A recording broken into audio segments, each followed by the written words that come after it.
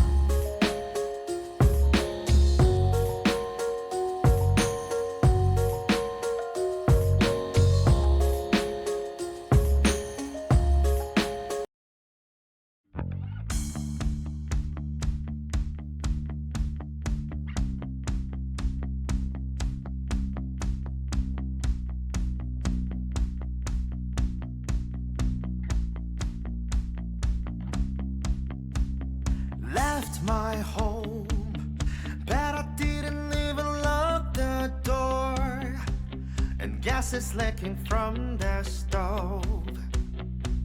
And I took my mama's car, and I turned the navigation on.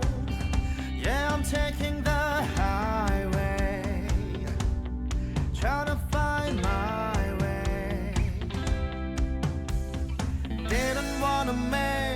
same mistake, so I took a detour for a party break with a double cheeseburger and a side of fries, padding in my jean pockets when I realized I lost my phone, and I'm missing my ringtone. Sure that is blowing up with notifications from everyone I know. I lost my phone,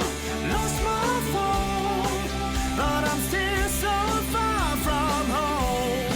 Took this road long ago, but I am a mindless machine without my phone.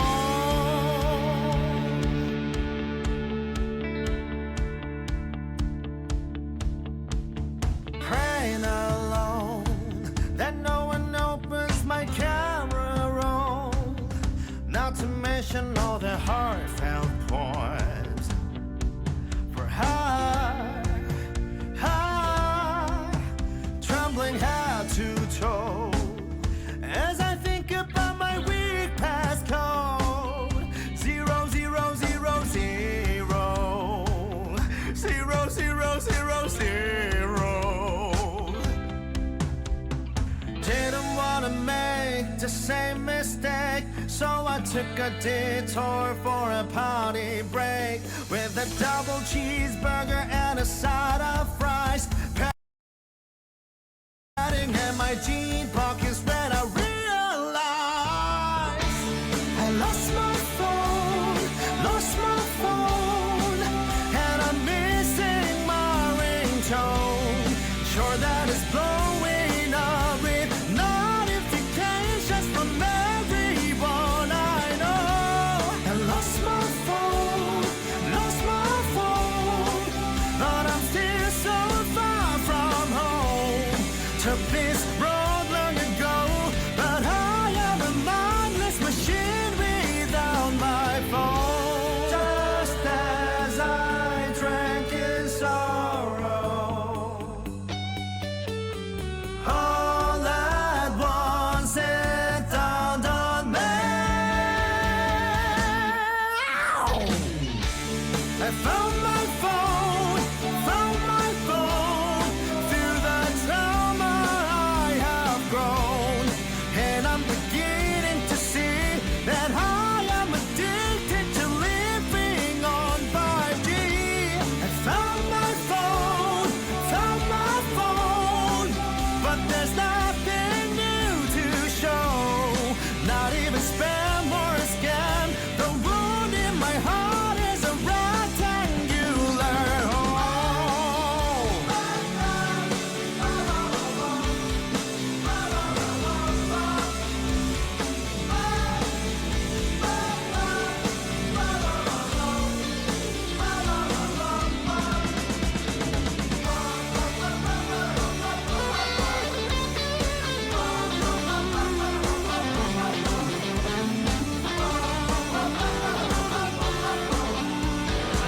Notifications from nobody, but I'm still a mindless machine without my phone.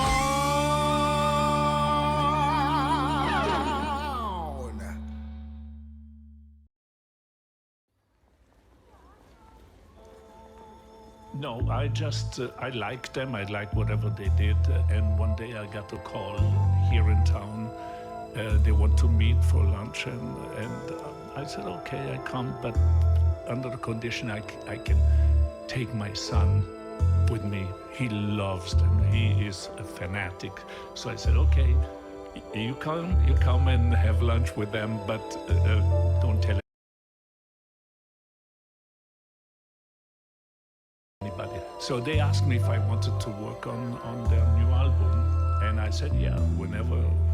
So at that time I was living in Paris, and then Thomas called me, well, he lived there too, and said, come to the studio and let's work on a song. So I'm happy went there, and I thought, okay, great, work with Daft Punk, and I start to play piano and I sing, and we compose a song. And they said, no, let us do the music. You just talk. You just tell the story of your life. Then they had the microphone of the 60s, end of 60s, early 70s. I don't know which one. Sony, probably one of those. And that one, oh, that's when you tell the story about the 70s. And then they had a new one, which I didn't know, and said, and what's that? Oh, that's if you talk about the future. Incredible. So I just told the story, and I didn't hear for like 7-8 months. And one day I met the engineer, the original engineer, and said, so tell me, what are they doing? He said, no way, I cannot tell you. I was trying to bribe him. They're so and secretive. then they played it to me, and I loved it.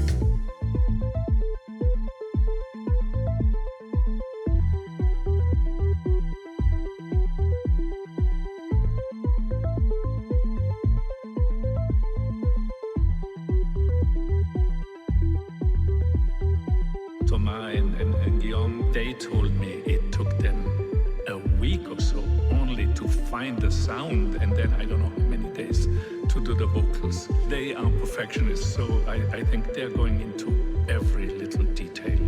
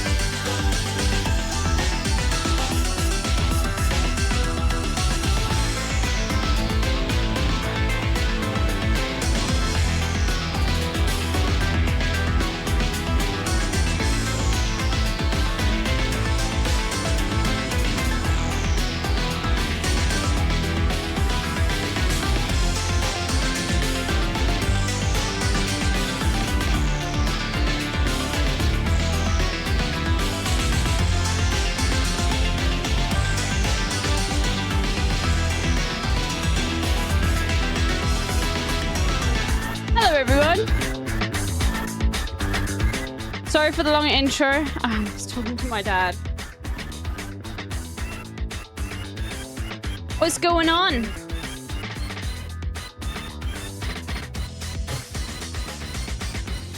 Hello, hello, hello. I'm having a CBD coffee. I just need to mix the sachet in quickly. Hold on.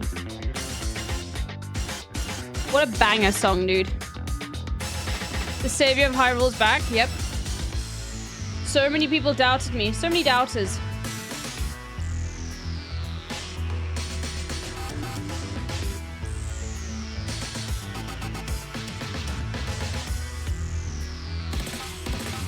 Banger music, yes. Yes, we're gonna be doing... I never did. Okay, well, it was only one person. Am I a pineapple? But that's it. But yeah. I want to have every single box. Might I have been overpowered? Maybe. Doesn't matter. No. I am the best baby gamer.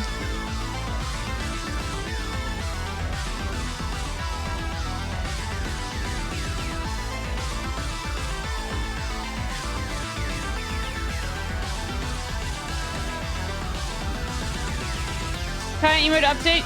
Yes, yes. I was in the stream. I saw Fizz asking. Don't worry. Matt Stupid Art just needs to get onto it. Matt Stupid Art always has a lot of commissions. Matt's response? Okay, let's see Matt's response. Oh my god. Let's just finish this. Matt's probably gonna be like, Hassan, I was waiting for you to do this, this, and this. I actually sent Matt the files for the old sub badges because I had them because Rick sent them to me. So he has them. I can send them to him again. Hold on. Let me just have a look at this.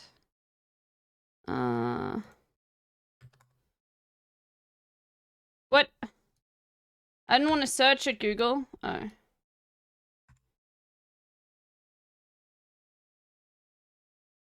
Okay. Can you show us? Okay, explain yourself. I'm curious. Okay, look. This is the last thing I sent him. Okay? Right here. This is the last thing I sent him. How you feel about these? Not sure if this small screenshot will work so you can see them in small scale. Nope, just blurry. Fucking Twitter auto-sizing. Sent. He didn't look at him! He didn't look at him! He didn't look at him! He hasn't looked at them since? No, it just says sent. There was no scene.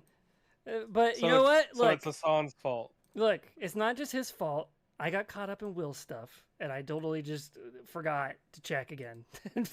It's my fault.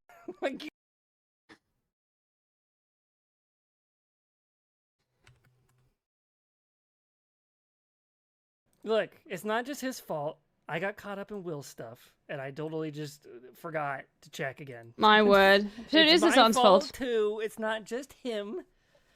It was the combo of ADHDs coming together, okay? Are you... Well, what color are Beans' eyes?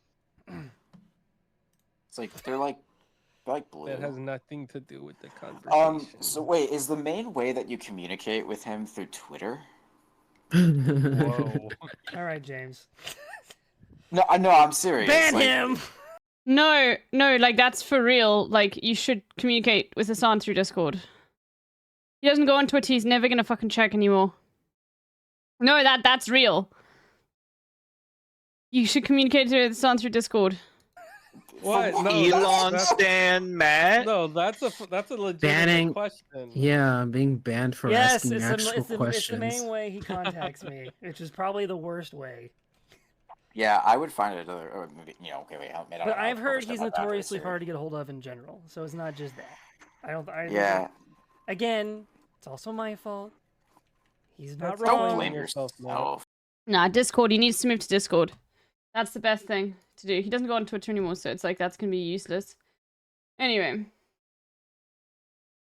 Alright, everyone. So, yesterday, I fucking defeated Ganon. It's done. I did it. And then I watched some speedruns, and then I finished stream, and I was lying in bed watching Hassan, and I caved and bought the DLC. Because I'm a baby, okay? and have a baby that could afford the DLC. So I probably will play a little bit of Zelda later, but we're going to be playing Hades first. Okay.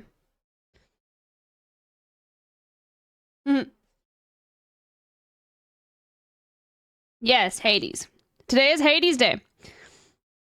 Someone add vorloe in the chat. vorloe bought me Hades.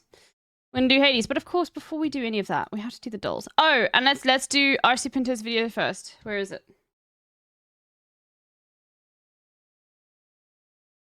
Oh, is all the business expense as well?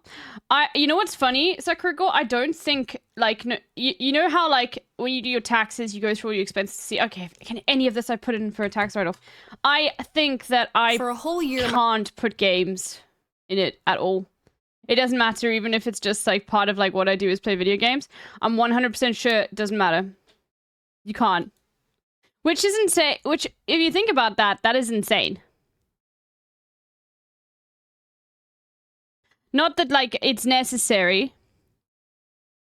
But there's no... I don't think they'd ever accept that, you know? I mean, it's worth a try.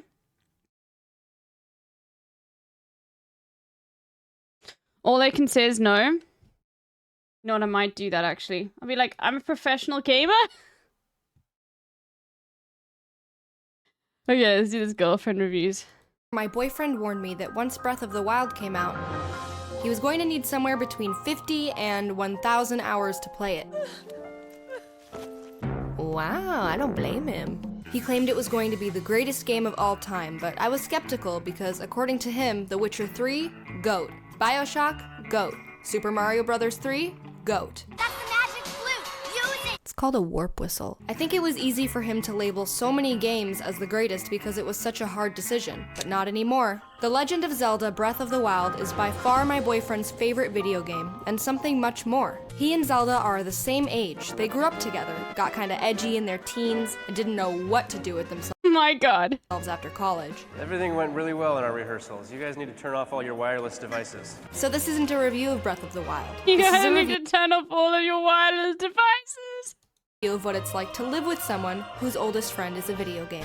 I was totally expecting the find a dungeon, get the item, beat the boss, and repeat formula because, you know, that's what Zelda's been doing since 1991. Not that there's anything wrong with that. But just seconds after Link gets out of his tanning bed, you realize the game is going to be a breath of fresh air. This first shot of Hyrule was like, everything the light touches is our kingdom. and it's just a tiny glimpse of the overworld. For comparison, So here's Breath true. of the Wild, here's Twilight Princess, and here's your mom's underwear. Within just a few hours, Link is given all the tools he needs to fully explore the map, and they're some of the most innovative he's ever had. People are still figuring out insane ways to solve puzzles using them. Or if you're this guy from Reddit, skip the entire game. Link can manipulate time and kinetic energy with stasis, become Magneto with magnesis, Mankind has always feared what it doesn't understand. and after 30 years he can finally jump with his knees. But the thing that separates Breath of the Wild from every other open world game is that Link can climb anything. There are truly no boundaries to where you can go, and for the first time in a that's game, amazing. my boyfriend was like, Yeah, that is, like, God, I said that, an amazing. To hold me down. Oh my god, I rate so much of this game. watching him climb a huge rock, move the camera around in awe, and then jump into the sunset using his paraglider never got old. He once said, "I didn't know video games had me in chains until Zelda set me free." What a loser. Well, excuse me, princess. This freedom is what makes it a joy to watch, and it gave me a real bad case of backseat gamer. I'd be like, What's this? What's this? There's treasure everywhere. What's this? There's cool rocks under there. and my boyfriend wouldn't even be mad because the world is overflowing with rewards like puzzles, challenges, and just beauty. Ooh, long boy. I mean, there are 900 Koroks to find, which, can I just ask, is that Poopy? Have we been collecting Poopy? And is he dancing for Poopy? No, they're seeds. Out of the 250 hours my boyfriend ended up dedicating to Breath of the Wild, 90% of that must have just been walking around doing whatever he felt like. Nintendo could probably remove all the main quests, dungeons, and characters, especially this creep, and it would still be his favorite game. But if they took out the poopies... RC Pinto, I'm just letting you know. I'm glad I didn't watch this because there was a lot of spoilers in here, things I hadn't seen. So, Just saying. I didn't watch this before. I don't know. But as someone not playing the game, that 250 hours wasn't No always worries. a pleasure, especially to listen to. People often ask us where we got the idea for girlfriend reviews, and the answer is this. I've heard that map sound at least 5,000 times, and that's not an exaggeration. I did the math. On average, he opens the map once every 3 minutes. That's 20 every hour multiplied by 250 hours equals 5,000. That doesn't even include the times I imagined hearing it like my boyfriend was following me around with his Switch all day. That noise. That reminds me of the Haitian voodoo rattle torture. But I guess it was worth it. She probably plays it herself, right? Like, she knows way too much about it. Because it inspired these videos Good. and we got to meet all of you guys. Does a boyfriend even exist? Now smash that like button. Now don't get me wrong, the sound design is near perfect. The way the ambient Married piano now? knows what you're doing and feeling is almost supernatural. The notes tumble through the breath of the wild, echoes of a once festive civilization, like the seeds of a dandelion Ganon blew away. And then this is what a heart attack sounds like. Oh my gosh, is this really rated E for everyone? Other than some of the songs getting repetitive, I'm looking at you, Shrine Music, and the bleeps and bloops you'll hear 5,000 times, I'm looking at you, Sheikah Censor. I really had no problems with Zelda being a guest in our house for so long. I'm looking at you, Dark Souls. In fact, if your boyfriend plays Breath of the Wild, there's a good chance you'll do what I did and just straight up steal his Switch and start your own game. Wake up, Link. That's me. So as someone who's very bad at video games, let me teach you my ways. This is a new segment I'm gonna call Girlfriend Tips. Number 1, make a new profile. Otherwise, you'll delete your boyfriend's game, which is a difficult conversation to have. Number 2, don't fight this thing. Number 3, cook a nice dinner. Cause even if you only have 3 hearts, you can have infinite dubious foods. Just like my cooking in real life. Number 4, accessorize, cause shopping is fun, and I love that when you dye your clothes, it's almost like Link knows you're trying to make him look stupid. Aw, you look nice. Oh my god, I actually haven't dyed the clothes yet. I love it when Link knows you're trying to look stupid, oh god. Number 5, find the big ladies. If you bring them bugs and stuff, they'll make your accessories better. Plus, they go, ooh! Number 6, use your camera. There's like a whole photography game in here. Filling out your compendium is basically a sequel to Pokemon Snap. Got the little crab, and they go, oh no. Number 7, get Majora's Mask. You'll be very popular instead of dead. Surprise! I was faking it, just like last night. Hello! Number 8. I got Majora's Mask because I got the DLC, so you know. Shield surf, because apparently Link is Johnny Tsunami. Oh no, he needs help. I gotta go though. Number 9, you're gonna see an island, and you're gonna wanna go there, but don't go there. You'll never match. Any chance, will you? And number 10, don't ask your boyfriend for help, because 5 hours later, it's his game now. Bye Link, bye Zelda, bye Spider-Man. Alright, thanks for watching. We know you guys want to see a Last of Us review, and we promise it's coming. Let us know what other games you think my boyfriend should play. We're thinking next week we'll do a 2018 indie game recap, because he played a ton of those this year. I hope you all have a happy holiday. Bye-bye. Yeah, my milkshake brings all Big the boys lurking in the lol, yard, thank but you for turns out the streams. boys are Hi Liz fat. Liz, thank you. Multi for streams LB. We love our lurkers. It's okay. And there are lots of lurkers. And that's great. Lurkers are good. They stream on Twitch, by the way? Okay. Alright. Alright. Let's do the dolls. Samus and Chill. Who's Samus? If Metroid soundtrack was lo-fi hip-hop. Okay.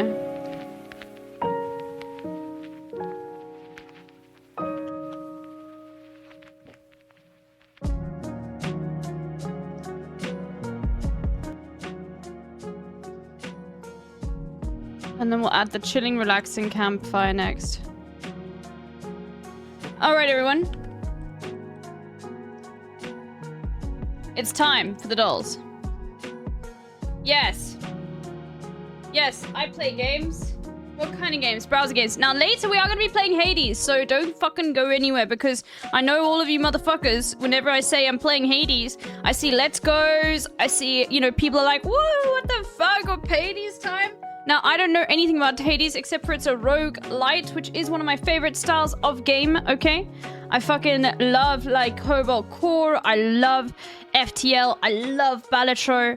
I love most games like that. I love Backpack Battles. All that's a roguelite thing. So, you know, I will support you. Am I not enough? No, you are enough, HRT dealer. Do I have to give a doctor emotional support? Hold on. It's been a while.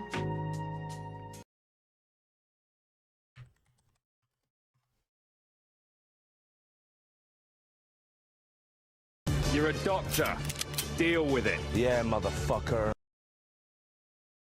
Here we go.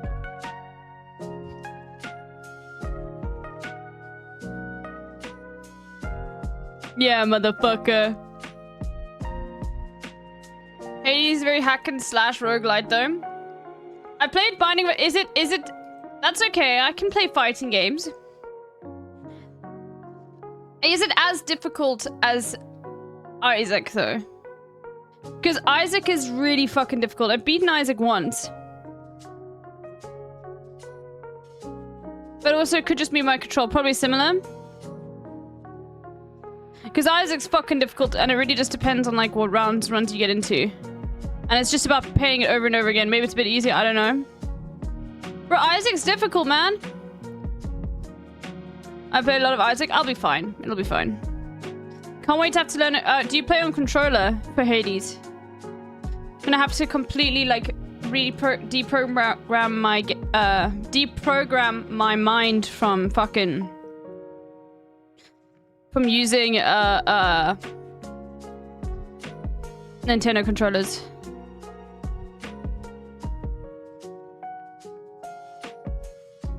Joking, Isaac is hard? No, I'll be fine. Bro, I pushed through playing Elden Ring and you saw what that was like. I'll be okay. Okay.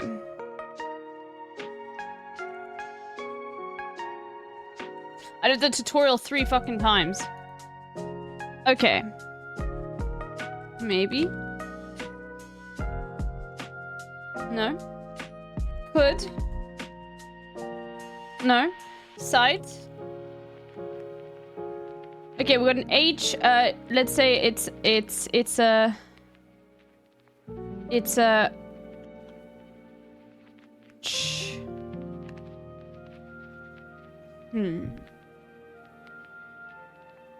probably like CH here.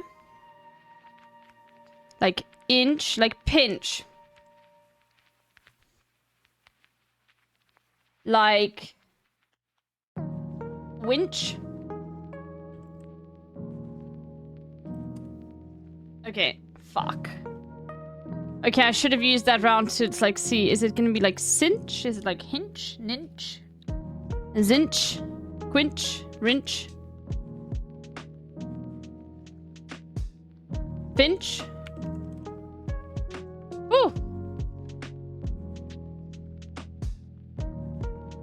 Okay. Close. Okay, connections mind virus time.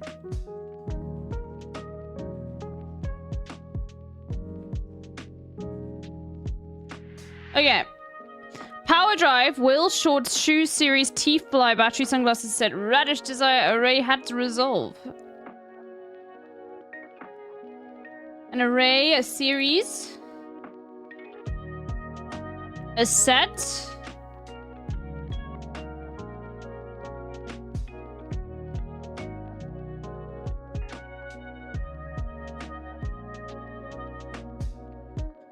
Power.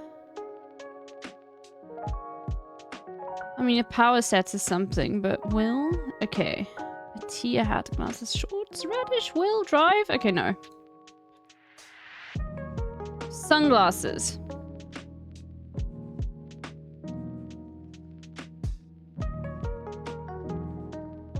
Hat.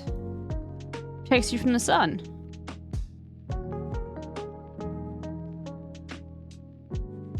Will. The will to, the power to, desire to, the resolve. Okay. What? Oh, it's power, drive, desire, resolve.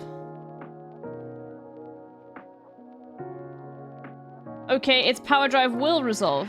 What? I'm sorry, we're cheating. I'm sorry, I don't care. Fucking dumbass game, dude.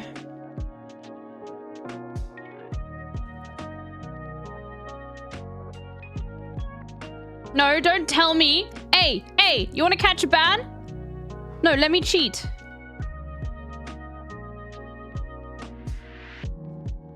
Okay, we're not gonna go near that.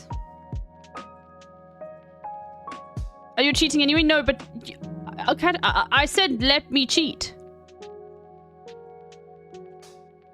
Motherfucker is on delay, man.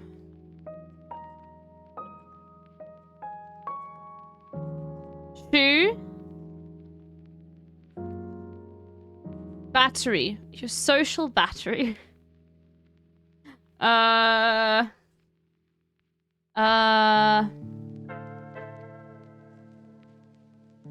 a delay? You are a little bit. It's okay. I've got a big green juice here full of nice things. And like health and shit. I will sip on it as I do the New York Times. Like, I imagine most New Yorkers do.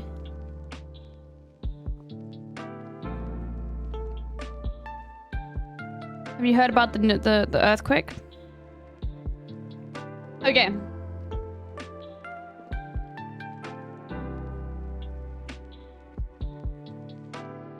Okay.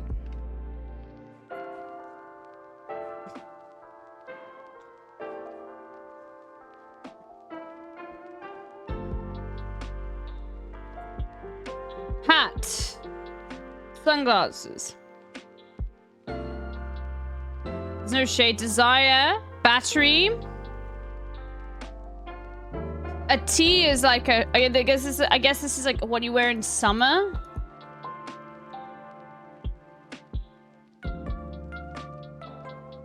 Okay.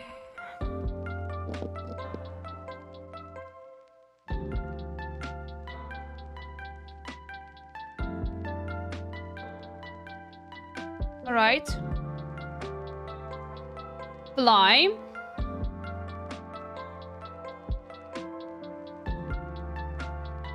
Rad-ish. It's got rad in it and dish. Got sire and desire. We got rive and drive. We got ill and will. Shoe.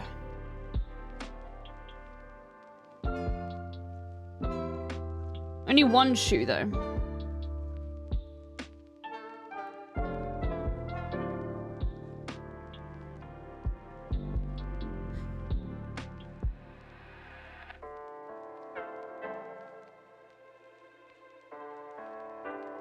Series set.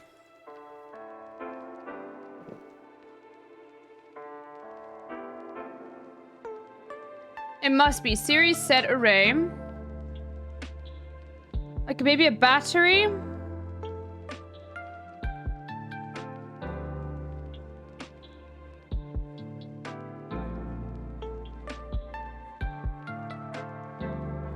Like series set array resolve.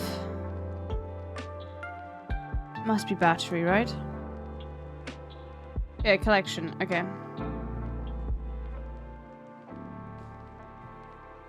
Okay, well now we know it's radish and fly, right?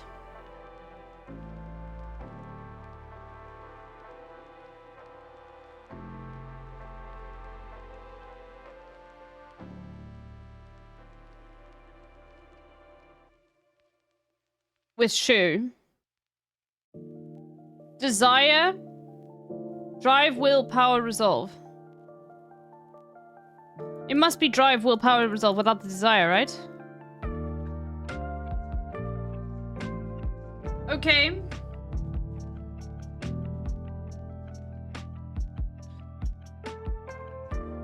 Maybe it's this. Okay. Radishy Powerfly.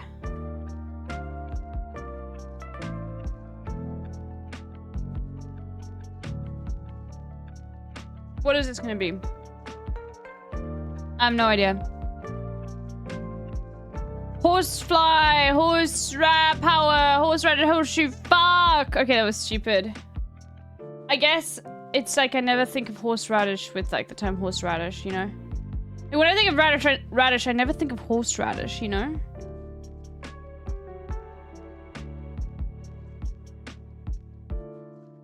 But horseradish is really fucking good, dude. Most wasabi is horseradish, so... Okay. Time for the mini. Gonna suck. Oh, no, I don't want to do that. Defeat by large margin. Destroy. Clumsy, accident prone. Paint Monet. Oh, what's his first name? Oh, no idea. Ironic name of Els Chihuahua Legally Blonde. No idea. Track athlete. A runner. Double sided, maybe. Intoxicated, sometimes called bud. Weed. Totally out of energy. Burned.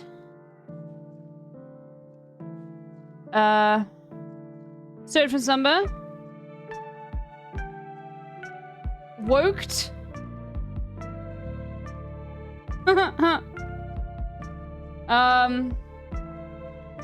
Bothered. No. Opposite of over. Under. Intoxicating systems called what? Bud. What?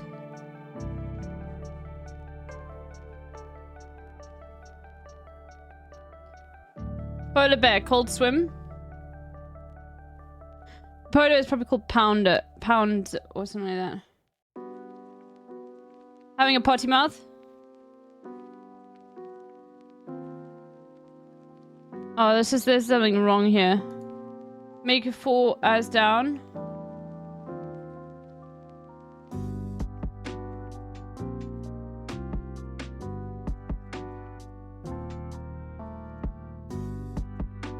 Oh, it's probably Bud Light.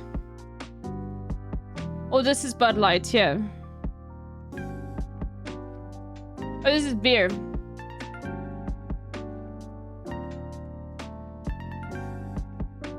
Make. This is either beer here or weed there. Search from slumber. Woken up? Is this Siden? Or is it woken? I think this is wrong. I think everything's wrong. This is probably woken. No, it's wrong. I don't know, dude. Wake me up! Yo, that if I'm getting 50 with the 50 gifties. Holy moly. Save me! Holy moly. Out of energy. Okay. What's the name of this chihuahua, chat? When we online for a while traveling? Enjoy your travels, study from Kitty 50.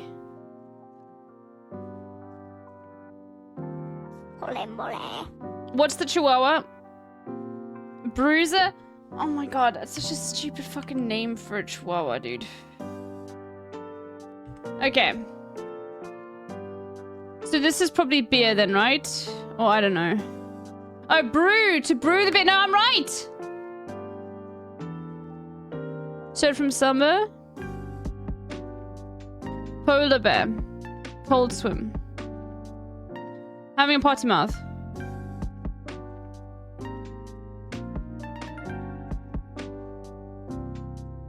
I mean, that's not what a prude is. But prude fits. Oh, when you're crude. Double-edged. Okay. What is life like on Bitch Island? I don't know. Ask your mom. Plunge.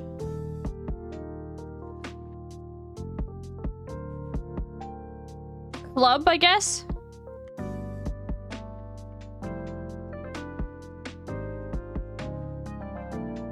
Probably wrong. Put up energy.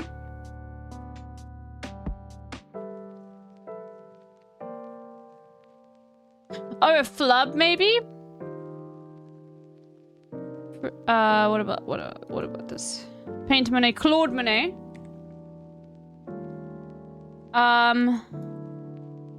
Roused. And total energy rained. Drained.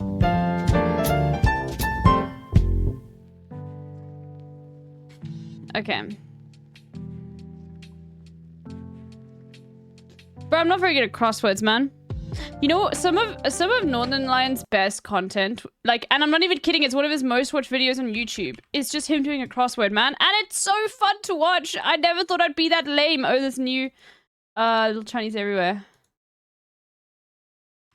Northern Lion. Just look at this, dude. You guys will be hooked. You'll be like, can we just finish the crossword, please?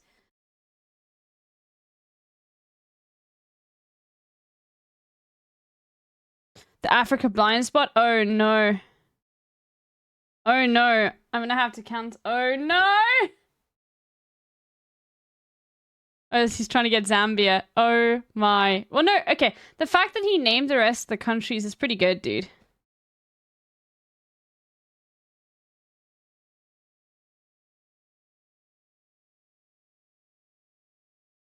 Like, I don't think a lot of you would be able to get any of these countries at all. I mean, actually, I've got a lot of fucking geo nerds in this chat. So. I love a crossword puzzle. Look at this. This puzzle has almost 1 million views, and it's just him doing a fucking crossword, dude. is trivia plus words, which are two of my favorite things in the world. There's no doubt about that. I've been watching Jay do some crossword puzzles, twitch.tv/wolves on my door. Every once in a while, I go to Twitch at 6 in the morning. I see Steven Suptic doing some crossword puzzles, and I think to myself, that's a great bit of content that I should steal for myself. So what we're going to do here, we're doing dictionary.com's free crossword puzzle of the day. I am doing it live. Well done, Ella. But before we get started here, I'm just going to tell you, chat, I'm going to try to go I don't know the through capitals. the clues one by one on my own before I look at chat, okay? So I think I'm going to try. I'm going to get as much done myself before I rely on chat for hints. And it's just okay? him doing a fucking crossword. Is to start, maybe? Let's see. Street. And I literally would fall. Well, I didn't fall asleep. I've watched all of these crossword videos, all of them. Anyway, we're not gonna get into it, but like they fucking pop off, dude.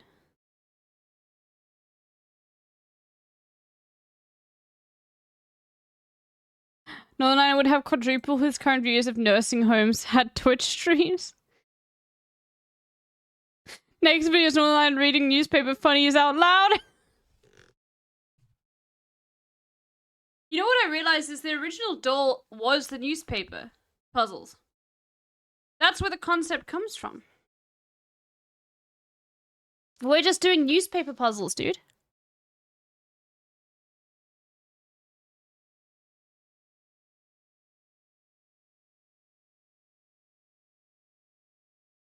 We've gone from doing crossword puzzles to watching people play games to watching people do crossword puzzles. Entertainment is evolving.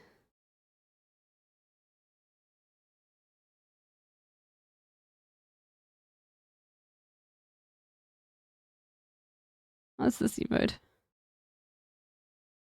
It's great. Anyway. Alright, let's go back. Okay, my favorite doll, Flagel. Let's try and make it really tricky. Let's go with like something. Let's try Angola, dude. Why not? Okay, well that was really lucky. It's Tunisia, isn't it? Let me just think. Let's just think about this quickly.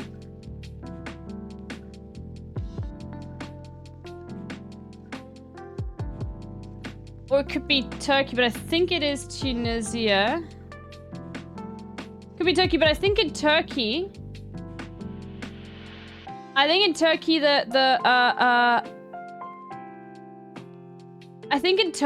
the little like star and the moon are not as close together, but in Tunisia they are very close together. But I could be completely wrong with this.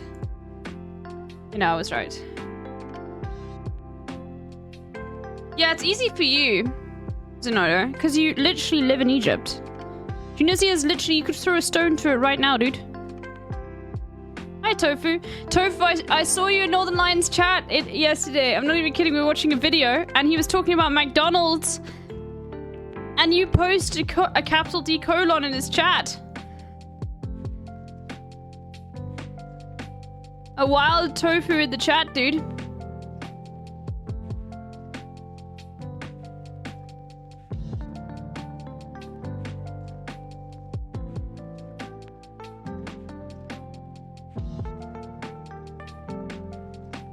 You turn me on to him? He's great, hey? And it's so nice. Do you see how nice, like, that space is on the internet, Tofu?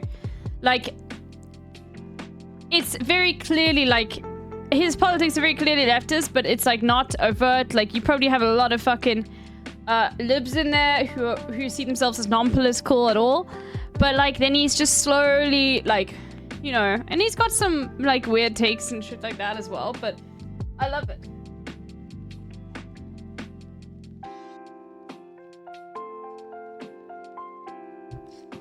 Northern Line pilling everyone, dude. He has gained so much popularity recently. Like, his viewership is just growing, and it is so deserved. I think he'll be one of the largest streamers soon. He's funny as fucking, very regular guy coded. Yeah, he's just a guy, dude.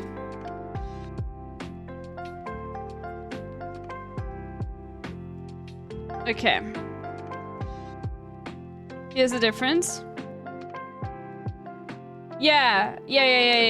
Like... The star isn't inside. He's just a bull living in his world? Yes. Okay, let's see. The other flag game. Are you gonna give us a fucking British territory again? Because every single last one has been his British territory. So we're gonna go for Tunisia. No, we won't. That's stupid. Let's go for, like, fucking... Let's go for Azerbaijan.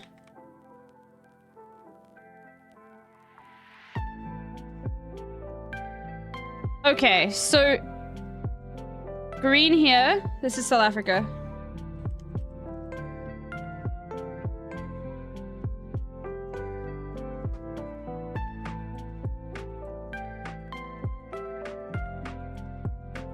I gotta know my own country's flag, dude. Come on, the green fucking, like, path with white on the outside, as I could see here. Did you see that? Of course, the white from the two little moons here, and then I saw the green. I was like, okay, no, it's South Africa. 100%.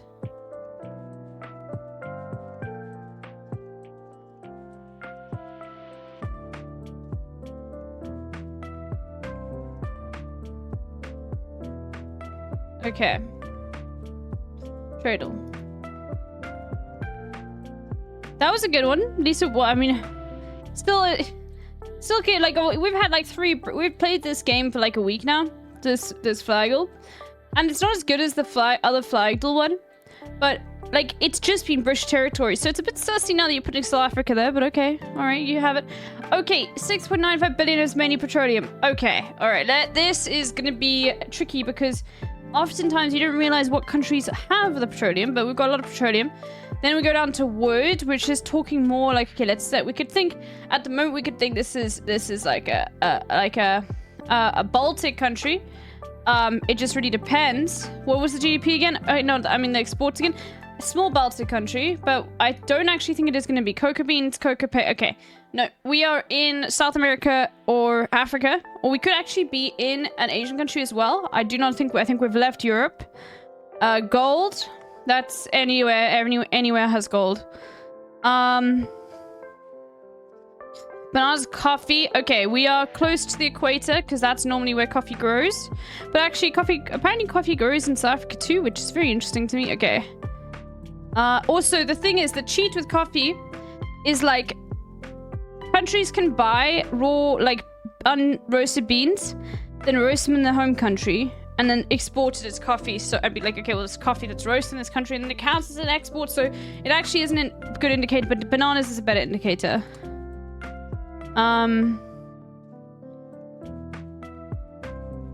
Okay, textiles, that's not quite a lot. So I would still say this is in the realm of not being like a major manufacturing country. Okay. We are there. A little bit of a coastline. No, okay, we've got a coastline. Okay.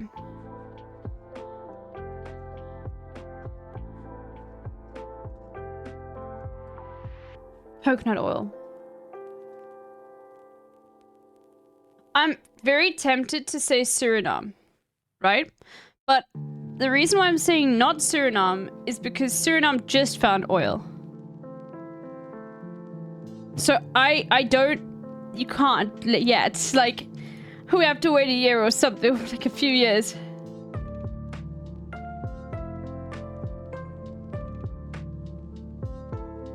Yeah, they do have bro, they sold a single gun.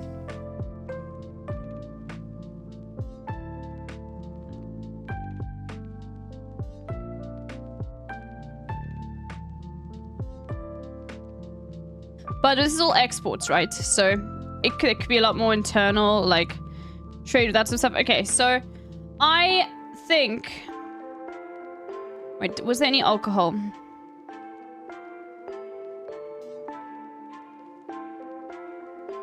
Beer, okay, all right. That cuts out some regions for us. I think that we are in South America. I think we might be Venezuela.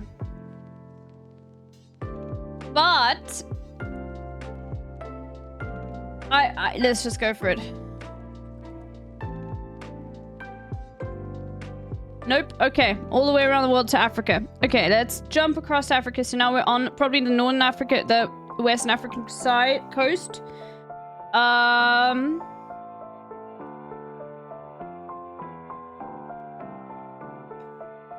Bananas. We could be Angola.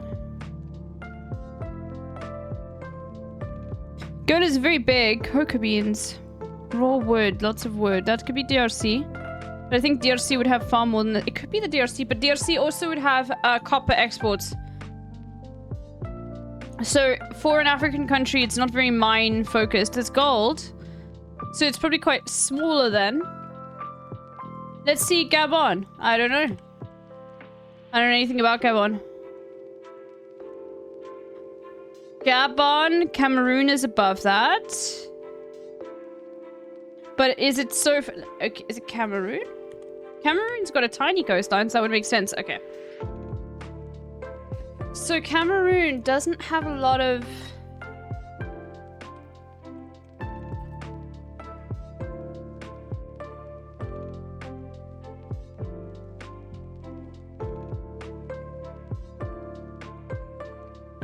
Okay, so that makes sense with small coastline. But that's interesting that there isn't a lot of mining in Cameroon. Because it couldn't have been in the DRC. DRC has far... Or like Zambia or anything. And I would go by that extension with Angola. Because like, you'd see copper exports. You'd see like raw... Far more raw material exports. So that's interesting about Cameroon.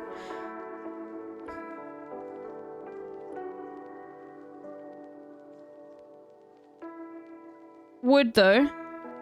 Yeah, like... We got raw aluminium and refined copper, but like, if this was like, this would be like cobalt as well. Like, if it was the DRC, like that would be far more massive. And obviously, they'd also have a lot of oil reserves as well. Interesting. One day we're gonna get to South Africa, and if I don't get on the first go, then it's gonna be really fucking embarrassing. Okay. Let's see.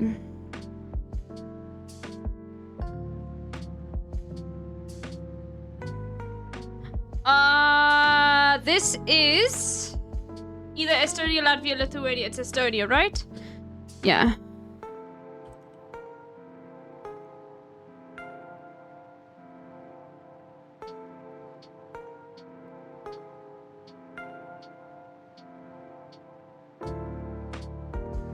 It's because of the islands here.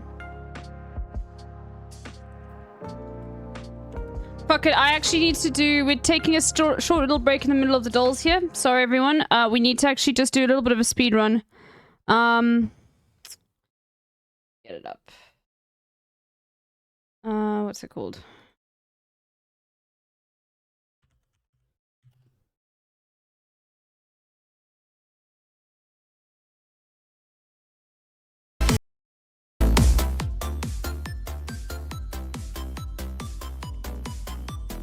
I haven't done this in a while.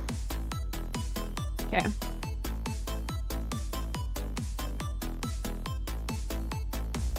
West Virginia. Okay, that's this one here. Colorado is this one here. Maryland is here. Idaho is this one here, right? Yeah. New Jersey is this one here. There's an earthquake there. Connecticut. Now, here's the thing. I always forget which is it. This one Connecticut or is this one Connecticut? And I think the one above is... No, it's Massachusetts. Okay, Massachusetts is above. Okay? So let's think of like C is like the... how do we think about this? M-C. You gotta remember that. So Connecticut's here. So North Dakota, South Dakota, North Dakota here. South Dakota's here. Michigan is this here. It's got a little different peninsula as well. We've got Arizona. That is Arizona. This is New Mexico. This is Arizona. Wyoming is this one here. South Carolina. So we've got North Carolina, South Carolina. Mississippi, which, you know, I'll engage in the discourse even though it means nothing to me. South Carolina, North Carolina, part of the South, man. Fuck you, Jason. Bro, you know what's funny? Jason had that whole conversation, right? Right? But the thing is like, he had that entire fucking conversation, and then we literally showed him, and I was just involved, getting involved in the discourse just because finally, okay, I didn't really care. I can just, trigger both sides, and it's not just me that's, being angered because Jason is trying to, come for South African culture that he hasn't, you know, let's not go there, right? Bro was raging at Dave the Diver. He is hilarious. Jason actually making progress in the climbing game, finally. But here's the thing, he literally, we showed him, a map of all the slaves, you know, during this time, and most of them were, the highest concentration was in the Carolinas, and he was like, nope, still not the South, still not the South, sorry, get fucked, fuck you. I think this is Mississippi, right? No, that's Tennessee. This is Mississippi here. Vermont is this one here. Arkansas is this one here, I think. Oklahoma, Utah, Oregon. It's Oregon here and then Washington above. We've got Alaska. I actually think Alaska would be fucking beautiful to go to. I'm not even kidding. I feel like of some of the places I'd like, because I've never been to I've never been to tundra. I've never seen that sort of biome before. So for me, that's super interesting. And I think Alaska would just be beautiful to go to. So I promise you, sounds weird. If anybody asks you, where would you like to go and visit in America? Even though I probably would never visit America or other countries. I'd love to go to Alaska.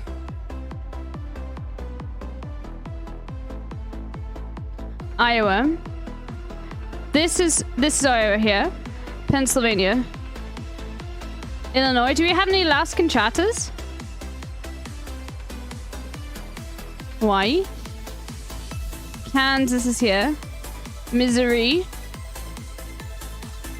is this one here. Delaware. Okay, well, you know what I mean. Okay, Kaz, you know what I mean? I just haven't. I want to see what it's like, you know, with the mountains and shit. I just haven't been in a place where it's that white and I'm not talking about in terms of people. I'm talking about the landscape. Delaware.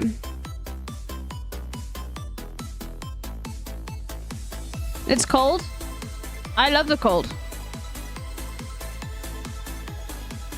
I'm so glad it's no longer as hot in South Africa anymore. Tennessee is the plate.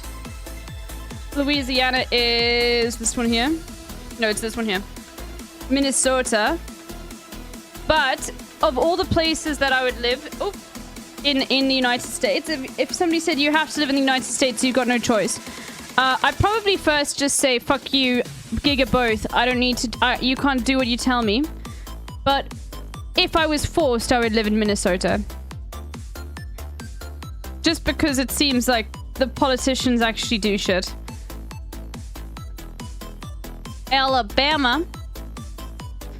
Georgia. I don't really care about like connections and like I wouldn't live in Cali, even though like it would probably be good.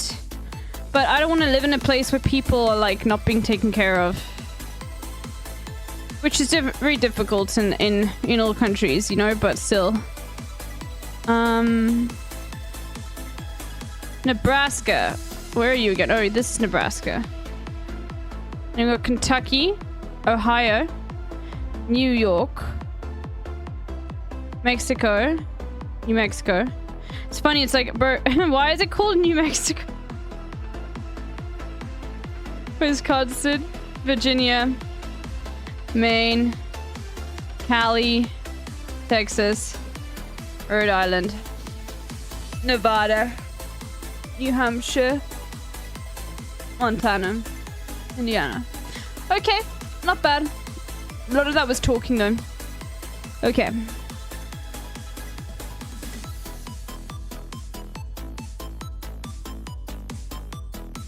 Estonia, Latvia, Lithuania, Kosovo is here. Poland is this one here. Luxembourg is this one here. Sweden is this one here. Cyprus is this one here. Bulgaria is at the bottom, so it's that one there. We've got Norway over here. We've got Greece over here.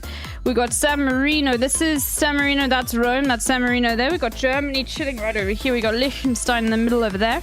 We've got Finland. Last of those ones over there. Let's get Malta going. And Malta's like here. No, that's Monaco. Ah, Malta's this one there. All right. All right. One mistake. One mistake. That's okay. We can live with that. Hungary, Russia. Andorra is this over here. We've got Croatia over here. We've got Albania here. We've got Serbia over there. We've got Monaco, which is right over here, which I got confused with Malta. We've got Austria chilling over there. France, Montenegro. The Netherlands. We got Switzerland. We got Belarus. We got Portugal. We got Estonia, Latvia, Lithuania. We got United Kingdom. That's how I remember, by the way, the differences. I have it like in my head. It's like Estonia, Latvia, Lithuania. It's like how you learn like the different types of bonds in organic chemistry, like AEI. You know, I have to like go through it each time. North Macedonia, Vatican City. We got Spain. We got Ukraine. We got Romania. Have you guys seen Romanian TikTok? We got Latvia, Czechia, Bosnia. I want to learn about the politics of this region. I don't know anything about it, by the way. And I know that there was genocide, right? But I really do want to learn like why, like more. I know that like there was shit going on, but I don't know like why, who did what. You know, and what was the intervention and shit like that. I don't know anything about the politics of that at all. And obviously I'd like to know because it's brought up a lot more than Slovakia. This is Czechoslovakia. This is Slovenia over here. Iceland. Again. Genocides in plural? Fuck. Okay.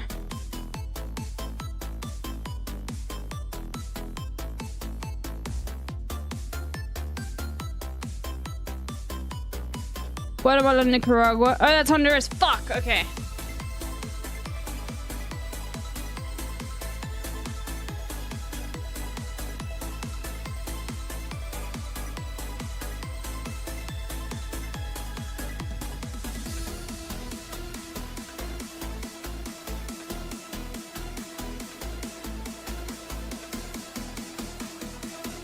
Okay. Okay, I still am gonna get Paraguay and Uruguay confused. Fuck, this is gonna suck. I will, like, just watch.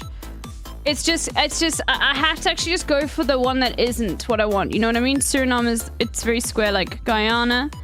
That's where Lake McGroove is from. So this is Ecuador here and this is Bolivia, I think. Okay, Uruguay, Paraguay, Uruguay, Paraguay, Uruguay, Paraguay. I think this one is Uruguay. Yes! Okay, Uruguay has a coastline. Uruguay, remember, has the cool flag and the coastline. The sun means there is a coastline and the sea is like, okay, but Paraguay's got the fucking stupid flag that's like Costa Rica, but it sucks. Brazil, then you got Argentina, then we got Colombia, you got Peru, then you got Bolivia, and then you got Venezuela. Easy clap. Okay. Alright, Africa, let's go. Eritrea. Seychelles. Okay. This is the Seychelles. This is Mauritius. Yes, because the Mauritius is close to Africa because all of the rich, like, white people go on holiday there. Okay. Alright, right. I've never been there, but I would love to go to Mauritius. Guinea-Bissau. That's you. That's you. Burkina Faso. Morocco. Republic of the Congo. Burundi. Ivory Coast. That's you. Mozambique. Comoros. Malawi. Lesotho. Somalia. Central African Republic. Ethiopia. Equatorial Guinea. Gabon. Guinea. Tunisia. Zambia. Western Sahara. Political. Egypt. Niger. DRC. South Sudan. Botswana. Rwanda. South Africa. Tanzania. Madagascar. Fucking dogshit flag. Angola. Sierra Leone. Mauritania. That's Mali. Mauritania's here. Cameroon. Mauritius. Djibouti. Algeria is... This is Libya. This is Algeria. Eswatini. Sudan. Cape Verde. Nigeria. Uganda. Libya. Sao Tome and Principe. Chad. Namibia. Tonga. Okay. This is Benin because it's closer to... Yeah, this is Tonga. Togo. Not Tonga. Togo. This is Kenya over here. I always think Kenya's lower, but it's not. Senegal. Liberia. Zimbabwe. Mali. Ghana. Benin. What can you say?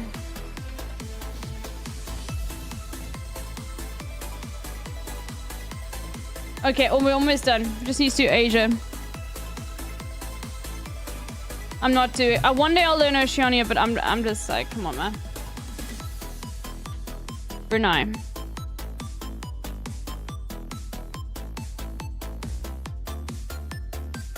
Okay, I need to be careful here because you can catch me slipping easily here, like getting Jordan confused with Syria and shit, like, and that's really fucking stupid when that happens, and I'm an idiot. But like, that's my main like block at the moment. This is Iraq here. Then this is Syria here, and this is Jordan, I think. That's Syria, yeah, and this is Jordan. And Thailand is here. And we got Georgia over here. Georgia is fascinating to me because, like, so on Foodle, some of the best foods that we've ever had, right? It's bad that I remember that. Which one? I just know that, like, in the way I remember Kaz is Nigeria has Benin City or something like that. So it's the one that's closer.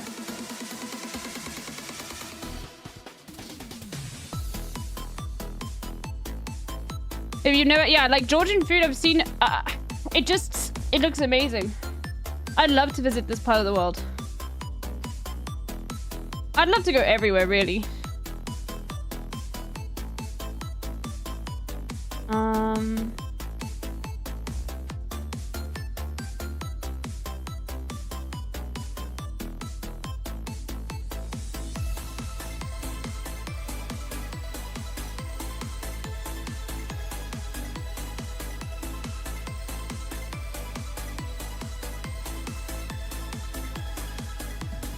Okay, we're almost done. If you're tired of this music, I apologize.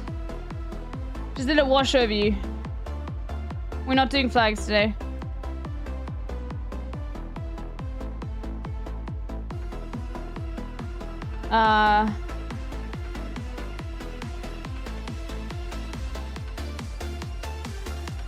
Getting confused now. Getting slow.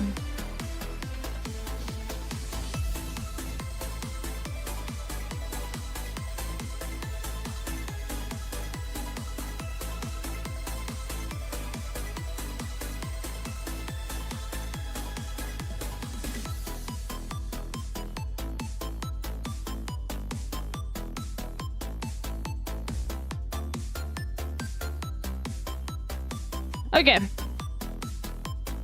All right.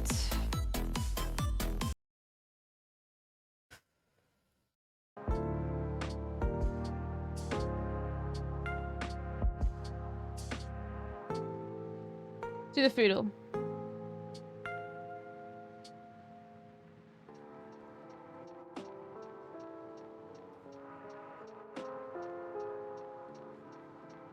Tur dal. Tamarind samba powder, vegetables. Okay. I feel like you have to say this is from India, right? Like, 5 minutes till iftar. Oh, fuck. Sorry, Sonoda. Sorry, Muslim chat. It has to be India. Samba, yeah. Popular South Indian dish is this type of stew or soup made with lentils and vegetables. It is typically flavored with tamarind, spices, and a unique blend of ingredients called samba powder. Samba is usually served with rice or idli, dosa, vada, or other South Indian breakfast dishes. All right. Are you comparing my childhood? Your boy Brian, thank you for the gifty. Okay, well, this is American. Wait, we're gonna find out apple pie isn't even American? It's actually British, isn't it? Okay, yeah, it's actually British. Oh my god. Yeah, because they call it apple crumble. Eating glue and crayons?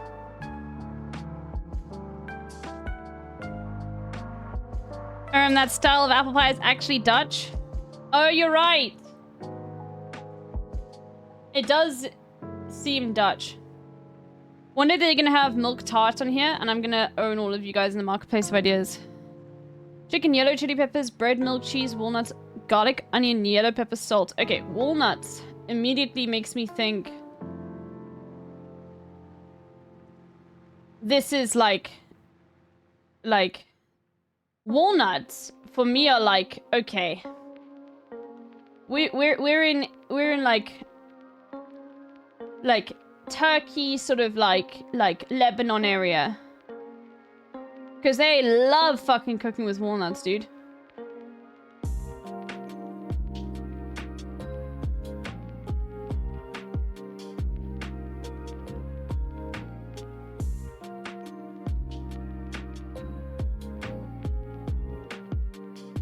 Eggs. We've got cheese as well, though. Yeah, this could also be Filipino. Anything that's got a mixture of like Asian influences but just looks American, I feel like is Filipino.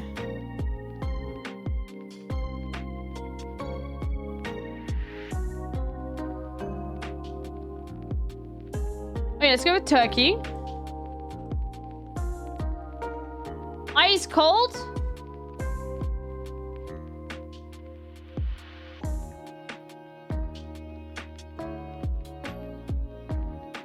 Is Brazil then? Borders, okay. This is Peruvian.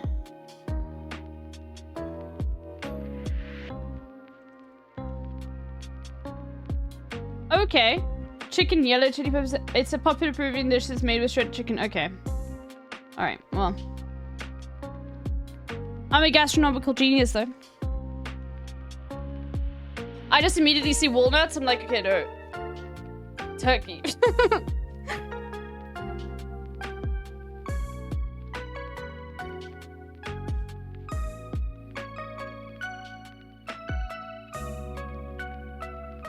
Go for the waffle. Alright. Tokyo's pistachios, though. Not just pistachios, as an order.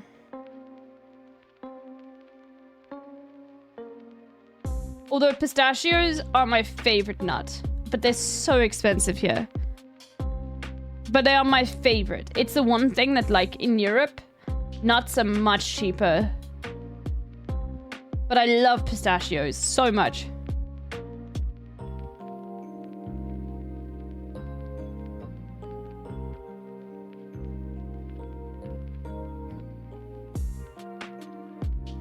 Open ones go bad so fast. I normally eat them too quickly for them to go bad.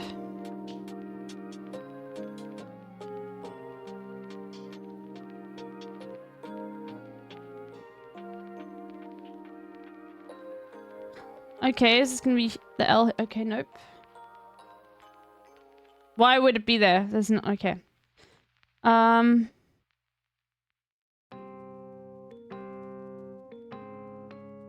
Okay.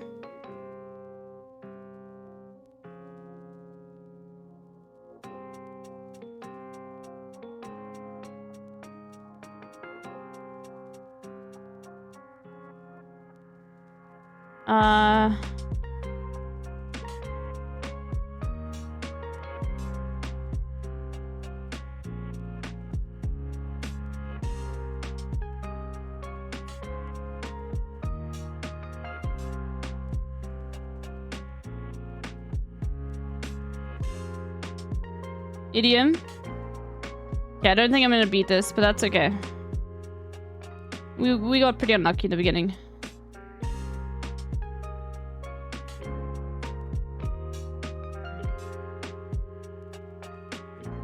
Rhino. Oh, we could.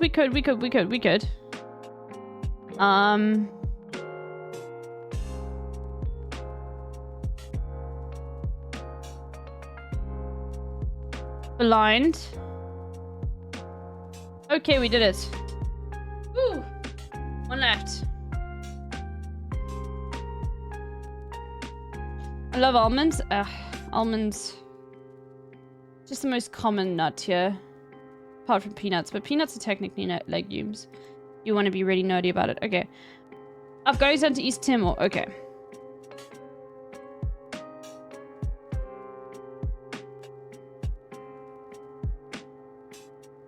Now here's the thing. Do we go Afghanistan, China, Thailand? I think so.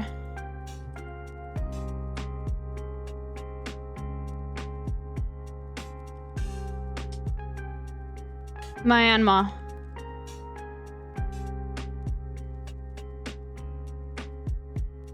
Alright, there we go.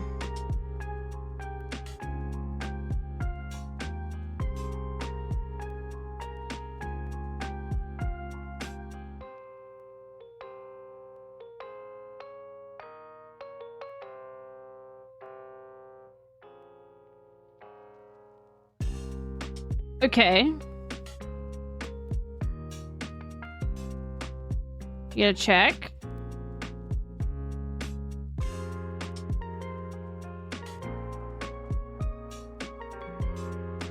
King can't go anywhere.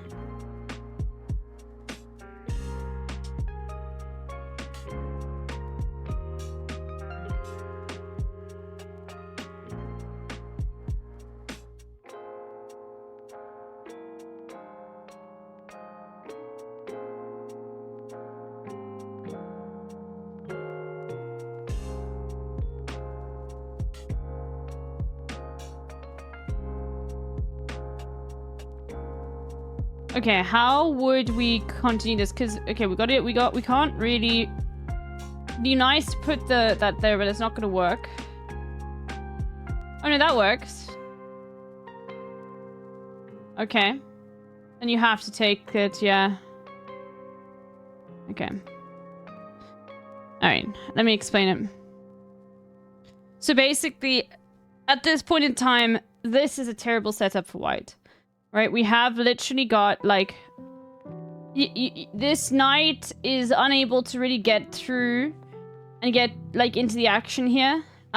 We can't actually get, like, a nice check, and it is back to move, but, like, there's just not enough momentum. It's so easy for the Black King to hide, and all of these pieces, like this bishop is so perfectly cut off from the game, only, like, you know, really affecting 2 squares because of this pawn here. So the easy, nice thing, and this bishop, look how many squares it's dominating. It's working perfectly, like, through all the pieces. It's protected here now. Now it could get taken here, and but in this sort of, like, position here, even though, like, technically white has got more pieces, they're just not active. So you're going to get the check here, because then this king can't move. If this knight wasn't here, it would mean that the queen would have to move up, and it's one move mate, right? Because of the king not being able to move here, you can never move into check. So you have to put the knight in the way. Either that, or you get rid of your queen, right? So then basically we think, okay, well, we want to put more pressure on the position. This knight is now taken completely out of the game. It can't move. So let's put our bishop here, attacking the knight, and we're one move away from mate. So the only thing that white can do is sack the queen. And now, you know, it's still going to be, like, in this scenario, what I would do is just get rid of all of white's pawns and march your pawns up. Don't make it complicated. Don't try and fall into, like, a perpetual or a stalemate. Just get rid of it, push your pawns up, make sure you can get a nice, easy mate. Don't try and be clever with it, you know?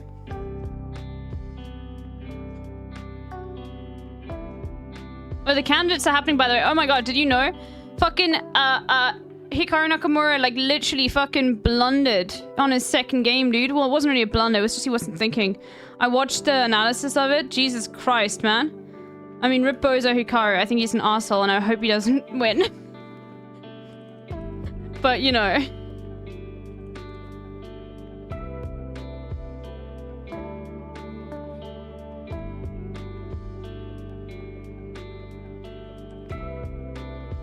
Okay, it's close.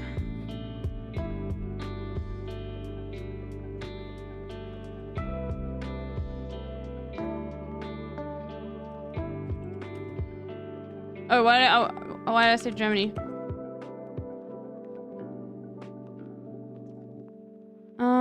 Is it gonna be fucking, like, Malta or some shit, dude?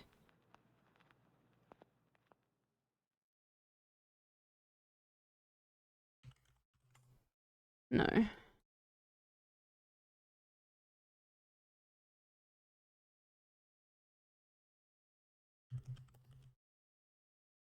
Okay, it was San Marino.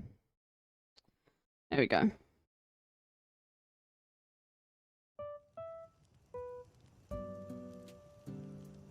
Okay, time guesser.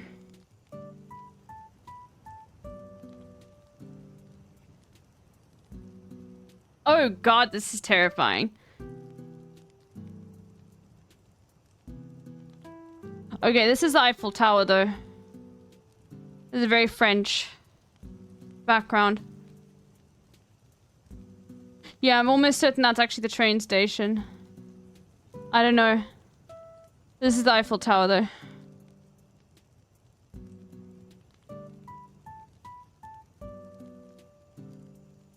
That's terrifying, man.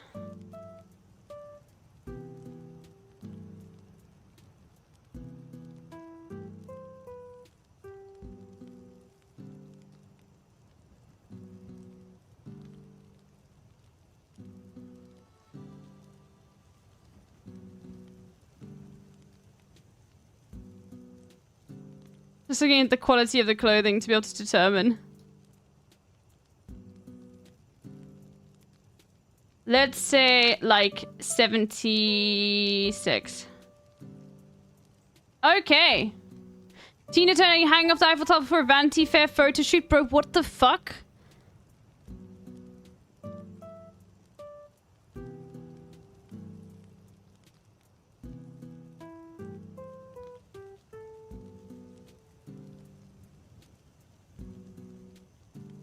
This is terrifying. She is so brave.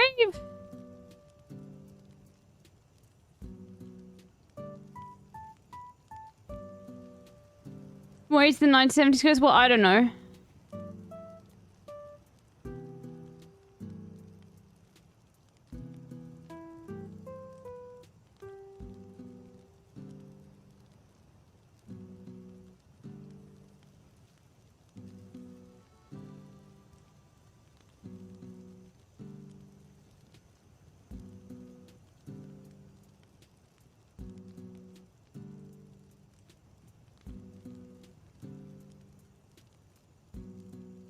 Look at those shoes, dude.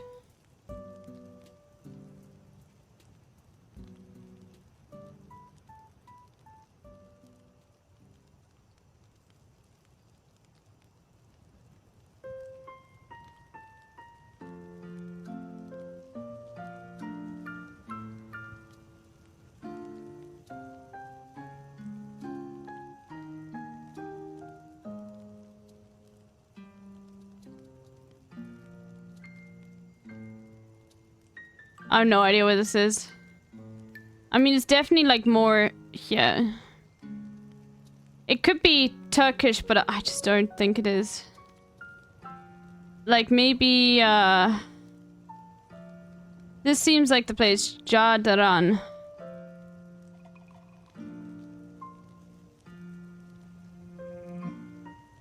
Like, maybe Croatia?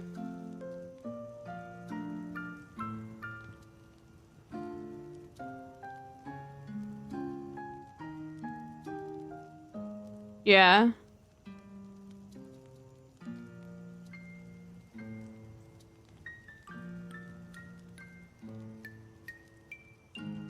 Feels coastal too, but like that's just because I've always lived in the coast. So I actually don't really know.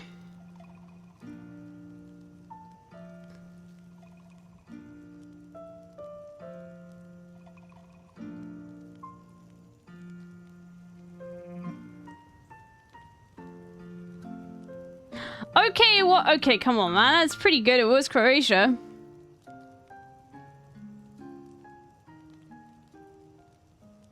And it was coastal.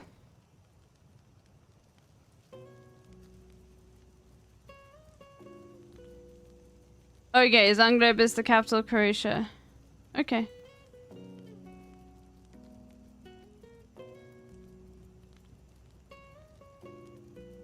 I didn't know that.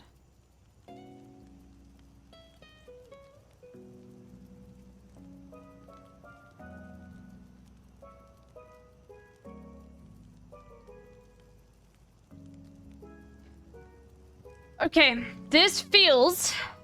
Now bear with me here. This feels like a Chinatown within a country.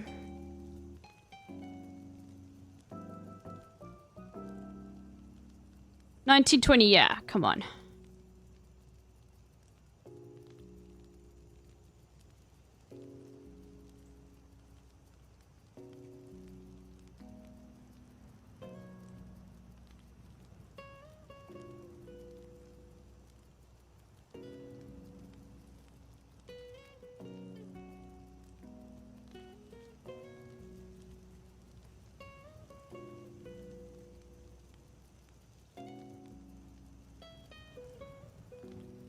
Okay, I'm just thinking the Wizards of Waverly Place. So it's probably America. Just because of the street name, dude. I'm not even kidding.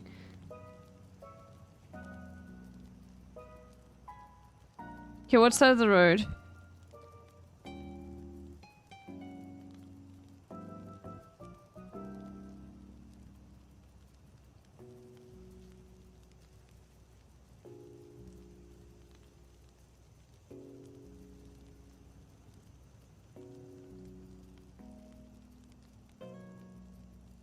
UCC Construction, Central Contract. So that's...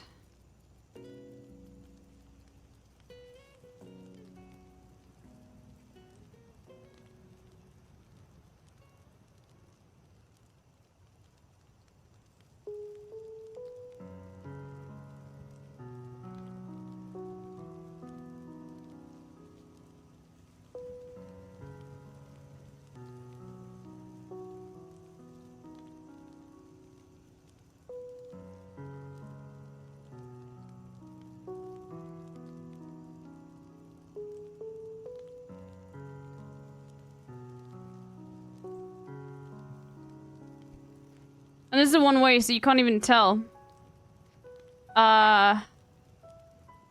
What roadside they're on.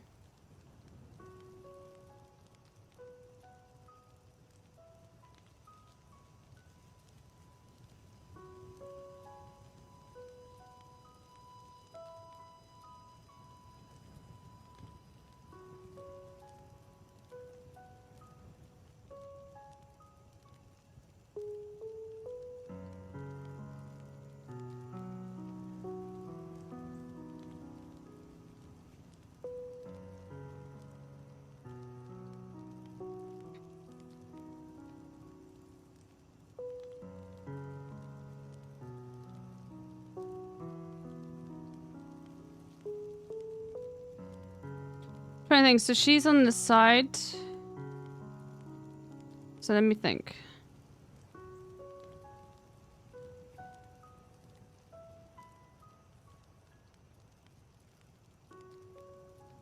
Okay, so it is America. Or it could be Europe. 19. I do think it's America.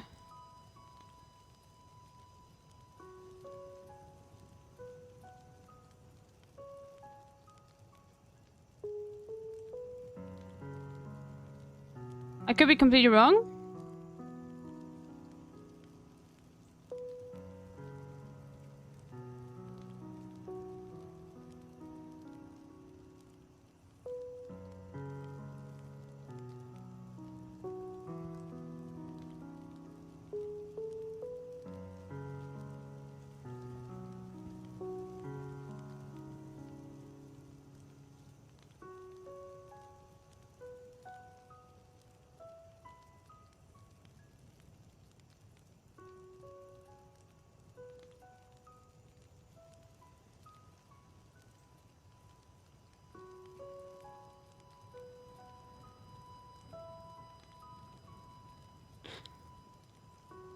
Don't think it's Korea. It's not Koreatown because this is not Korean.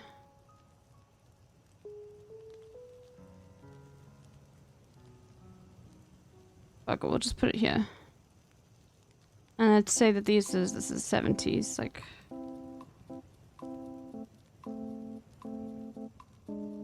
Okay, I mean, come on, that's pretty fucking good, man. San Francisco. Okay, I wouldn't have got San Fran.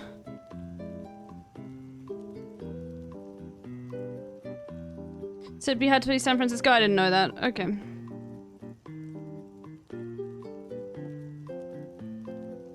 Yeah, I could tell because I saw the person driving. Yeah, I could see. But I still, like, have to think through it in my head.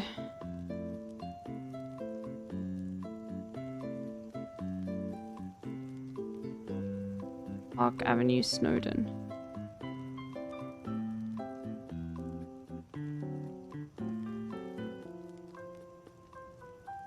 The fuck? This is like a fucking British territory or some shit.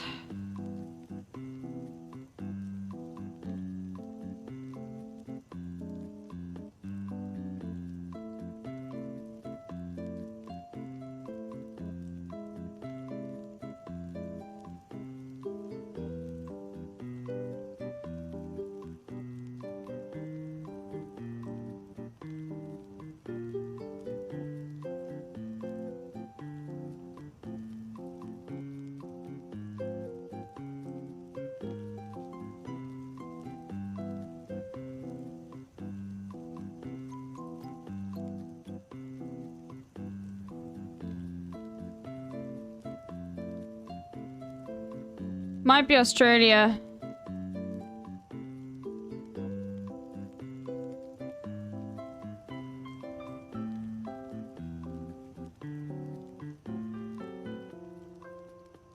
Just trying to think though. And this is probably a one-way as well. Well, we've got that sign there, which would be... No, okay, it's Mink, yeah. Yeah, we're playing Hades today.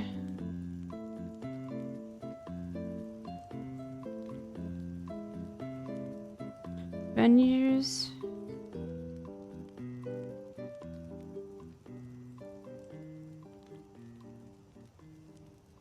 Park Avenue, Snowdon. Place called Snowdon in Oz.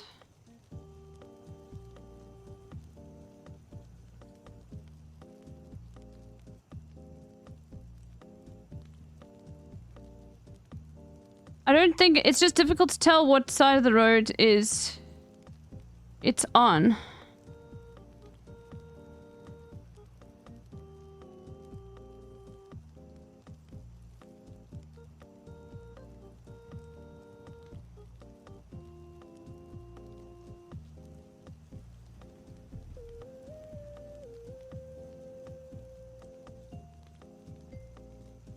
Snowdon.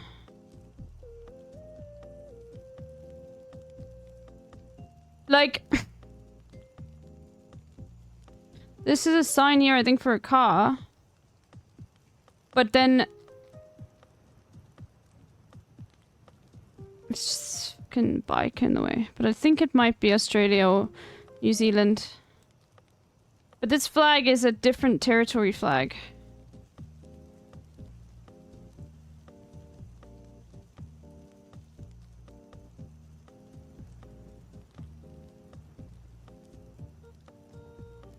No. It was on the table for today. Shout out to vorloe. He bought it for me. I'm gonna go. Wait, let's just have a look at Christchurch quickly.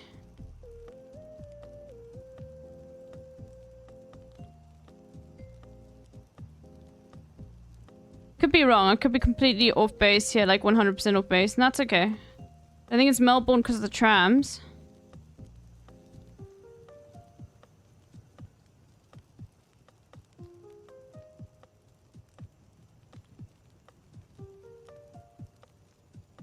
Okay, this could be really wrong, by the way, just warning you.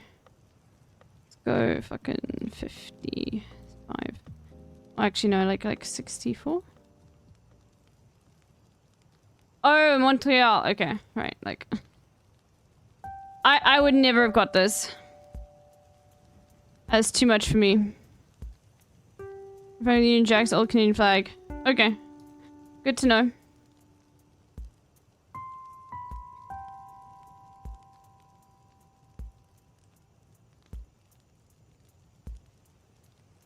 D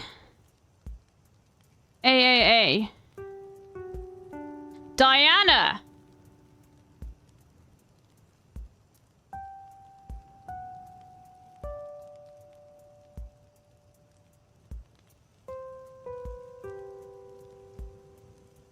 Yes, the UK.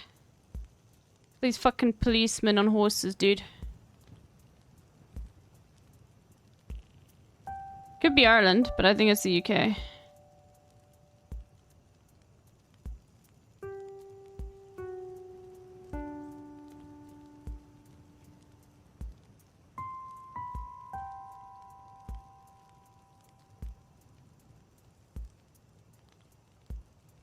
What is that symbol?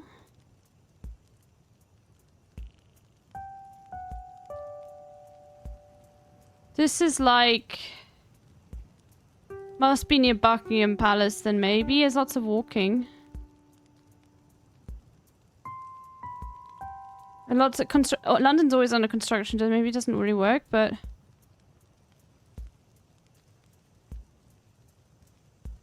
like maybe in this sort of like area here. And this is Neustadt in 1994, I think.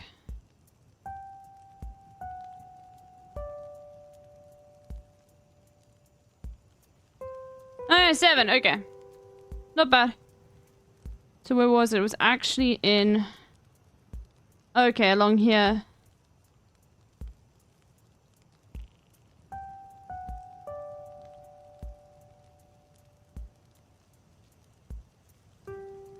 Okay, not bad.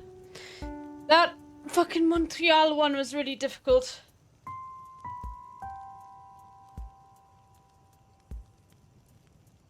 What side of the road do they drive in Canada? The American side? I'm assuming it's the American side.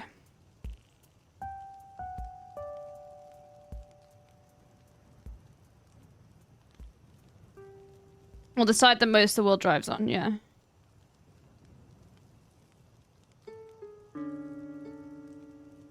Again.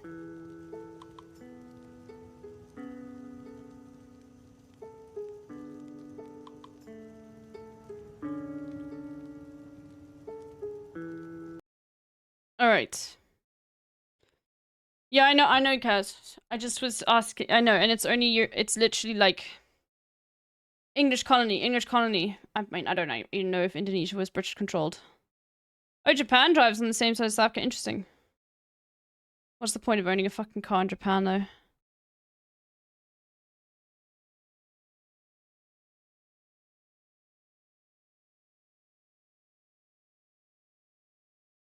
Fraught. A adjective meaning full of or accompanied by something specified. I don't know. I'm sorry. I never use that word. Cake. A noun meaning a bread-like food. Candles. A noun meaning a usually molded or dipped mass of wax or tallow. Pleasant. A adjective meaning having qualities that tend to give pleasure. Agreeable. The word originated from Middle English plaisant, derived from Anglo-French. Shut up, Kaz. Transporting. A verb meaning to transfer or convey from one place to another. Okay. Mention. A noun meaning the act or an instance of citing or call. Scarcely. A adverb meaning by a narrow margin only just. Scarcely. A adverb meaning by a narrow margin only just. Scarcely. A adverb meaning by a narrow margin only. Incident. A noun meaning an occurrence of an act. Habanero. A noun meaning a very hot, roundish chili pepper, Capsicum chinense, that is usually orange when mature. Habanero is American Spanish. Just shut up, okay? Like... Chapel. A noun meaning a subordinate or private place of worship. Stop. Don't... I know, like, Mexican chat is gonna be like, what the fuck? Why'd you do that? Fuck you. Chapel. A noun meaning a subordinate or private place of worship, such as chapelle comes from Middle English, borrowed from medieval Latin. Taxidermy. A noun meaning the art of preparing, stuffing, and mounting the skins of animals and a taxidermy. It's probably taxa-dermy. pitons. A noun meaning a spike, wedge, or peg that is driven into a rock or ice surface. Litany. A noun meaning a prayer consisting of a series of invocations and supplications by the leader with alternate responses. Okay, I don't know. Cozen. A verb meaning to deceive, win over, or induce to do something by artful coaxing and defector. A verb meaning to forsake. Okay.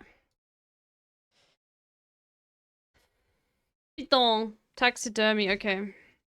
Well, I've never used the word fraud like by myself, like IRL, so, you know.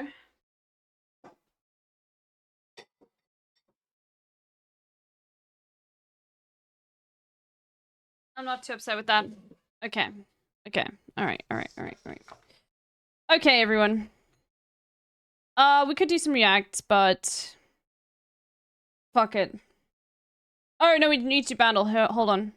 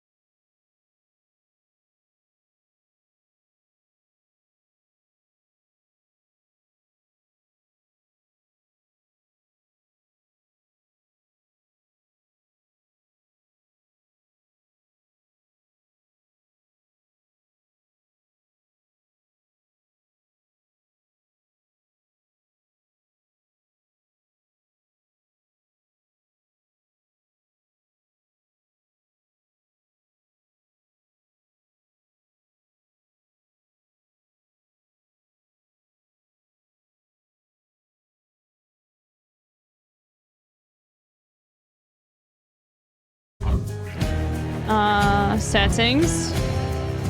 Master volume down a bit. I'm gonna get rid of screen shake.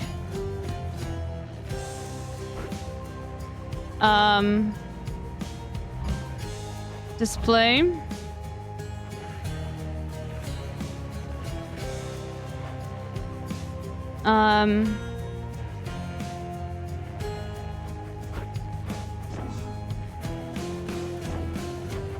Okay.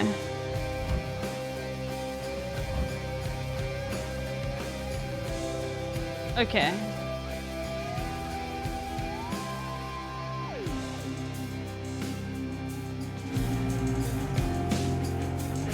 Let's get rid of...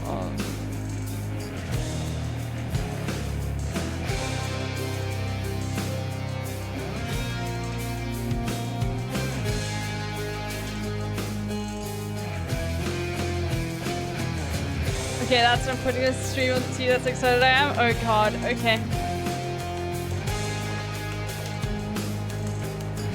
Why is it not coming up?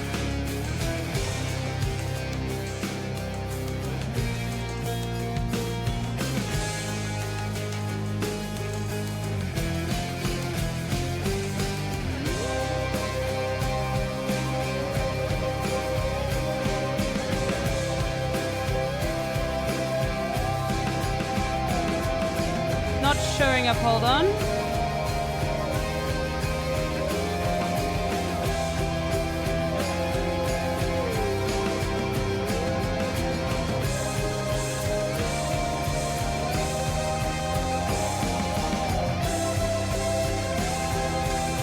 Let me just add another game capture thing. Game capture. Okay.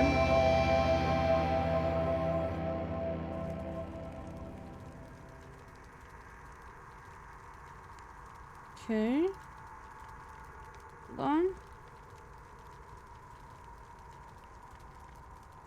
For some reason it's not showing. What the fuck? Why isn't it capturing? I put it up, does it show? Oh, okay. Okay, hold on. Does it show if I go like this? No. Oh, it's when I go down. Hold on. Hold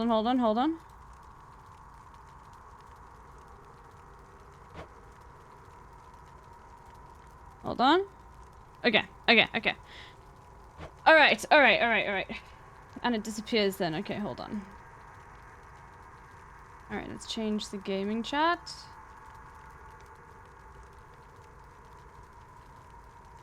Let me just make a tweet. I need the bathroom and then we're gonna start, everyone.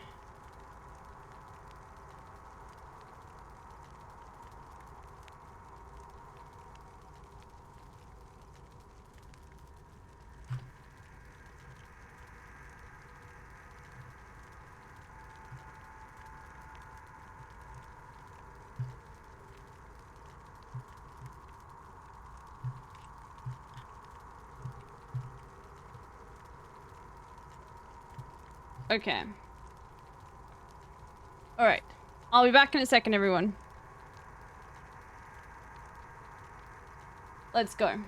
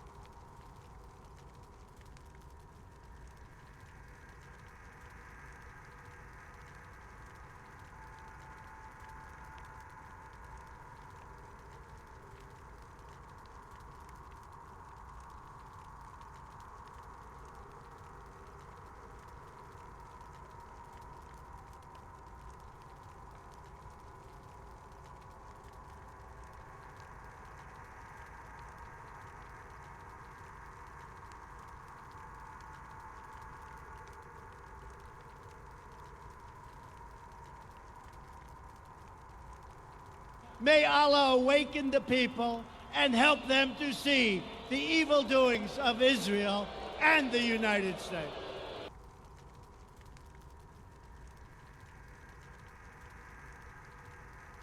What?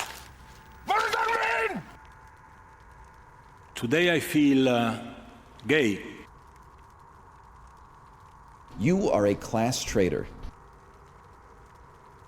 Homeboy's gonna like get it.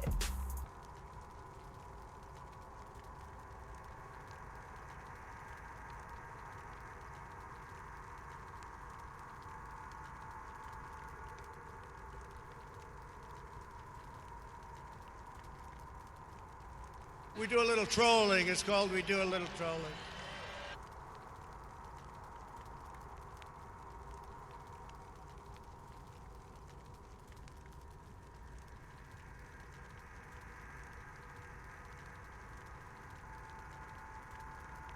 Ole mole.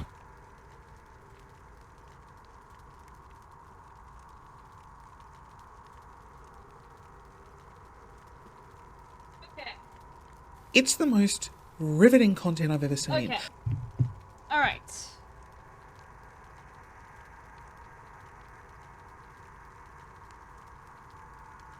No, like, it's fine. They can use them when I'm not here. Okay, cool. It's only when, like, I'm streaming or people are, like, watching something and I'm not there. That's when it's not. Like, people entertain themselves with the commands when I'm not there. All right. Okay. Let's get going. Let's headphones on. Trying to get my gaming gear together. Yeah, that's what I mean. Yep. You are correct on that. Well done. Good to know. I mean, not well done, but like, that sounds so condescending. I mean well done. I meant like, yes, you are correct on that. Okay. All right. I don't know anything about this game. I never watched Hassan play it. I know there's some dialogue. I don't know anything else. I watched Hassan play it for a few hours, but a lot of the time, I won't watch Hassan playing a game if I think I might want to play it, because then it ruins it for me. Like, for example, I mean, maybe that's just how I think about it, but sometimes I, like, except for, you know, sometimes, some games, like, I won't watch Hassan play. Because I'm like, maybe I want to play this. Most people don't watch Hassan game? Oh, I do. What game is this? This is Hades. Okay, well, that's the one difference. I watched all of Hassan's Elden Ring. All of it. Okay. Play. Empty save slot. Few tales are told of Hades, whose very name inspires fear and penitence, reminding us of the inevitable fate which we all share. I, however, mean to tell you such a tale. Listen carefully. I am. Goodbye, Father. Oh, it's isometric. Is it no tutorial? To hell with this place.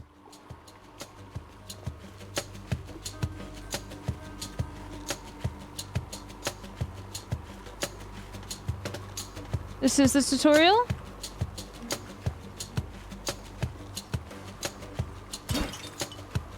Okay, I can open pots and shit. Okay, gotta be careful about that.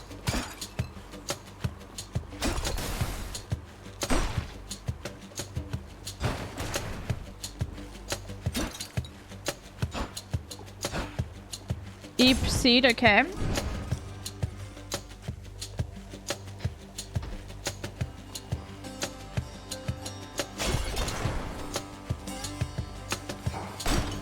I'm leaving. Try and stop me.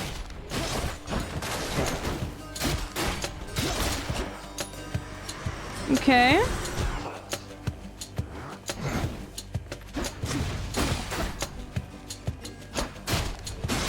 Bye now. All right.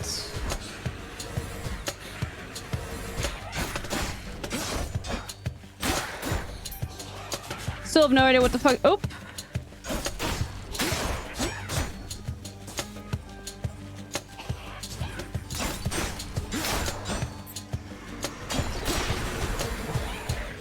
Oh shit, okay, I probably should just run through, right? I can't yet, okay.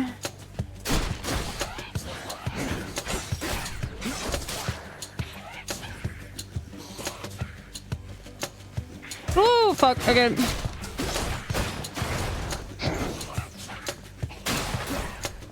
Okay. Okay. Ah! No! There she is. Okay.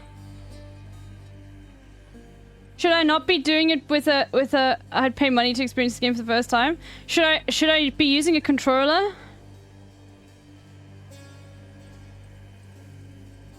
Was keyboard mouse fine? Controller for sure. Okay, hold on.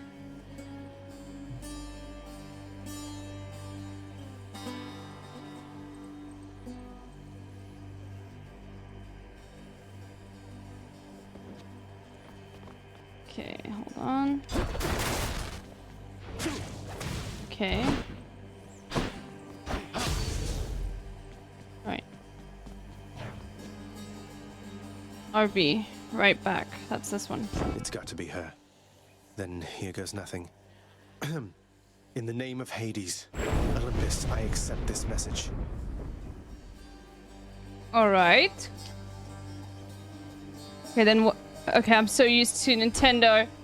I was clicking B. Hail, noble cousin. Now, let's get you from that miserable place. I'll see that all of us upon Olympus do our part, beginning here with me. Okay. Okay, I get the roguelite thing. Okay. Your divine attack is stronger, but you can deflect. Bro, there's no tutorial, dude? Press X to use your main weapon. Okay. Your cast damage is for... Okay, what's that? Your dash damage can be... Okay. Okay, it's just attack is stronger, right? Like... I know you can't hear me all the way where you are, goddess, but thank you. Okay, how can I heal? I'm hurt. Can't heal myself, but I can fight. Can I get some healing? Is that healing? Are there any specific pickups? Oh, okay, cool. I guess I just die then. Okay, I see.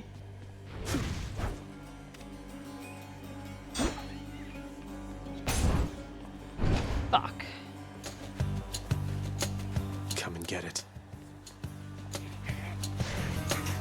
Oh no, I'm gonna die.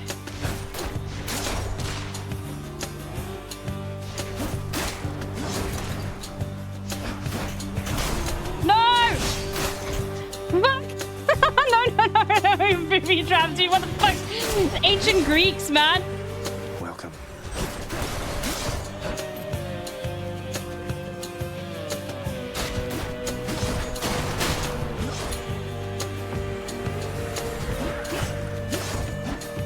Okay. Nope. Nope. I just kill you all before you can hurt me.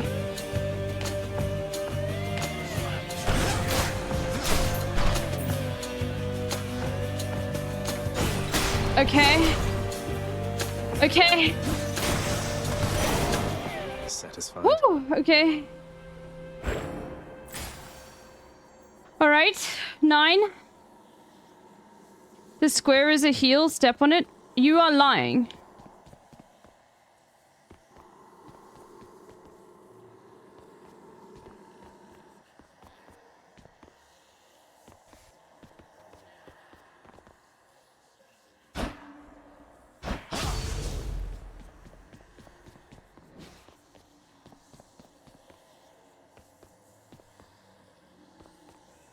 Okay, I see what I mean by like Binding of Isaac style.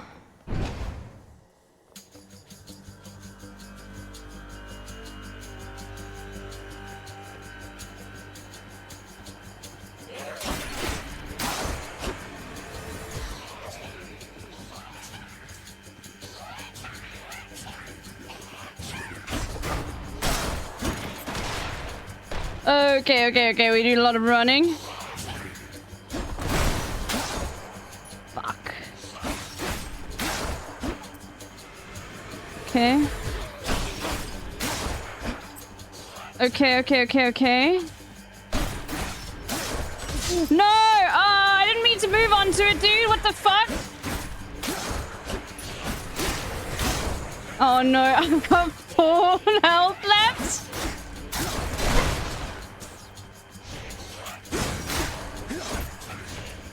Game did not give me a tutorial, I'm just saying.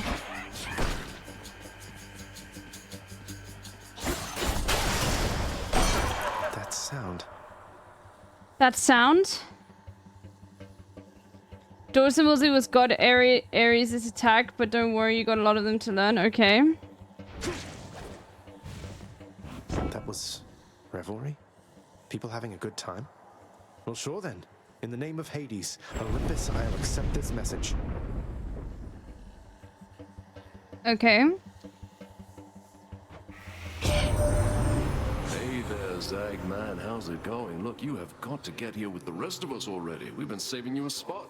Let me see what I can do. Oh, I'm trying to get to Make life a fucking little heaven, sweeter dude. for you in the meantime.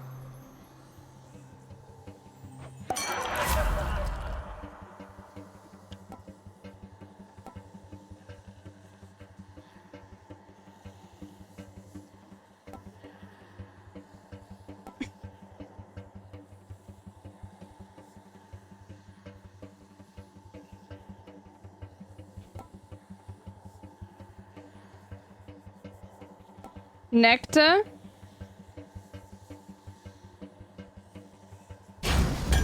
Leave it to the god of wine to liven things up around here.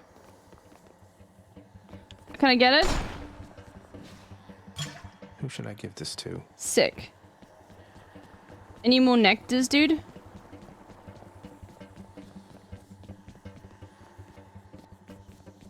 Can I just say something quickly? How do I pause?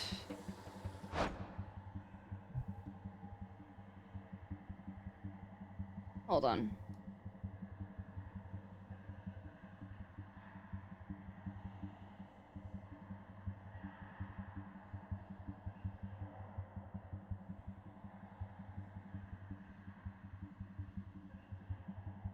Need to show you something.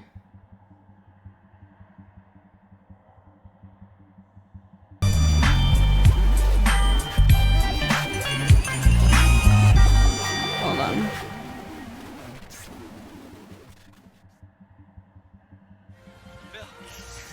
You gotta admit, that was pretty heroic.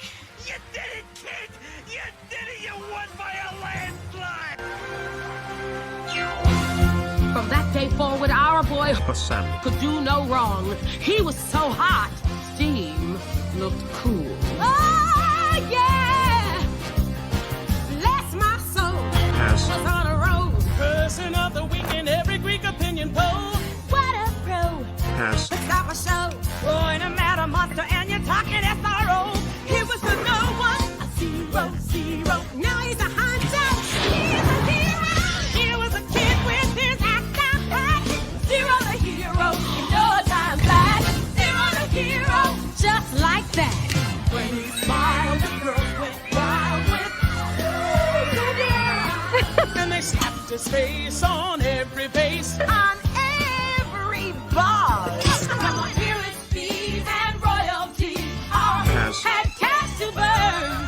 Now Nuvo reached and famous. He could tell you what the Grecian earned. I just love it because it's like he's Turkish and they made it a Greek one. Anyway, I don't want to get DMCA'd by fucking Disney. Anyway, it's an old Okay Buddy meme. Like it was a 30-minute long meme. Let's get back to Hades. Okay.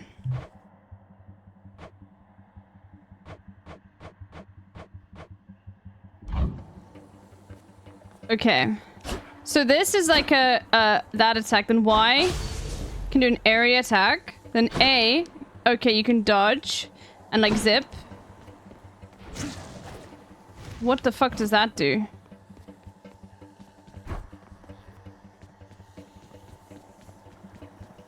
Okay.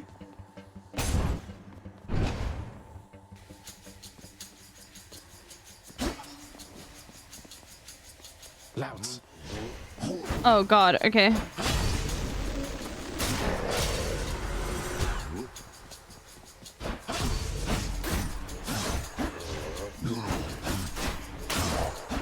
Okay.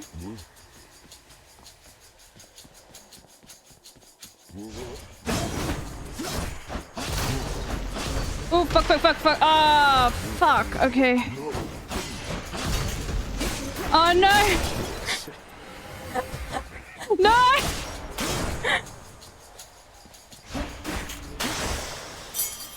All set. Ah! Wonder where I can use this. I'm so dead, dude. Don't rush it, but also don't overthink stuff. You'll die along the way. I think so. I mean, you sort of have to rush through it a little bit.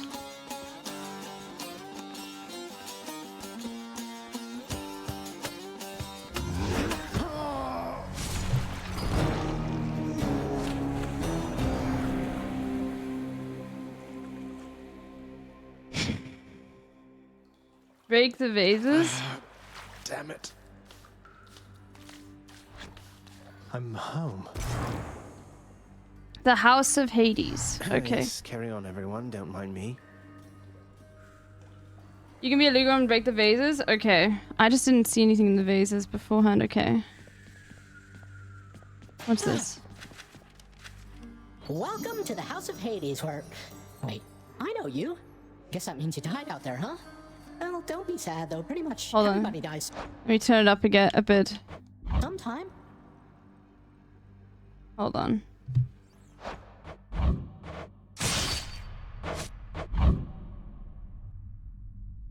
Everyone dies sometimes, dude. Some of us more than others. Gift? Why would I give that to a friend? That's already. Why would I give my fucking nectar to a friend, dude? Gift it to the hot one? Stupid boy. I told you nobody gets out of here, whether alive or dead. I thought I was Hades. So how was your wanton ransacking of my domain? Greetings, Father. My ransacking was a delight. Oh, no, I'm Thank you for Zagreus. asking.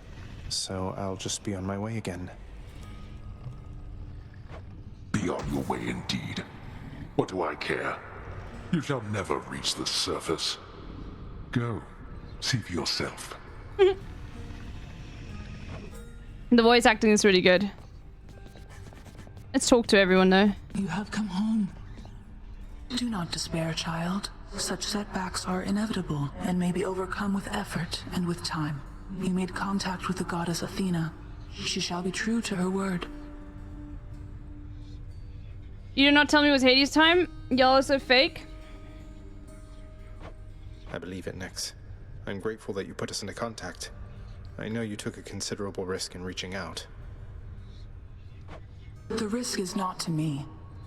I expected the Olympians would involve themselves in this eventually.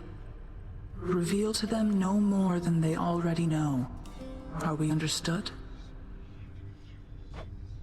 Yes, we are. Then go.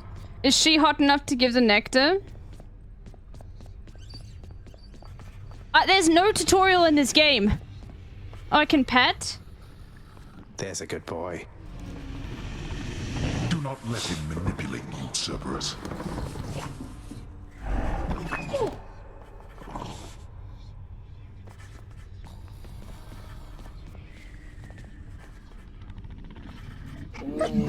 Infernal watchdog Cerberus regards the underworld prince with mixed emotions, from purest joy to deepest melancholy. She's your stepmom? Okay. I'll give her the thing then. You watch over things for me, won't you, boy? You know I'd take you if I could. Aww, I can't take this doggy with him. Okay, I'll give her the thing. Okay, give to a friend. Right trigger, there we go. Nyx, you've done so much for me. I thought you might like this. So what does that do? You know your father does not like it when nectar is doled out on the premises, dear child. However, I am not he, and I wished regardless to provide you a token of my affection. I'm very grateful, Nyx. A black shawl? Oh, I've got drip? Oh, you can get drip in this game?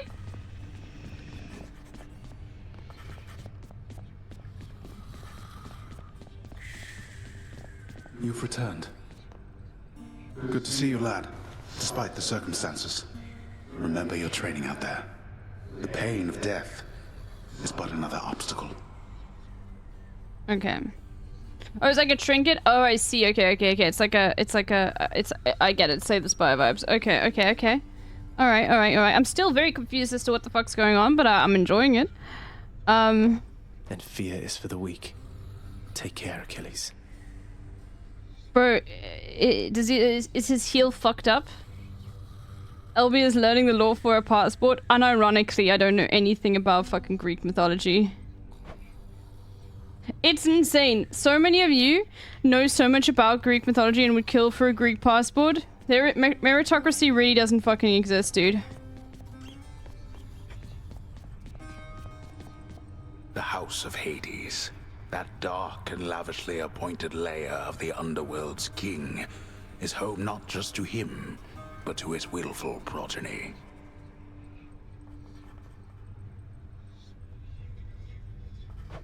You know I can hear you, old man. Old man?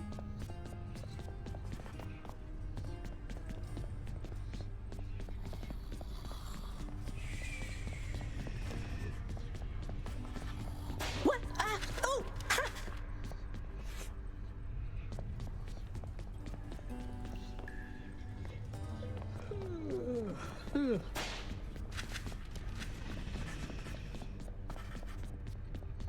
What are these spirits? I'm locked out. Okay, so how do I put trinkets on and shit? Be gone from there. A vast and intricately crafted mosaic depicts the Underworld king presiding over the enormity of his domain, whilst its Chthonic residents look on in awe of him. Okay. He's not really that great. Keep it down.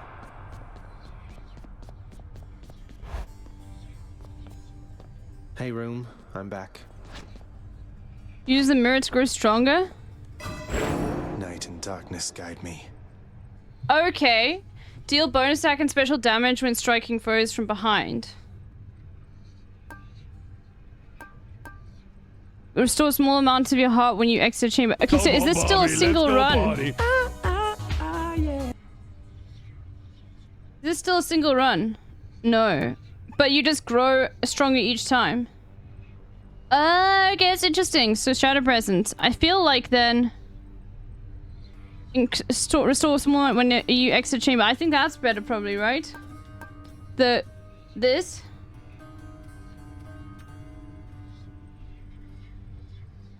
Because I'm gonna die a lot. Wait, I didn't actually... Okay. Sick. Now we're talking. The bedchambers of Prince Zagreus lie in a perpetual state of utter disarray, despite his lord and master of the house repeatedly insisting that he pick everything up. Oh, come on. It's not that bad, is it? Yeah, your room's dirty, dude. Where you can rest.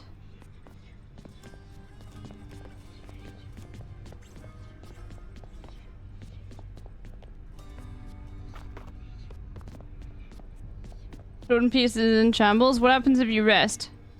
Who needs sleep? Can't. So you have to go through again? Okay, so then that's how you start again, right? Okay. Okay, to unlock a weapon? So how do I unlock a weapon? Oh, okay.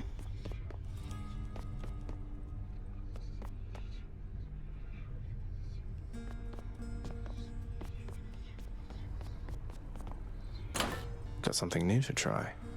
So then do I equip it? So deal 10 damage striking undamaged foes. Also striking foes from behind. Okay.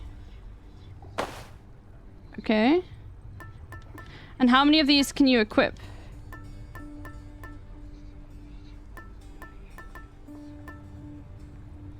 Should help. I can escape through that pink window there. Should I buy it?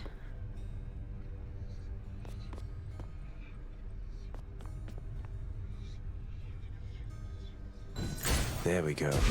Korra marked, the Heart Seeker. Let's deal some death. Psst, over here. What the? Almost felt that. Then how do you change weapons?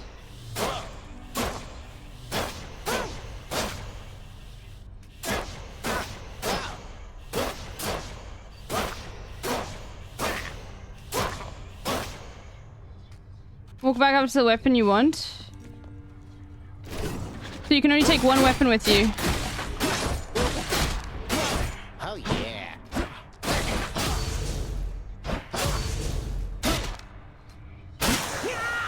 Whoops. Whoops. Press X while dashing. So wait, hold on. So then we go X. So how do you dash? Drop something.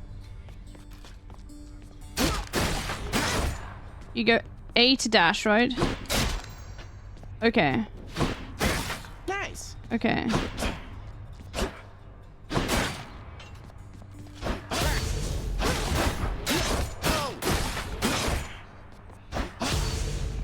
Alright.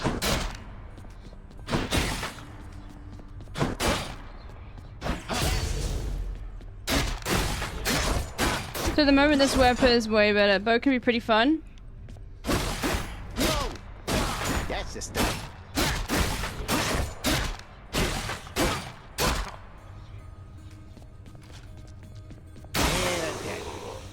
Okay. Let's see.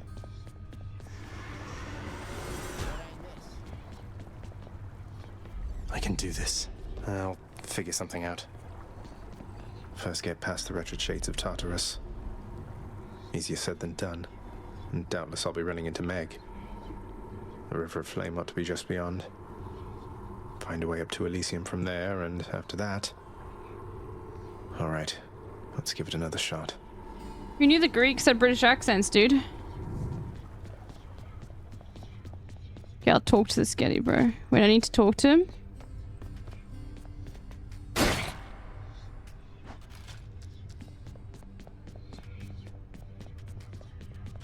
Clearly not.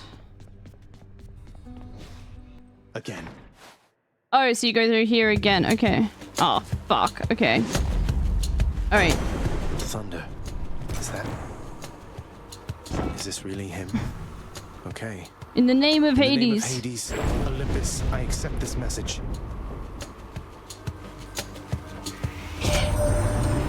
Just so you all know, I'm gonna be really shit at this game. Your father's always been rather difficult, and he's not so much as called in quite some time.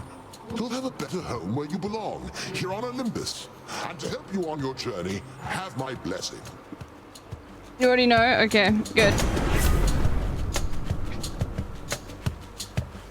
Special causes lightning bolt to strike. What's your special attack? Press Y for your unique.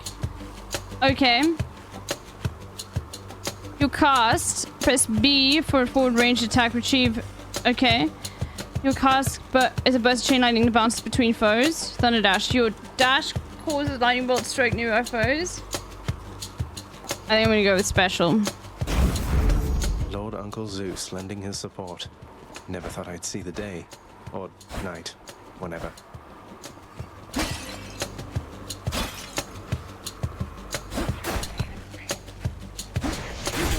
Oh shit, I'm already taking damage. Fuck!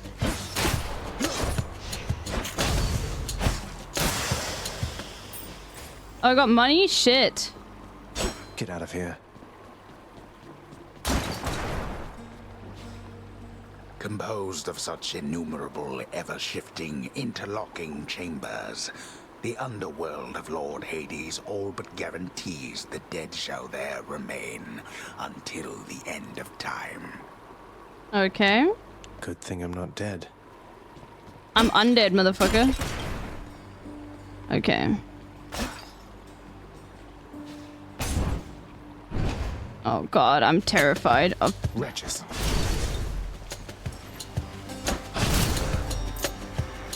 Just getting started, huh?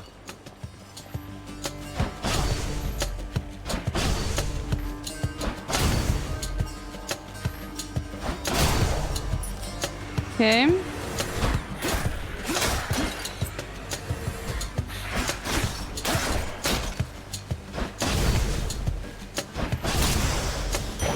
right. There's something. Okay.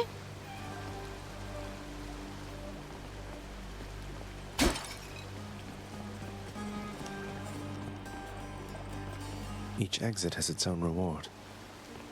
I don't know what these do. Be nice if they could tell me what they did.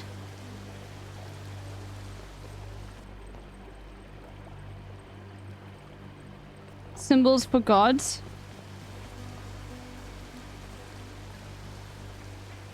Dilemmas you play and die. Well, I've seen this one before. I'm gonna go with this one.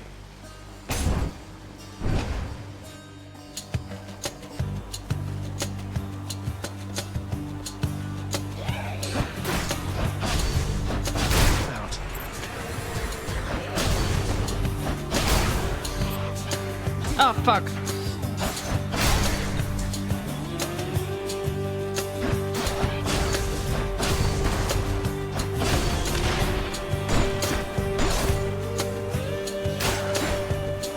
Just press buttons, dude.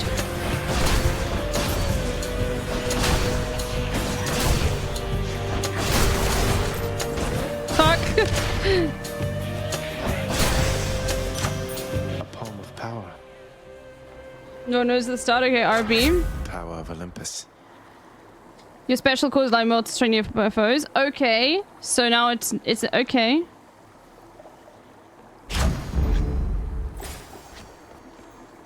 For boon info, what do I press? What is that button? I don't know what button that is that I press. Because I've got an Xbox controller.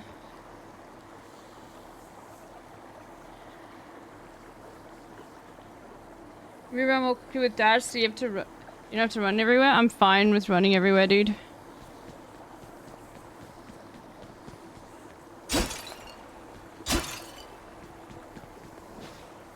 Direction pad, maybe? It's not the direction pad. Oh, okay, it's that. So why is the special attack? So wait, is that how you make them active?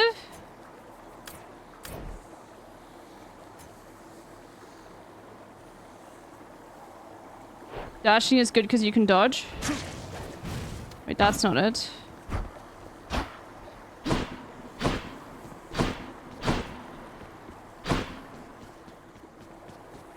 Okay.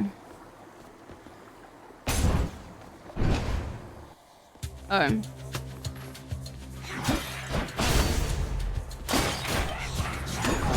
Oh, fuck. Fuck. Fuck,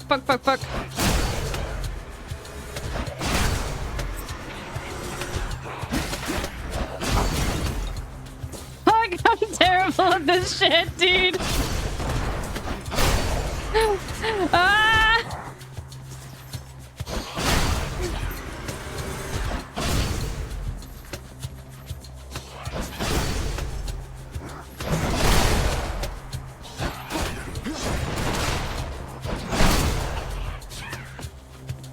Take so much fucking damage, dude. The underworld's power. By my birthright. It's one of the best games of the decade. It's a lot of fun. No way to patch up. Got to keep going.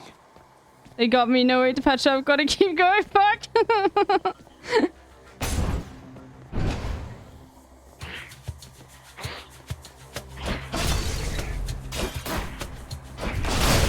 Shit. Oh god, I'm gonna die again.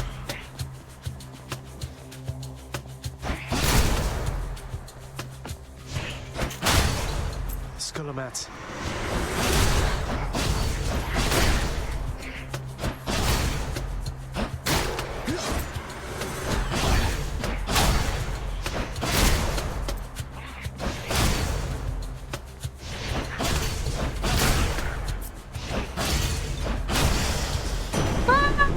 Zeus. Olympus, I accept this message. Okay. Your attack emits a chain lightning when you damage a foe. Your lightning effect makes foes jolted. Victims' next attack self-inflicts lightning damage at harm nearby foes. That's good. Your lightning strike bolts have an effect to strike twice.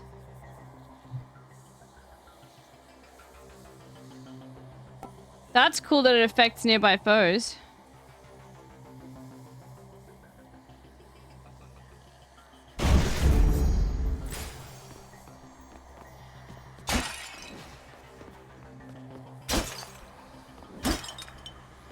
Everyone says, like, you know, open the pots, but has anybody ever thought that maybe the pots never contain anything? What is that?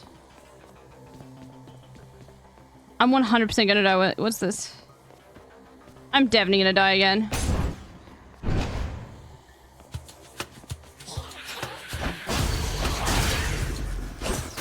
Fuck.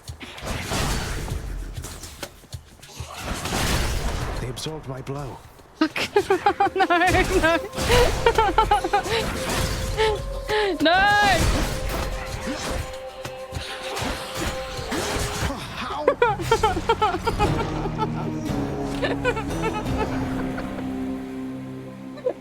Oh god, okay. Dead. That's one dead. I'm gonna die a lot, dude. I'm not the best at games like this. Once again. Okay. The House of Hades. What happened to Hypnos? Here's Hypnos. Someone's at the desk next to the throne. Renovate. Some sort of special offer for me, my good shade. Add a chamber to source some hard amid the gloom. Oh, that's free. I can just get it, right? Yeah. Oh, wait, hold on. Ah, Nintendo, dude. Work authorized. A fountain chamber in the depths of Tartarus sounds like an excellent idea. Okay. How much of this do I have, though? I don't have any of these. Are these cosmetics? Can't buy that. Oh, fuck. I'm gonna accidentally do a lot of things. Okay, what does she have to say? Darkness guide you, child. You have outgrown this house. Of that I am now certain. Should you return again here, I shall keep you safe. Mommy? Hi, the giant Ewok. I won't forget you, Nyx, I swear it. Okay, what's this? What once was a small lounging area within the House of Hades now is sealed off, in utter shambles, since the multi-headed Cerberus tore the space apart, mourning the missing prince. Okay, give me a second. I need to take some antihistamines, chat.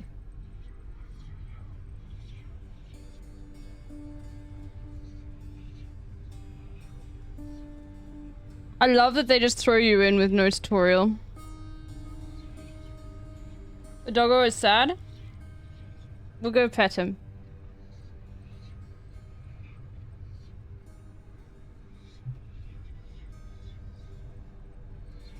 Early access, she was just a shapeless robe. Me when Nyx finally takes me back. I always pet Cerberus after a run, yeah. I mean, like, if you can pet a dog, why not, you know?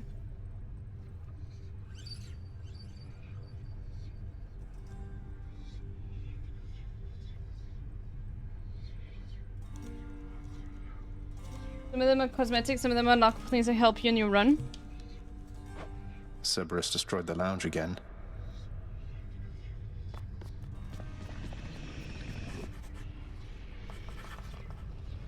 Not everybody knows exactly how to give you pets and live to tell of it, right, boy? Aww. The dog has enough troubles of his own. Shut up, Dad. How you holding up, boy? Eating well lately? All three mouths full and happy? Each terrifying maw of the infernal watchdog Cerberus responds affirmatively, one after the next, as if to reassure the ever-doubting prince.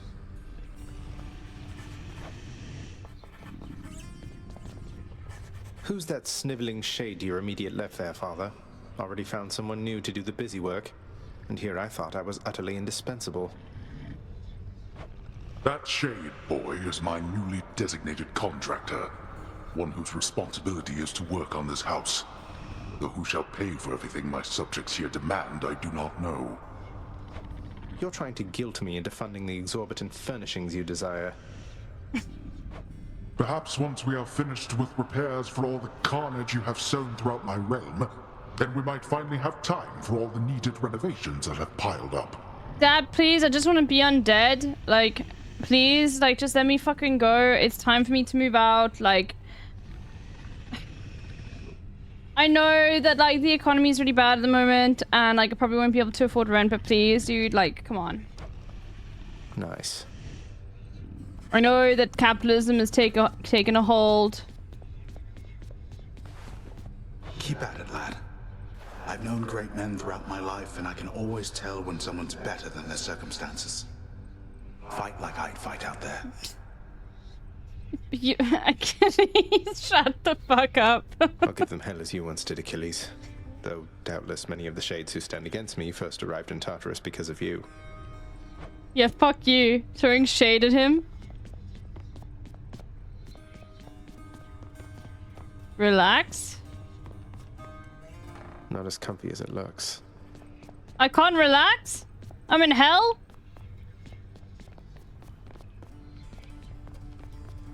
Okay. Can't I give him treats? Okay. We go again and try to survive. But I'm just... Yeah, I'm gonna have to... Room.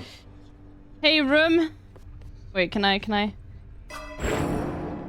Oh, 6, so I gain them every single time. So now Shadow Presence deal attack and special damage when striking frozen behind. Okay, we'll get that. Alright.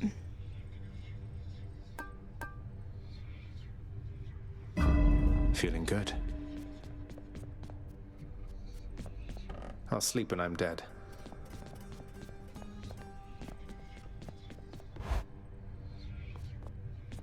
There he is.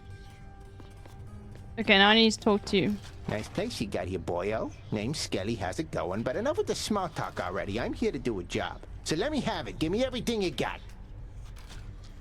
Okay. I don't remember having you on payroll, mate. Who's your supervisor? Payroll? Capitalism has invaded hell, dude. Fuck.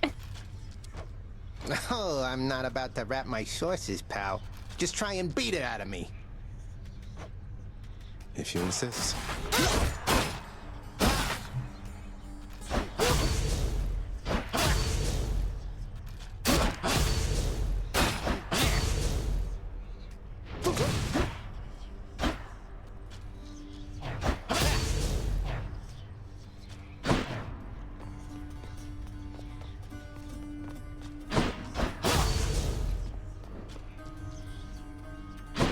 I'm just trying to familiarize myself with the controls. So A is dash.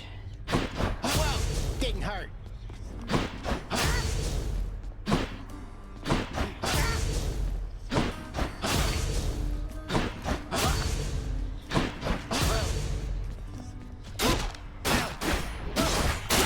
Femur. My femur. Hey.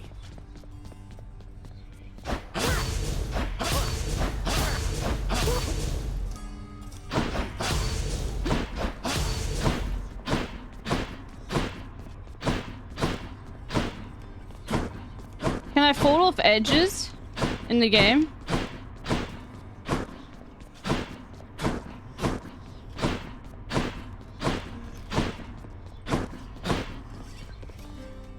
See that grow on the weapon? It means you get an extra purple thing during your run.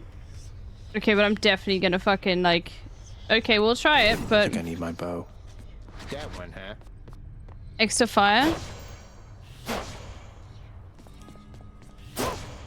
Okay. Oh! Release X while flashing to power shot. Hey, not bad. Press X while dashing to dash strike. Whoa! Nah, that was nothing. Wow!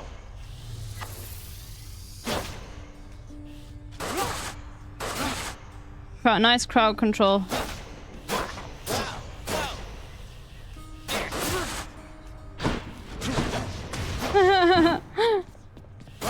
Oh, please. Cranium. Okay. Go again? We can try it. Where did my attack other thing go? Them. So. But then what does that really do? Okay. Alright, let's try again. One more time. She done a run yet? 2. And it's I'm gonna be really terrible at this for a long time, so. That looks like a Daedalus hammer. What the fuck? Enchantments for my weapon. Power shot is easier to execute. Hold X and then release to see brief deals. Okay. Your special fires 4 shots. Your attack fires 3 shots in a spread pattern.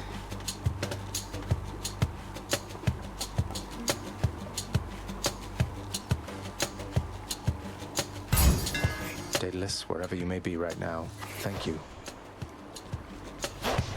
Then how do we open these pots then?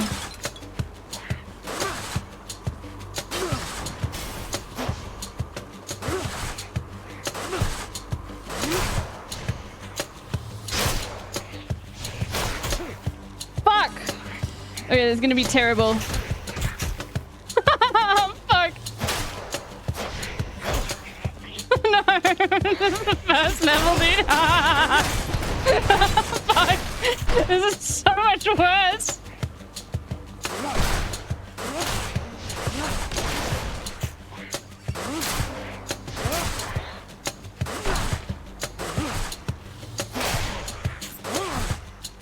So much worse, dude. Whoops.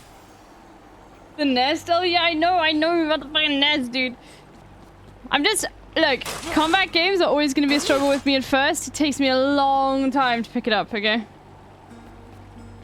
So this can be a very quick run, I'm sure.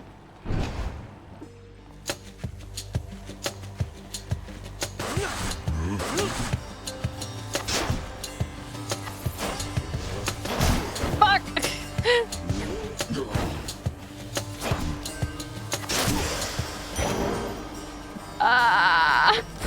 For safekeeping. Ah, what I wouldn't give for, say, a healing flask of some sort. What I wouldn't give, dude. For this is easier than Isaac though. Isaac is so like insane in terms of like how fucked up it is and how like difficult it can be.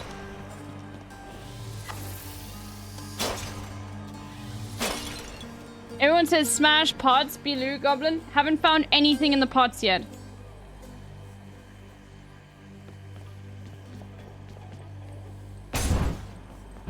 Not one thing.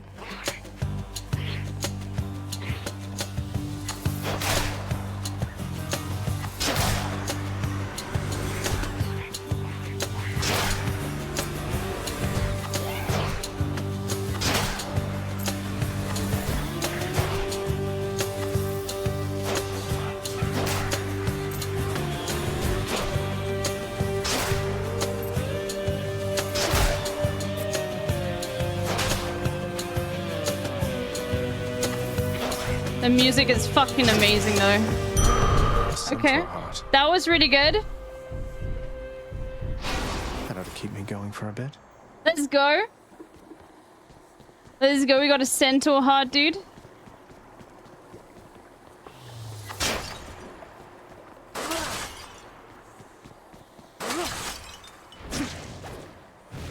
I'm never gonna use that.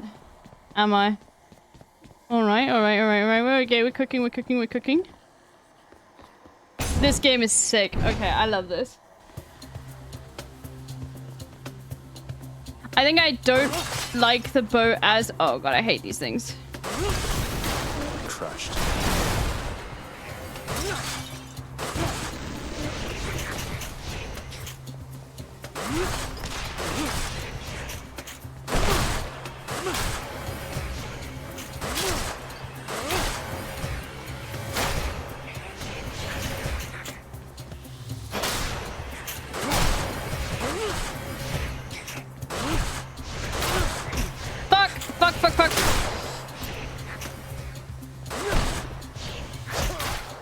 fuck. It's just the lock on, dude.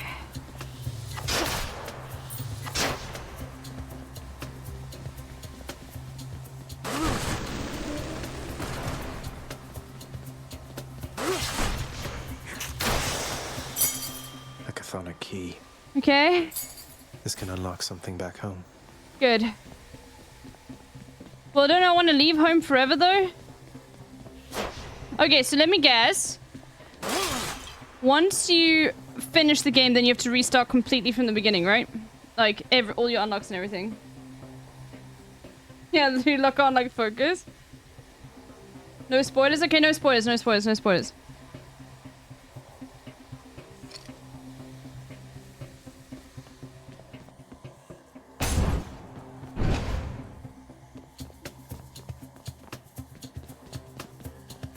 Brimstones.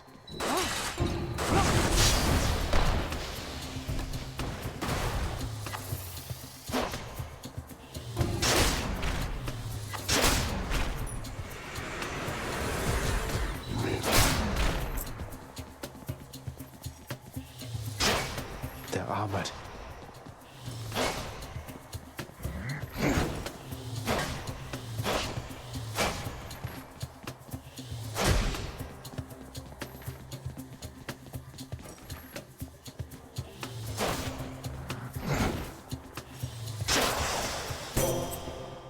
Okay, I'm much better with the bow, aren't I? Bro, it's too much Zelda. Why, you wield Coronacht the Heartseeker. I never took you for an archer, though the power of that bow is undeniable. Use it wisely.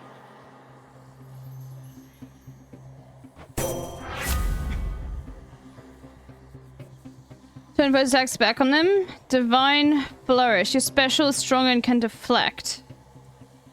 Oh yeah, I think special damage going up is really fucking good.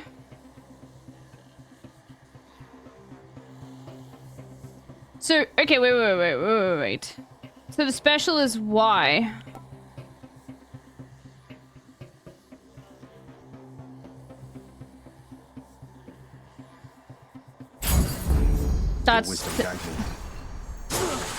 That's that. Okay, alright. What is this? Haven't seen that before. I think I hear the river. Charon's shop. Charon. Gah. Why, good to see you, Charon, mate. Just minding my own business, taking in the sights, and hey, what's that you got? Some sort of wares for sale? Then I'll just have a look around.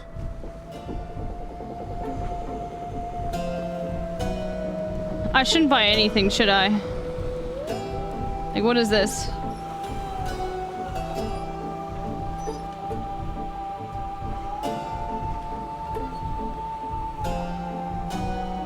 Why not you lose your golden depth? Oh, okay, the purple is important. I'll pay for that. Okay, you lose your golden depth. I'll pay for that. What's this? The infernal wares of the Stygian boatman Charon lie sprawled about. Available for sale to whomever would be willing to quench the boatman's great thirst for riches. Bro, this game and Elden Ring writing fucking, like, lore that is like, perfectly designed for fucking Reddit atheists. Dude, please, just...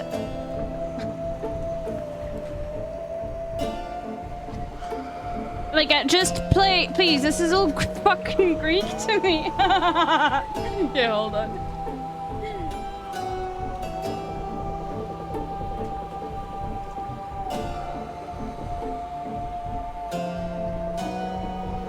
I think if I throw too much shade at the Greeks, they'll take away my passport, so I should shut the fuck up.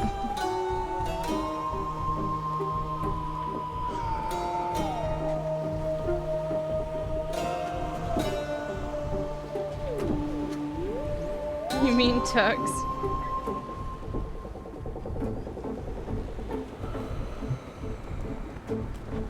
That would be me. What's this?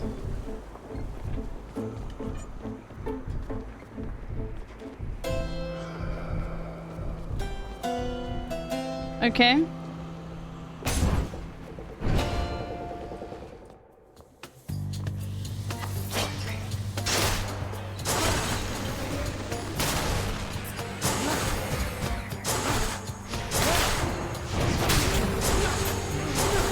Shit, shit, shit, shit, shit, shit, shit, shit, shit, shit, shit. Wake me up! Thank you, for going to 50. Wake up! Oh god. Save me!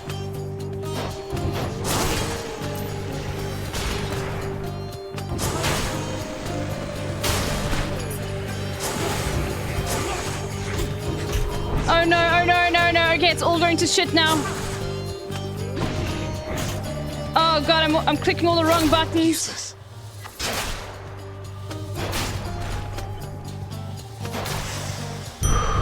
All clear. Much better. Much better. Thank you for 50 for the 52 on gifties. Holy moly. Do we summon that we're going to be talking about the Turks? Yes. Long way from home. Numbskulls.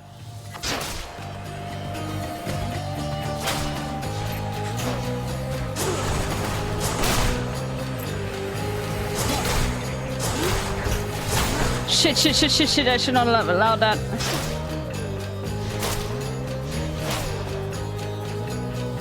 Okay, I do like the bow.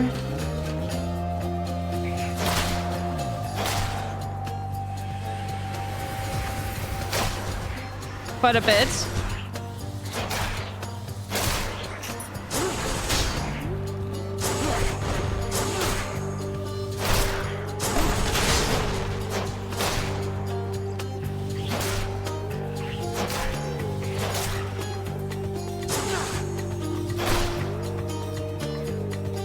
Is that it?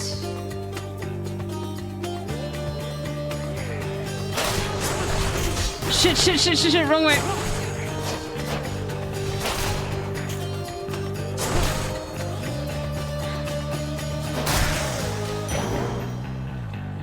Woo. Oh my. Dash? Oh, eventually we'll get there.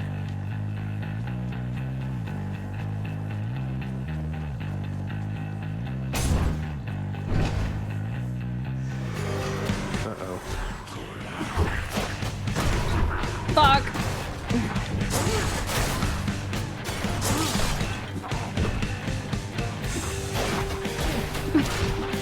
There was some range attack. No! No! Oh no! Dash out of those? Okay.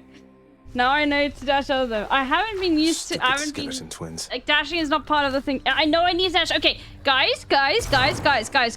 You know that like, I am a very difficult person. Okay, if everybody says dash, dash, dash, you need to learn dash more in the chat. I'm gonna be more likely not to want to do it. Okay, shut the. I'll get there. Okay, I'm joking. Like, do you guys remember how long it took me to fucking learn how to parry?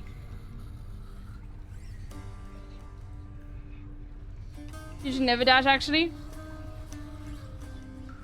Thank you, A Red Skull. Upgrade your dash. My third run. 2 runs and isn't good. Oh, hello. Whoa, you just got killed by one of those bloodless Inferno bomber skeleton type guys. Nice. I always wondered what would happen if you just kind of stood around while all their bombs went off. Okay. Fuck you, dude. Holy fuck, dude. Okay, I can make a run counter. How many times have I played now? That's my third one, right? Let me make a run counter. Hold on. Hold on.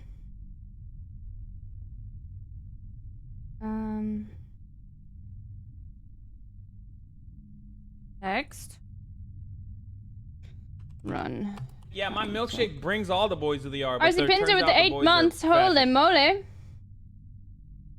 Okay, quickly chat. Quickly. Oh, we're close to a hype train. Okay, quickly. All of those who sub but haven't activated their sub message, open your native chat. See if you can sub. Maybe you'll get some free emotes. I'm not saying gift subs. You've already paid for it. That's so don't worry. Like Bob's bot. Oh my god, Bob's bot. Thank you. Turns out the boys are fascist. Hey. Yo, how you been doing, man? Haven't seen you in a while. Okay, let's see. Runs. Hey, Darren, thank you for the gifty. My child into 9/11? 3. Oh my god! Hold on. I'll make it look cool. It has to fit with the theme. Hold on. Font. Naking, thank you for the gift of sub. Okay, guys, I didn't say gift subs. Oh my god! I said literally just please, just open the fucking like native chat and see if your resubscription message is there. But thank you, the gifties. I appreciate it. Okay, hold on. Let me just get a nice thing. Lemons, my I guess. milkshake Thank you for brings 6 all the boys months. to the yard, Holy but moly. turns out the boys are And fascist. Raz keep the gifted sub. Yeah, hold on. What's it called again? It's called Papyrus. Are you comparing my childhood to 9/11? Oh my god!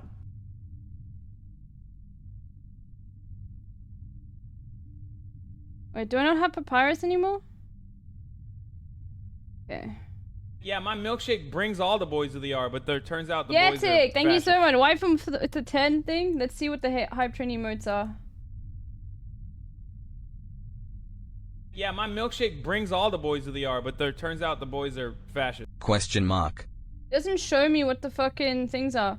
Mastermind, thank you for the 6 months. Doesn't show me what the fucking emotes are. Anymore.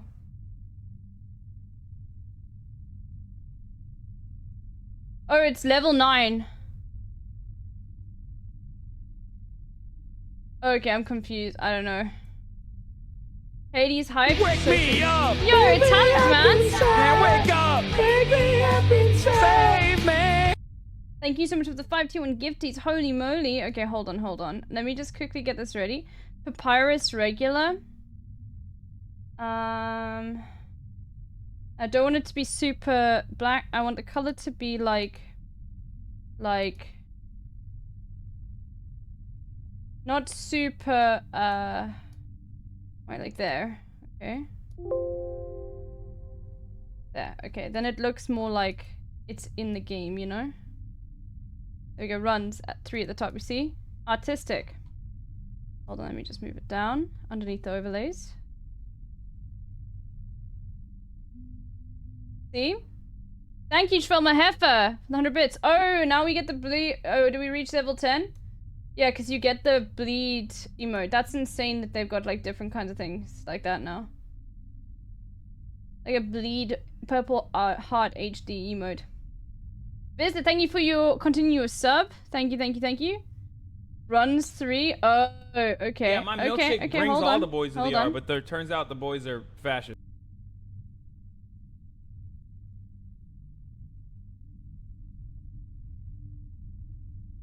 Is that better?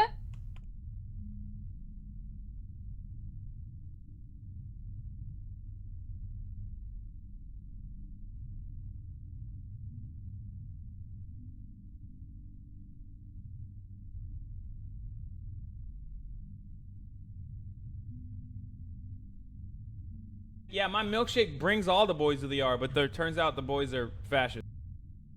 Actually, you know what we'll do is we'll just be cringe and put Roman numerals in the top without the runs. There we go.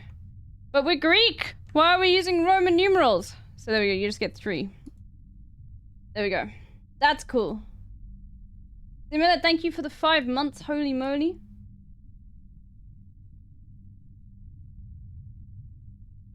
Okay. Actually, kind of sick. Yeah, graphic design is my passion. Okay, hold on. Then I'll change the sub goal to a different color so it suits it. Let's see. How do I do that? Fuck. How do I edit it?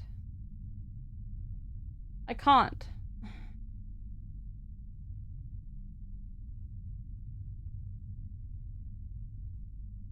Can't edit it. Okay, well.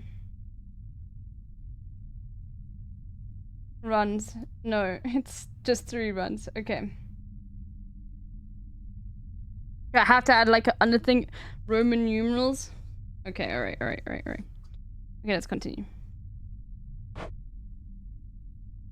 111 runs. That would mean I'm really bad at the game.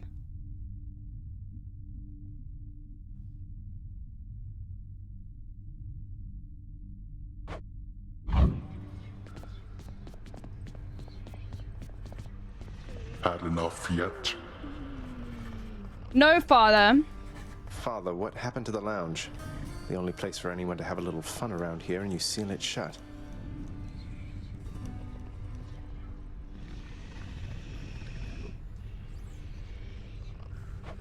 Oh, I had little choice about that boy. You see, after you fled the first time, Cerberus, why, he was very much upset.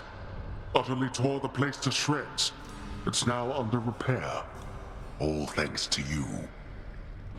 You're really blaming me for not minding the dog while I was out and while you all were here. We'll play some Breath of the Wild later, okay? I just want to play quite a bit of Hades, then we'll do some Breath of the Wild later, okay? Because I bought the DLC because I'm a freak. Yes. Who else? It's fortunate that Cerberus has calmed himself since then. Come to his senses, I should say. May you yet come to yours. Oh no, fuck dude, my dog ate like my lounge in the undead realm of hell. You bought the DLC? I did. Because I'm Nintendo cucked. Here, boy. Just as long as one of your three heads enjoys these pets. You're fortunate Cerberus sees something in you.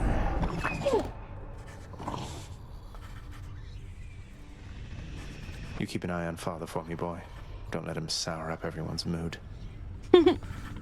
Bro, he talks like a fucking Tory.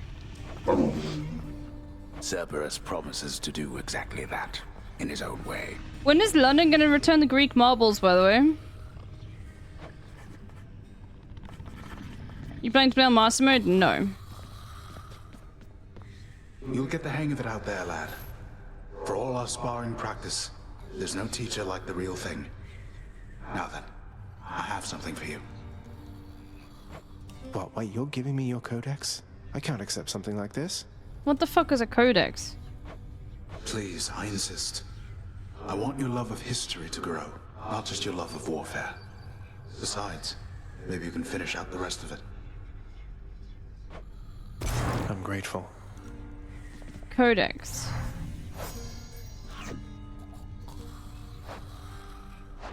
Oh, it's lore. Okay.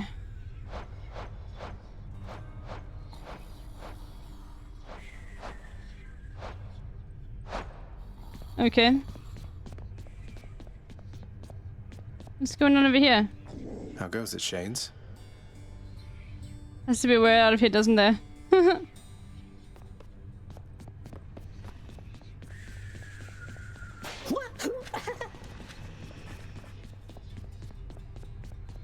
Through any setback, you are always welcome here with me, dear child.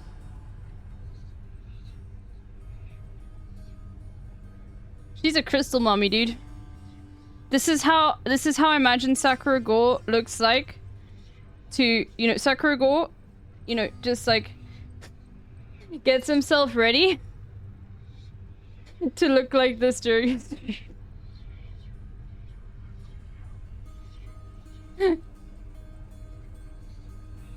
Oh, alright. Thank you for the hype train, chat. Hold on. Give me a second. Just move everything over. Alright, thank you for the hype train. Holy moly. Toxic gossip train.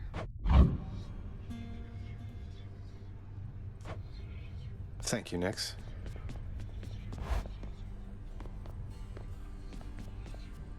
Okay. So now how much money do I have? 64. Okay, I can do lots of things. Death Defiance. Restore 50% instead of dying when you life total is depleted one time. Wait. Life total.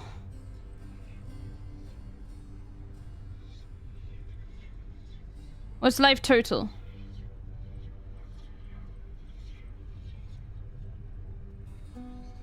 Get Death Defiance? Okay. When you die? Oh, okay, that's cool. Okay. Ready for Vex. Perform +1 additional time quick succession.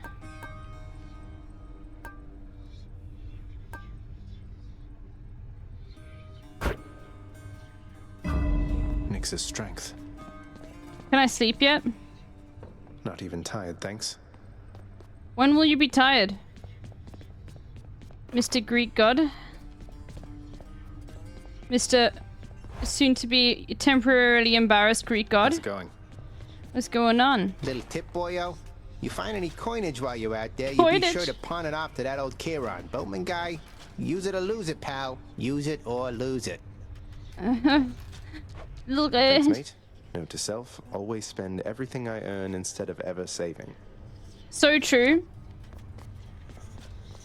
Okay, I want 1 key. Alright, give me a second, I need the bathroom chat.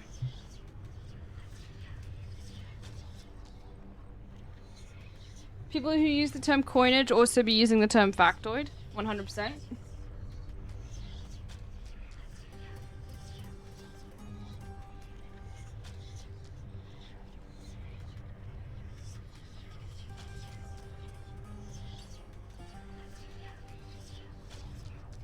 You are a class traitor.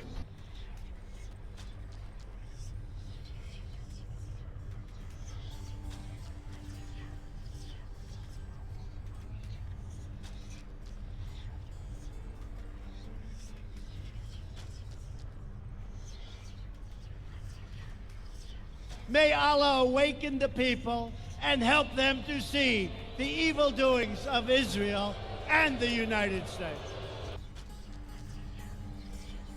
Down on 7-Eleven, down at the World Trade Center, right after it came down. You know, sometimes planes crash, and that's what happens.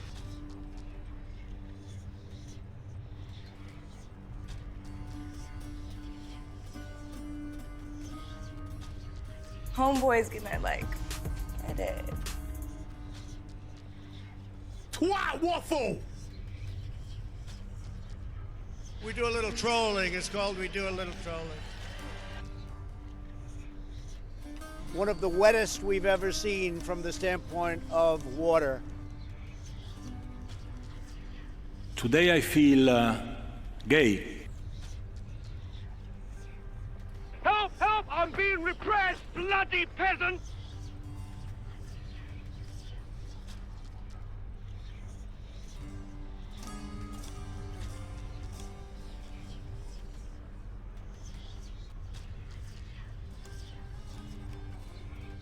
What a fucking idiot!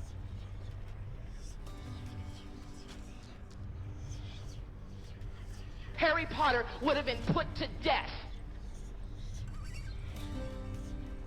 Your brain is small and smooth.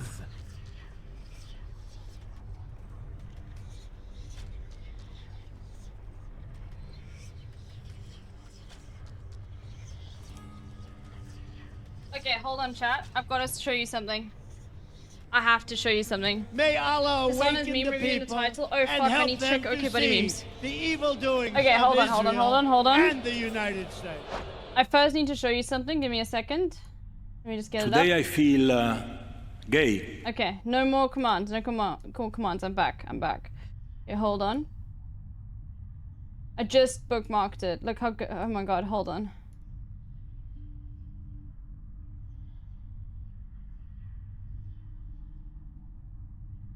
Hold on.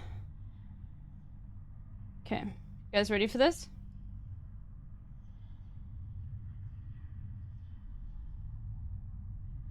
Oh, I can pop it out. Hold on. What is life like on Bitch Island? I don't know. Ask your mom. You guys ready for this? Guyat. Skibbity. Tax collector. Long ago, the 4 Rizzlers lived together in harmony, but everything changed when the Skibbities attacked. Only the Sigma, master of all Rizzlers, could stop them. But when the world needed him the most, he phantom taxed. 100 years passed, and my brother and I discovered the new Sigma, a tax collector named Aang. And although he has W Riz, he still has a lot to phantom tax. But I believe Aang can save Ohio.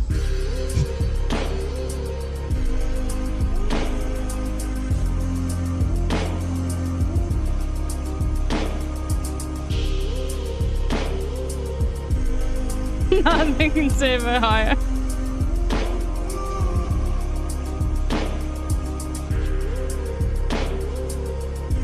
So it's just so much, dude.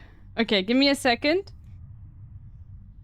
Hi's down here trying to get this video done this morning. How's Hades? It's really good. Okay, hold on. You guys are gonna have to just watch something while I do Okay Buddy memes. Just give me a second.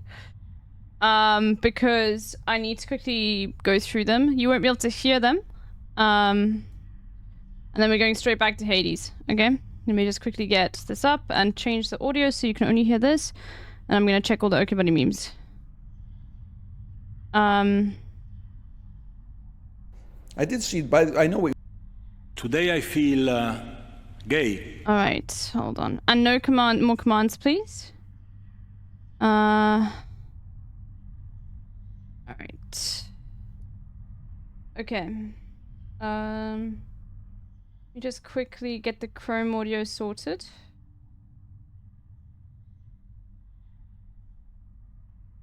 Where's the Chrome audio?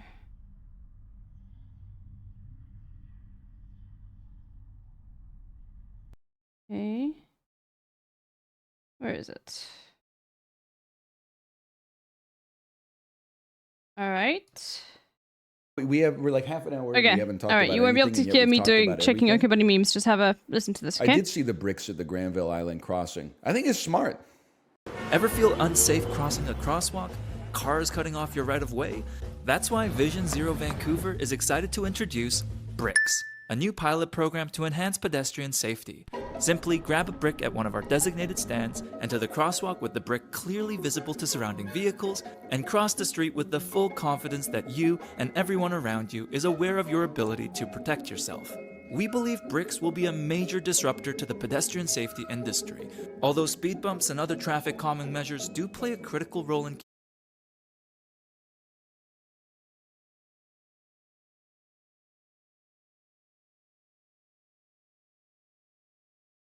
No more commands. People are watching. I'm checking Okay Buddy memes. When like no one's there, use them when it works. No more commands, please. Okay. Next one who uses the command gets a timeout. If you overuse them, then I will take them away for everyone. Okay? keeping pedestrians safe, they rely on political leadership. And frankly, who can rely on that? What you can rely on is a concrete solution. As the saying goes, sometimes the best defense is a brick. That's a crazy intersection. There's lots of like horrible pedestrian intersections in Vancouver. Vision Zero Vancouver is an advocacy group to try to bring awareness to pedestrian safety on the roads. So they do their publicity stunts, but I don't mean it in a negative way. They installed some foam bricks at a pedestrian crossing and said, if you want cars to pay attention to you when you cross and stop blowing through the crosswalk, grab a brick and walk across the road. I think that's very smart. They're foam. I mean, it's accomplishing the same thing. If they were real bricks, it's, I think it's fine as long as nobody's chucking them for no reason, but sometimes you never know in this city. It is a role-playing adventure game that is in the Gamebryo engine. Can I have a hint, please? It's a fantasy sandbox open world action game. It's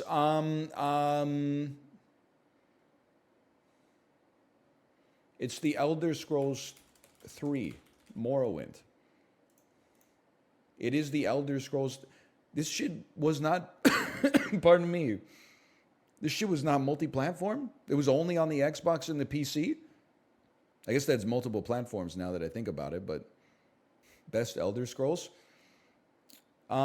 Which Elder Scrolls is the one that has the famous clip where the dude gets into dialogue while the NPC is standing on the elevator that sends him up to the spikes? I hope I can help. Necromancy may be legal in Cyrodiil, but few will openly admit to practicing it now that the Mages Guild has banned it. Farewell.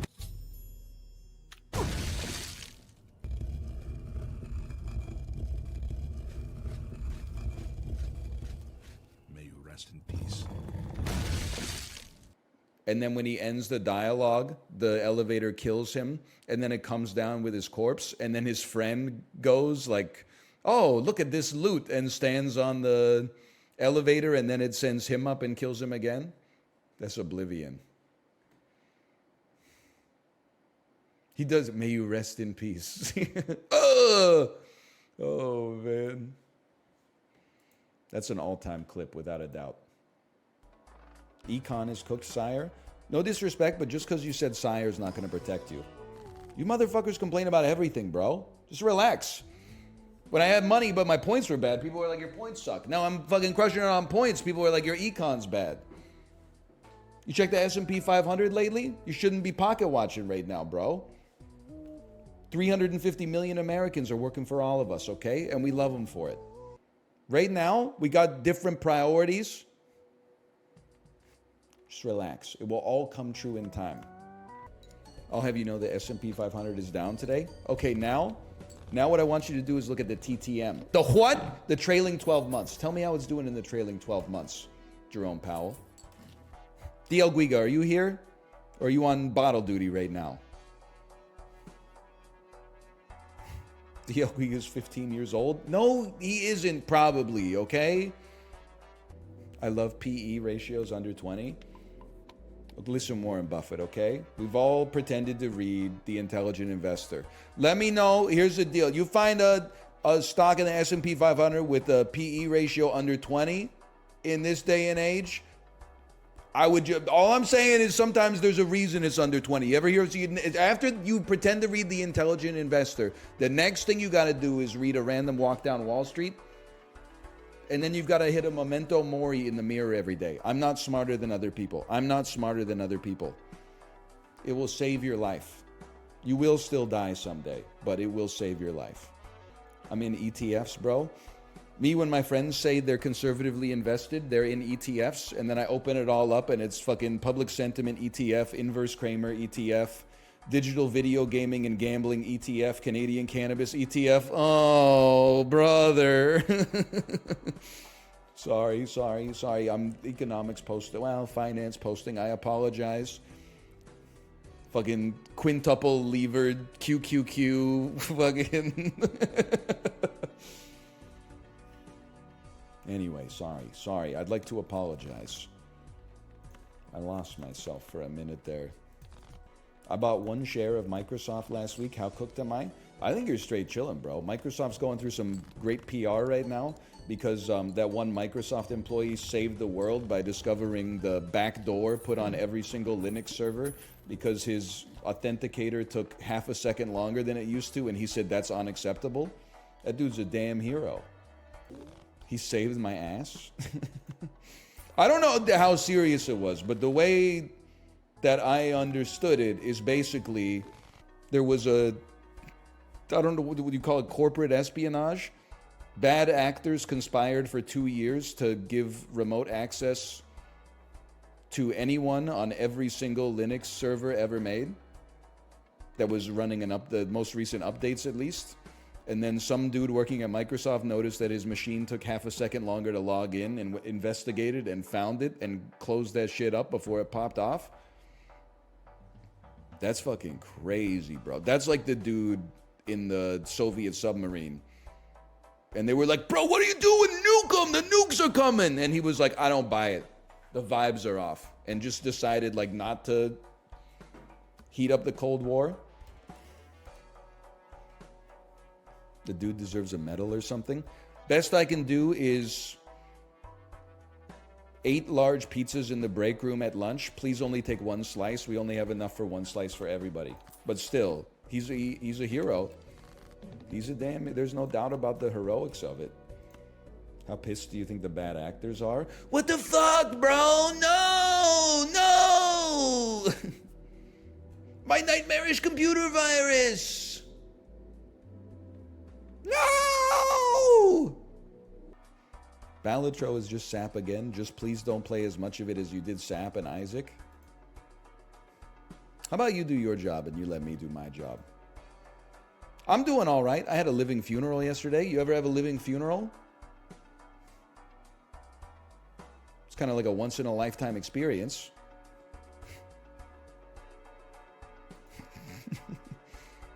What's a living funeral? The live stream fails subreddit was in memoriam for me yesterday. April Fools, I'm not dead. I'm fucking here. All I'm saying is, we're getting some venerations here, okay? I appreciate it. Now at 5:02 in the morning, when I opened up Twitter and Librarian said, April Fools, we're going to flood live stream fails with NL clips. And then I replied, please don't. I didn't realize that it was Ozymandias. It was too late. You really think I would have told you my evil plan if it hadn't already been enacted? The squid aliens invaded us 15 minutes ago. Librarian, thank you for the gifted subscriptions. Thank you, thank you. I'm going double skippers on this one. Squadron team leader. Wait, no, I do know this. It's Zero Dark 30. Yes. Okay. Why do I know DevGrew? It's literally in her photo. It does say behind her head. I was trying to think if he played like a fucking rogue AI or something. Can you imagine Chris Pratt being the voice of HAL 9000 in the 2001 A Space Odyssey reboot? Yeah, I can't let you do that. Introducing Chris Pratt as HAL 9000. It's a me. Did you see the Kanye West lawsuit where he told his employee that he was fired and then he put on a Super Mario voice and said, I'm going to give you one more chance, another life, and jumped up and punched like an invisible block in the air? Did you see the news that Amazon grocery store where you just pick up your shit and walk out and it's supposed to automatically like scan and pay when you leave was not actually automatically scanning and paying? It was 1,000 employees in India watching you and manually logging all the shit while you were in the store.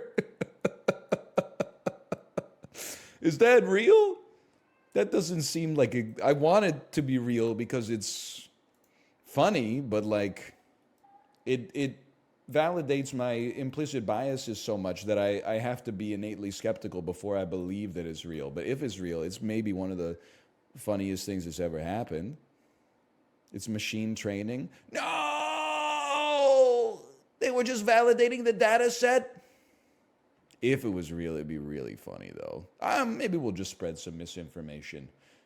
The One Piece. Eat some more chicken, eat some more pie. It doesn't matter if it's boiled or fried. Remember that? Remember those days? Howard Hamlin, One Piece. The One Piece. Can I tell you something? You know, my non-alcoholic White Claw moment, you might say, NL, what is that? That's the reaction you have when you see the water get replaced with sparkling water, and then the sparkling water get replaced with alcoholic sparkling water, and then the alcoholic sparkling water replaced with non-alcoholic alcoholic sparkling water. My Roman Empire for that is I was at the grocery store yesterday. You know what they call Quaker Oats rice cakes now? Crispy Minis. It doesn't make any fucking sense. When I was a kid, there used to just be the big rice cakes, the white cheddar, or maybe you put peanut butter on top of them or something like that. Then they said we're getting our ass kicked by potato chips and other salty snacks. Done. So they made Crispy Minis. All right. Small versions with flavored salt on them. Pretty delicious. Hold on. But then, like, I guess the Crispy Minis got so popular, they changed the name of the original reference point. So now the big ones are called Crispy Minis, which doesn't even make any sense, man. They're fucking huge. This MFer found something new to be mad about. It's better than the Twitter discourse this week, which is... All right. That was done. You should click on the link I sent. I just was checking OK Buddy memes.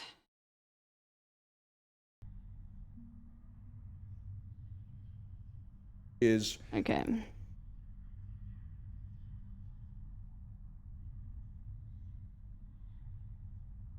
Oh yeah, I literally, Lily, I played that before you arrived.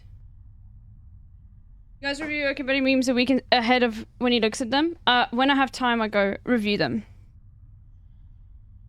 So like sometimes it'll be during the week. Sometimes if it's like I've forgotten, I've been really busy, then I'll do it. Anyway. So. All right.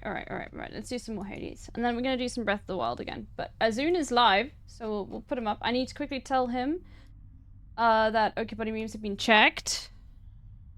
I don't know. It's gonna be very difficult to play Hades with, you know.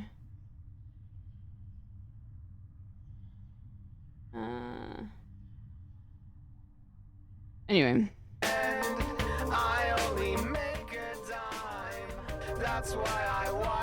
Okay. Oh, you're talking about when it takes this. Yeah, okay.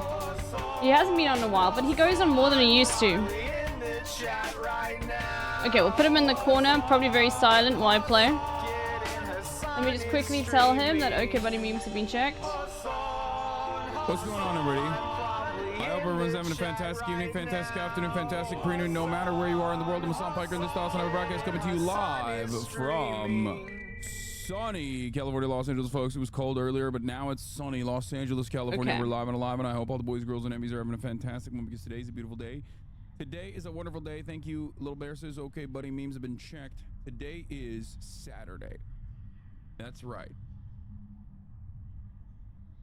Today is Saturday, folks, and we are gonna be talking about quite a bit. Let's continue with some Hades. Day. That's right. We're gonna be doing some fun shit with some Azun in the corner. Complains about fun shit. Yes, I will be talking about some other stuff before we get to the fun.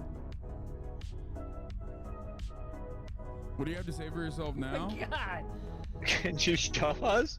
Hold on, I want to send him something. Hold on. Explain yourself. I'm curious. Okay, look. This is the last thing I sent him. Okay, right here. This is the last thing I sent him.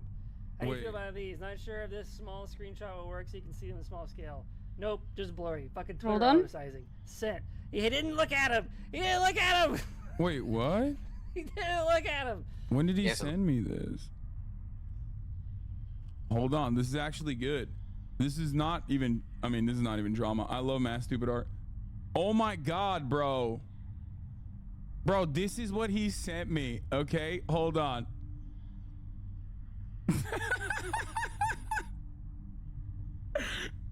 I didn't see this. Wait, when was that? Oh shit, that was on October, I think. Okay, that's my bad. Okay, it is my bad. I asked him a while ago, as you guys remember. Mass Stupid Art is a wonderful community member. He's done a lot of fun, a lot of incredible fan art. And I wanted him to make the new emotes. I want him to make the new emotes. So, okay, I'll watch this in a second. But new idea. The thing just dropped. Sure, maybe I'll watch that Got as well. him. We're gonna He's talk gonna about watch it. BDS in a second. But yeah, he was like, "Hey man, sorry, I'm a little bit busy. I'm working on some other stuff." Oh so I was shit! like, Hold yeah, on. All right, no worries. I'm gonna have And to then I make it just non-full thought screen.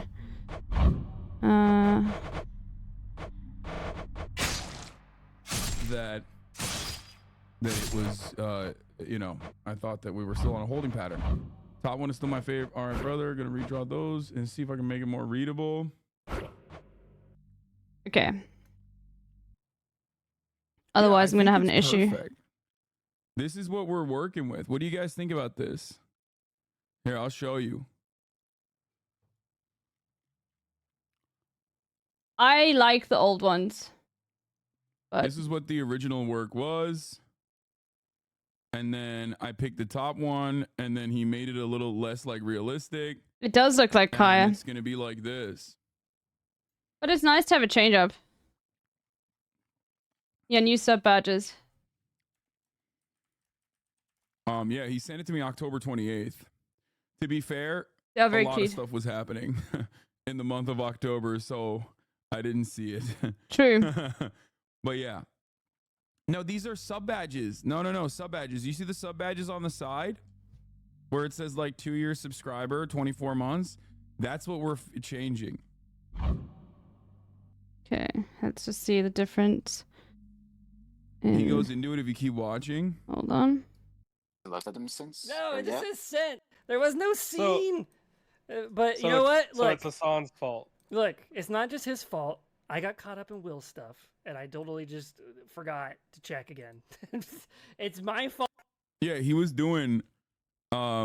He was also working on some other stuff in the beginning, so that's why I thought he was still working on some other stuff. Change is good though, but I like the sub badges as they are. I think I wish that a new React arc to show. I wish that the style was just continued, but yeah. You haven't watched it yet.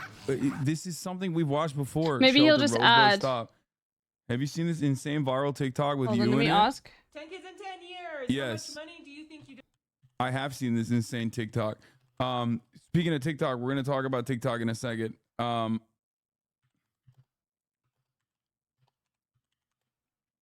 But yeah, but before we get into all of that, this is the part of the broadcast where I tell you a little bit about my personal news about what's going on in the world of Hassan Abi Piker. Oh my God, I didn't even do my regular old fucking start. I'm getting blasted already with this nonsense from the jump.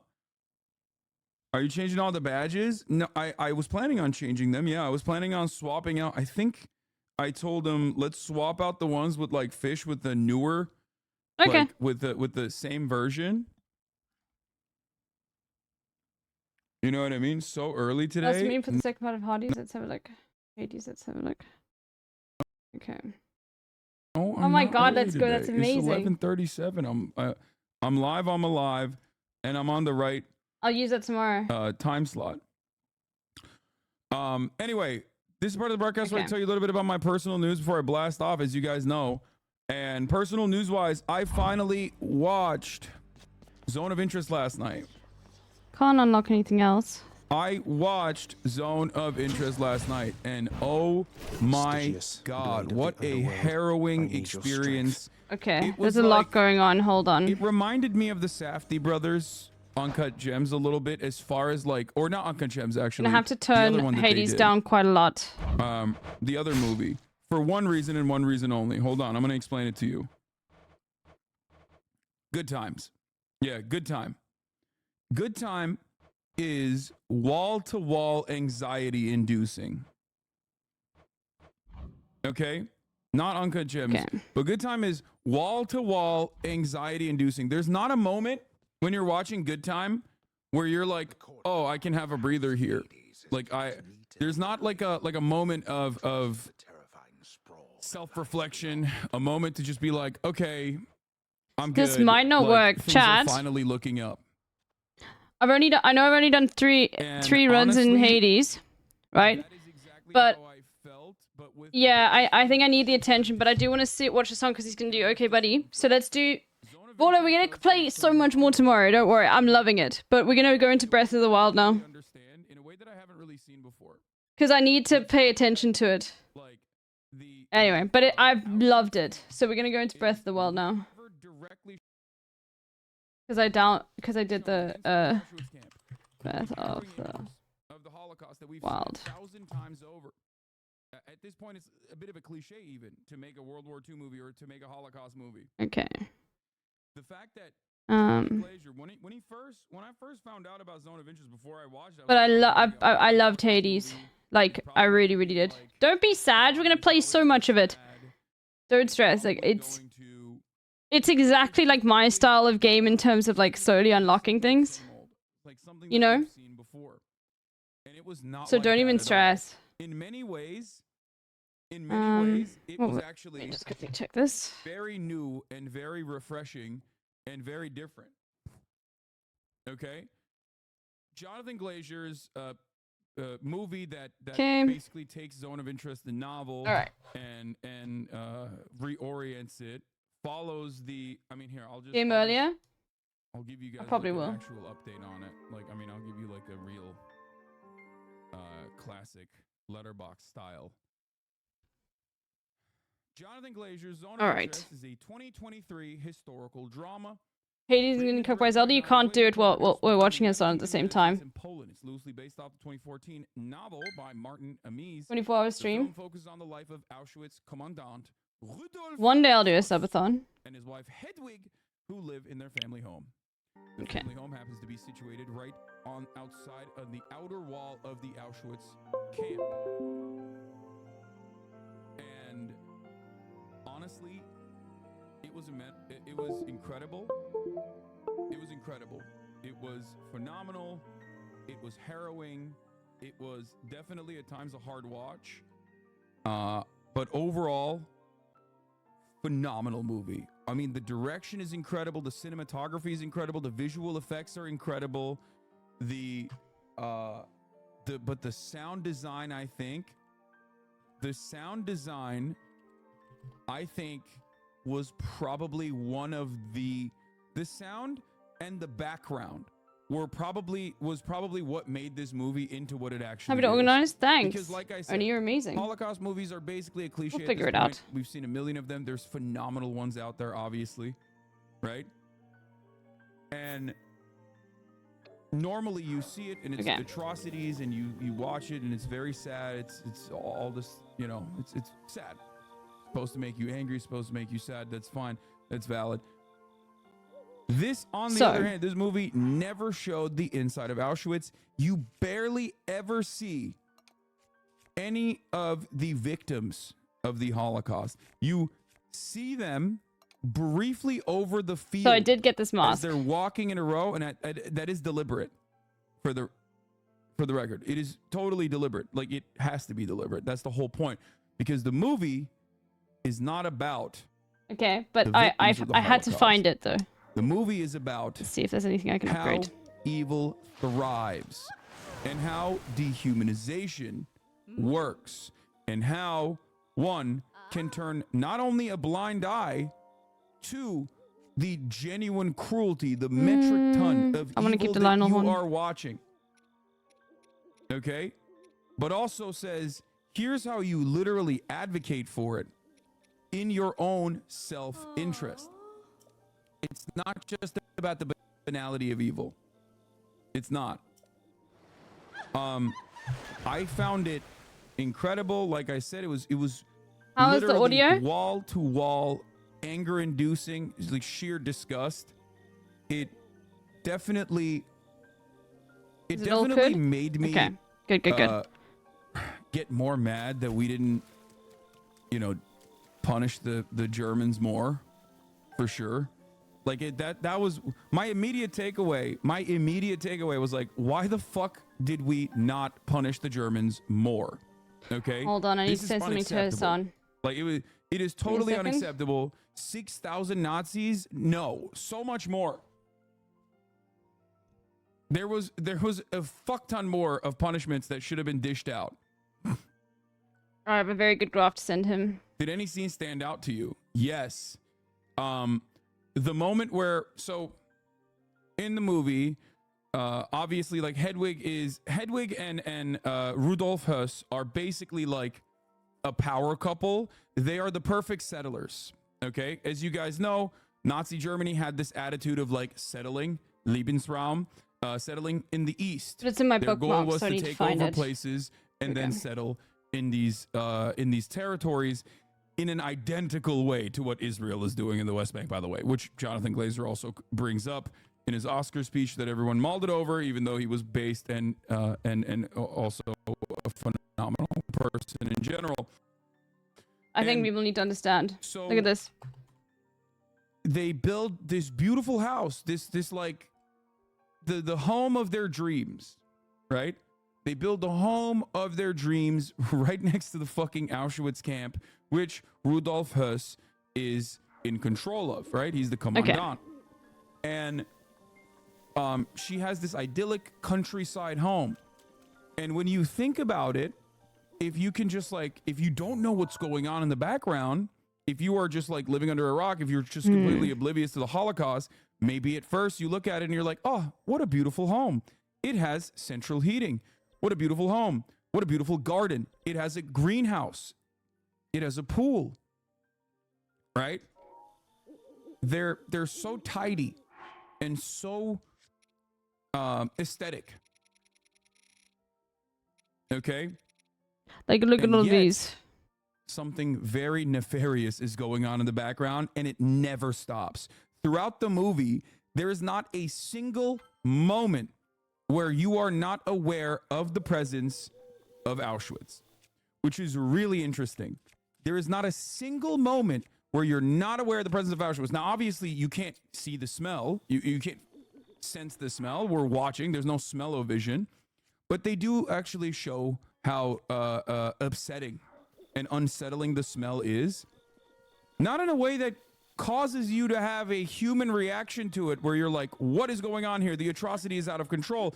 Perfectly depicted, mind you, by two scenes. One, when the father is fishing and he sees, like, I think it's a human jaw downstream, and he realizes that he's actually currently swimming with his children inside of the downstream of Auschwitz, inside of a river where there are the people that he is killing mercilessly, and their ashes being dumped into the river. So this is not a moment of self-reflection for him, though. It's sheer disgust. Why does he have sheer disgust? Because he doesn't like the cleanup part of it, and that's really important. And I think Jonathan Glazer showed that very well. It's about it's how, like, the Holocaust actually impacted every sense, like all of the senses of those who perpetrated it, and yet they still had this vision of themselves. They still had this, like, elevated vision of themselves while simultaneously thinking, like, while simultaneously dealing with the impact of it, but as though it was a sheer nuisance. Never consideration for the humanity given to the victims, not even for a single second. This is really important to understand, and I think they do a really, really good job with this. I think Jonathan Glazer does a really good job with this. That was the one instance where it's like, where he's in the water with his little kids, and he realizes that, like, this is downstream of the fucking camp, and he's like, oh shit, this water is contaminated with the ashes of the Jews that he's literally killing. And then the other moment that's a really good one is the mother. So Hedwig's mother, classic mother-in-law, comes in, notices that this is an idyllic home that Hedwig always dreamed of. And he even says something along the lines of, like, wow, you did it. Like, you really did the dream. You really followed through. You made something of yourself, right? Mutig. And throughout the couple weeks that she's there, she slowly but surely is discomforted by the routine existence. Not discomforted in a way where, like, she is like, oh, the inhumanity is out of control. Discomforted simply because it's a nuance. Jonathan Glazer actually was interviewed about this. He very perfectly put it. He said, people want to eat meat, but they don't want to go to the butcher shop and live inside of the butcher shop where they see the blood. It's not that they think it's inhumane. It's just that they don't want to deal with having blood on your clothes. They don't want to deal with the smells all the time, right? That's what he said. And that's precisely the case. Like, it is not about, like, the morality of the Holocaust or how these people, thought that what was going on was immoral, because there's a beautiful moment again where the mother is literally talking about, like, pointing to the fucking wall of the Auschwitz and going, remember our Jewish neighbor? I wonder if she's there. And the daughter goes, probably. And she goes, I wanted to buy her curtains once she was sent to the fucking camps. And the bitch across the hall from her actually bought those curtains. I really wanted her curtains. Oh my God. Like, it's an afterthought. The humanity of Jewish people is basically a fucking afterthought for them. Right? I used to clean for her. That's what she says. And I really wanted to buy her curtains. I suspect there'll be some Fed posting in the chat right now. To kill her servants, but well. unironic Fed They're posting. Polish. One of them is suspected to be Jewish and hiding as a Polish person too. I think that's like a little bit of a point where with the black and white moments of the little girl putting apples on the road. But yeah. So the servants were Jewish. They just claimed they're Polish, I guess. Here in Hassan's chat. They don't openly state that, by the way. With the exception of one, I think Alexandria is a real person. The girl who puts apples down is actually a real person. People who are being anti-Semitic in order to try and paint Hassan's community as anti-Semitic. Trying to like go at people in the chat. If he had not featured her in the movie, 100%. He would have stopped making the movie, which I totally understand. He was like, I needed like a shining light. No, the girl in the night vision scenes weren't the servants. No, one of the girls is, I think, a servant. They show it. And the bike that they used and the dress that they used is literally her real dress. Jonathan Glazer actually talked to her. Her name is Alexandria. And that girl is a real girl. She died while they were making the movie, by the way, from old age, obviously. But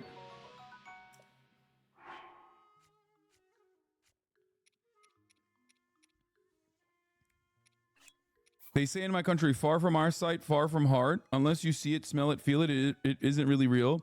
Yeah, but this point, you have to remember, the point here, yeah, for the record, yeah, the bike that young woman rode in the fucking movie, in the black and white scenes, in the night vision scenes, is the real bike that the actual real human rode during the Holocaust when she was dropping apples for the concentration camp for the Jews and everyone else in the Auschwitz concentration camp. That's a real person. She actually did that. There was also another really interesting part that I think he added on there, because it's still, there can't be any fucking humanity in this at all, because although he put her in the show, and the house that they filmed in was her real house, by the way. Yeah, it was the house that they filmed it was her real house, like the girl that actually lived there. So, and the song she played on the piano was also a real song from a Holocaust survivor.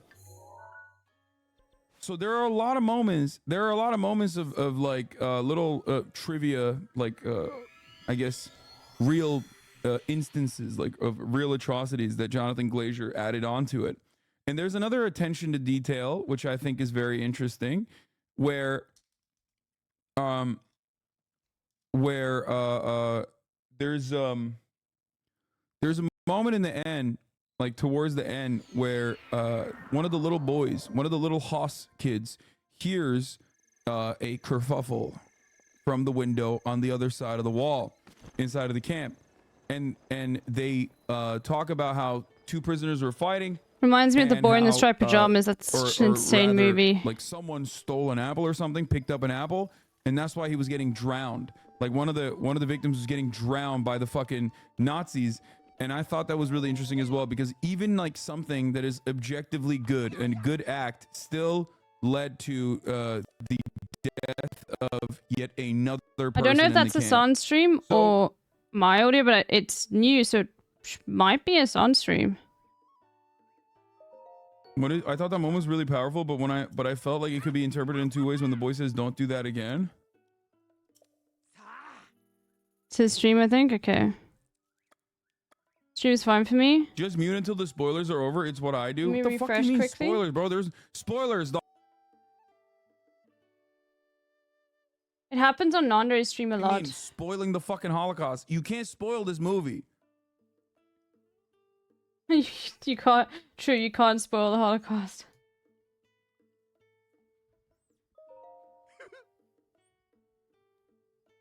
Yeah, okay, it's probably me then.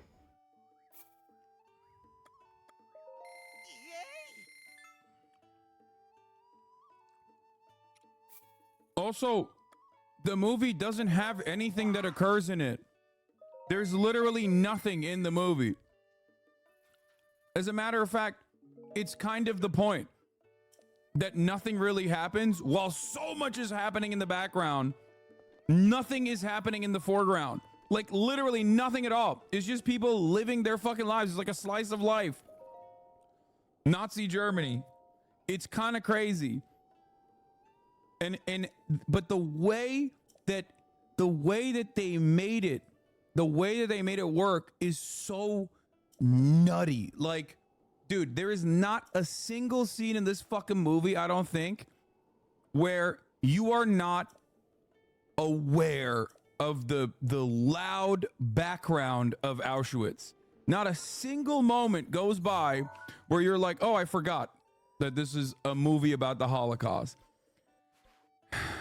In the windows, in the background, the furnaces are running all day.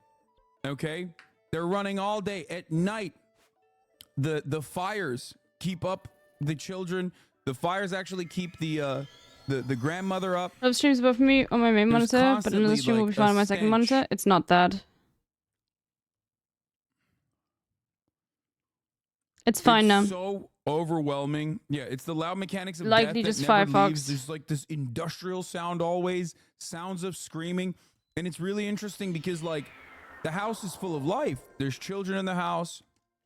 There's a baby in the house. She's crying. And there are so many moments where you're like, is that the child? Is that the children having a conversation? Or is it actually, or is it, there's dogs inside of the camp and there's a dog in the house. And those sounds blend in with one another so perfectly where you can't tell if the dog that is barking is actually barking at the people inside of the Preparing camp. for Eid? Or if the dog that's barking is actually, Eid food is amazing. inside of the house.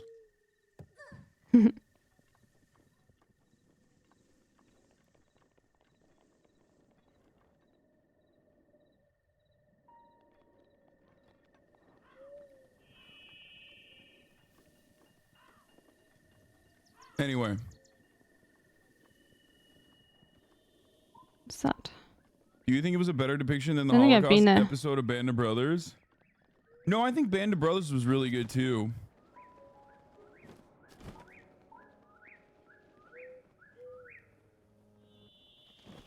There's sort of a plot about how the family is dealing with Rudolph being a big, high up, important Nazi and they don't get to see him. But the real point is that you're a bad person if you care about the Haas's trifling little lives. Yeah. What is jury in here? Dude, this argument that you just made, literally the argument that you just made, I had this exact same conversation with someone else where someone went, punishing Germany hard after World War I is what led to World War II, destroyed economy, right-wing Oh my populism God. rose to power. Rehabilitative justice also works on a national level. It's about material conditions, just like you always say. Bitch, we rehabilitated the Nazis, though, and we didn't actually rehabilitate them. There was no real denazification that occurred in Germany, okay? Hold on. That's my point. They should have actually been rehabilitated. West Germany was like, all right, cool. We're still doing the exact same damn thing that we were doing.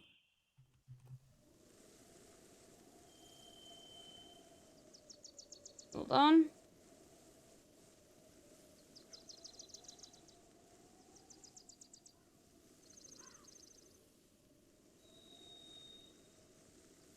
There was for the populace, not for the officials. Yeah, the other part that's so crazy is that they're like so fucking up their own assholes that they are literally like, what do you mean we have to leave? There's a moment because like Rudolf Höss is like Hess is being transitioned into like a deputy inspector position, and he's so mad about it because he loves running Auschwitz. Like he fucking loves having command over like all the people at his beck and call. It's very prestigious for him. And I think he also legitimately loves gassing people, like straight up. He loves the logistics of it. He's like very autistically being like, oh, I love gassing Jews, like straight up. Like he's just straight up a savant about gassing Jewish people. Now, why do I say this? Because there's also a literal fucking point where he's sitting towards the end. There's this like banquet. There's this banquet hall, and they're talking about this new operation. They're gonna kill all the Jews in Hungary. They're very excited. Vitesse Ren, remember Sebastian Gorka's pappy was a part of it. Collaborators with the Nazi government that outed Jews and like picked them and were shipping them over to muted. Dude, come on, man. Hungarian Jews being slaughtered in the Holocaust is not a fucking spoiler. It's just a thing. What the fuck? You can't say it's a spoiler for a movie. Anyway, he's more obsessed with the efficiency of the machine of death than anything else. Exactly. Where there's a moment where he's just like, he calls his wife up after this banquet hall, this beautiful banquet hall, which I thought was also very interesting. I really liked the care and consideration for the aesthetics. We need to get a new horse though. On the Nazi front Chat as well. is not cutting everything it. Is so organized. Everything is so great. Meanwhile, in the back of my mind, I'm thinking, one, this is like they're operating death camps, and two, they're getting their shit pushed in. Right? They're over leveraging, they're overextending, and also simultaneously getting fucking slaughtered. But back home, they're like, no, things are totally fine. Things are totally great. Look at how clean we are, right? Let's throw a banquet. Yeah, Germans are walking their little dogs and shit on the streets. And ultimately, he has this conversation with his wife, and his wife Come to Hades, it doesn't work watching us on at the same time. Don't worry, we're gonna play lots of it tomorrow, like a lot. With him coming back home. Because they gave him this, they gave him the camp again, and there's even a moment where the Nazis really enjoyed are it. going like, "Don't worry, he won't put all of your Jews up the chimney. You will have some of them for labor." That's what their attitude was towards him. That he was like too efficient in conducting the final solution. So efficient that like they couldn't get enough labor out of the Jews in the concentration camps. So she's having a conversation with Haas at the end of it. Milkshake brings all the boys to the yard, but Haas is like, oh, they're calling the operation like like Hitler or Himmler is calling the operation like Operation Haas after me. Like look how wonderful it is. Like I'm gonna kill all of the Hungarian Jews myself personally, and they're very excited. Stop drinking vanilla extract. What? Is there a vanilla One is under extract tree was in true. this? Also, And a why? monk Why should I stop drinking vanilla extract? spring where a horse Why am I responding to resides. dumb fucks in the chat? Anyway, so oh,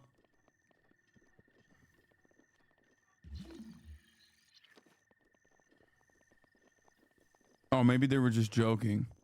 The movie staff wasn't there for all the filming. They set up cameras and left for more authentic fly on the wall filming. Yeah, I heard that as well. That's pretty crazy. Anyway.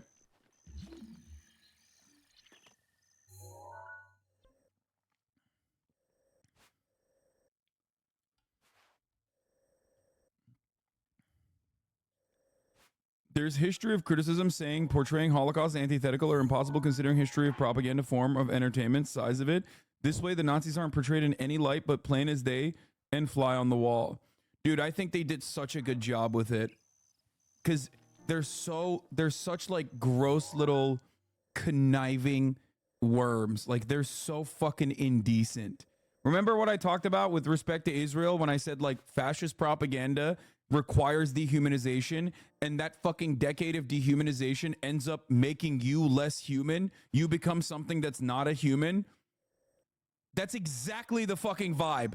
Like when you're watching these guys, you're like, oh, like they're so wormy and so gross and so self-interested, and you can tell it's just like it's all just like little shit. Oh, you fucking clapped the guy who's talking about arsonists and shit? What's happening? Just let him burn it down. What a hypocritical and sheltered suburban take. This is all performative for you and you should feel embarrassed. Glad you're slowly losing viewership to Steve. Who's Steve? True Omega lol. Oh, I forgot to mention. So his wife is checked out. He's talking about the banquet. He talks about how excited he is, and his wife is just like, why are you telling me this right now? It's too fucking late. And he goes, I already cut all you of know these what? down. I couldn't even think of anything other than the fact that logistically how difficult it would be to gas every single person in that room because of the high ceilings. And that, I think, shows exactly what his attitude is, which is that he is just like, he just fucking loves it. He loves the logistical hurdles of killing people as efficiently as possible with gas.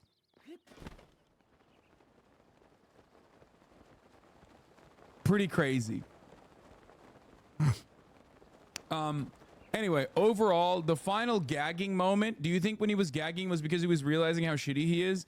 I read a couple different things about that ending, because it doesn't end with like it doesn't end in a way where where there's like a great fucking ending to it. It just ends with history.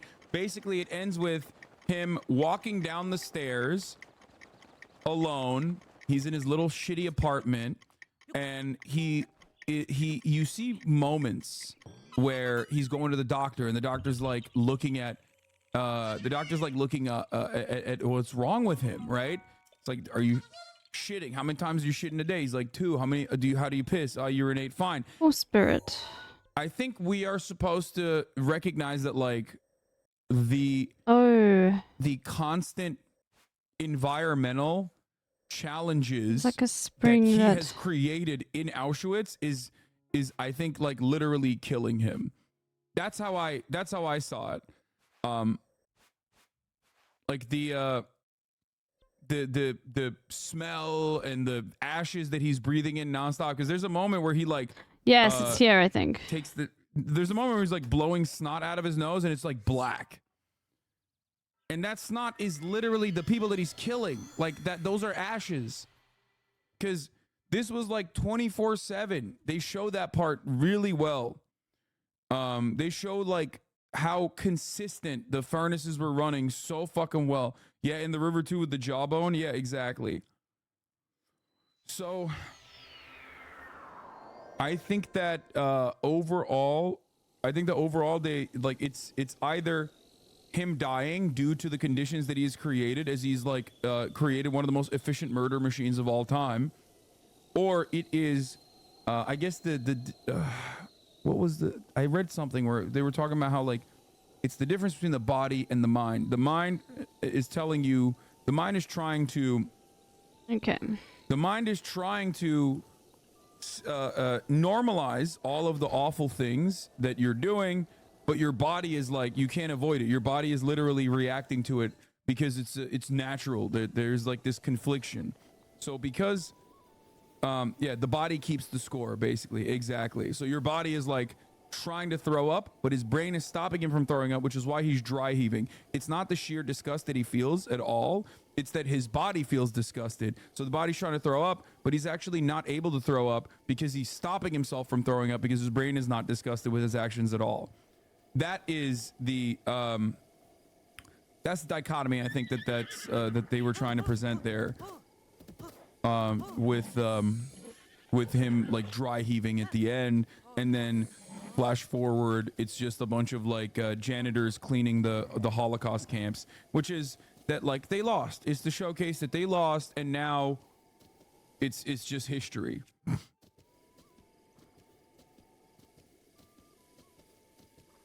The blue horse. But I might take this horse to go to that guy. I'm actually going to take this horse to the guy. Hold on. Yeah, they've closed their hearts while the body has a physiological stress response. What's your interpretation of the flash forward scene? I saw it as kind of an admittance that maintaining the memory of this has proven futile. Cleaning the vestiges of the Holocaust as another one is conducted. Did they show any U.S. soldiers liberated in the camps? No, dude. Of course not. Chat says apparently it's just not a good horse, dude. Yeah, we'll set because this is I could also send this horse for the. What is this? How a domestic scene creates dread in the zone of interest. The anatomy of a scene. Okay, first of all, while the New York Times posted this anatomy of a scene with Jonathan Glazer, they at the same fucking day wrote an article about how he actually sucks. Oh my god, did I not blast off, by the way? Did I forget to blast off?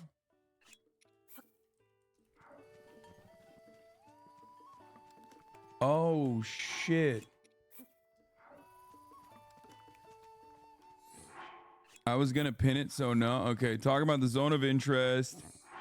How I'm a fraudulent. Seen a skeleton horse? Yes, I have.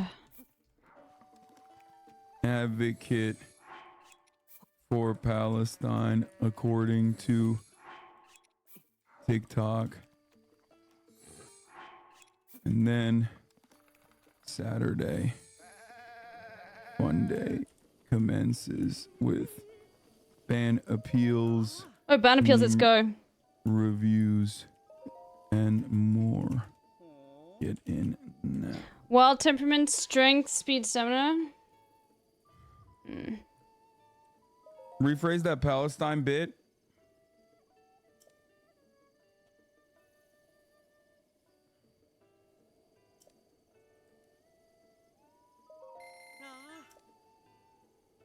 Okay. Also, according to This horse is gonna be called TikTok, drama.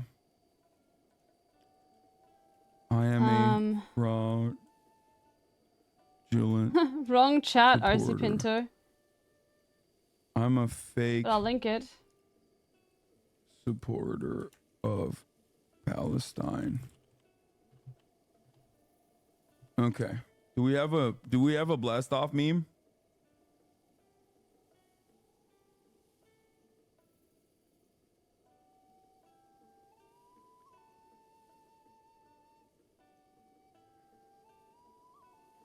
No, I don't want to. No, I don't want to post this. It's got. I don't want to post a fucking meme with like Bonarelli's dusty ass on it. Oh yeah. No. No, okay. I understand. Yeah, that probably not a good idea. Who will act as a defense lawyer for the band today? Hold No, on. judge, jury, executioner. Let me have a look for the meme. I don't have a guest for banana peels. I'm gonna do it myself. I saw his mind and body reactions to a battle between delusion and reality. Have you ever watched Man in the High Castle before? Yes, I have.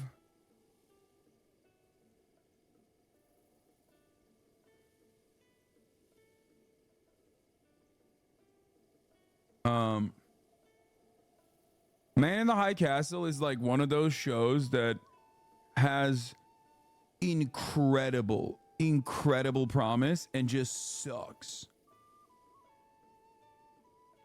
Do we really not have one? Do we really not have a blast off? What the fuck's going on here? Hold on. That's crazy.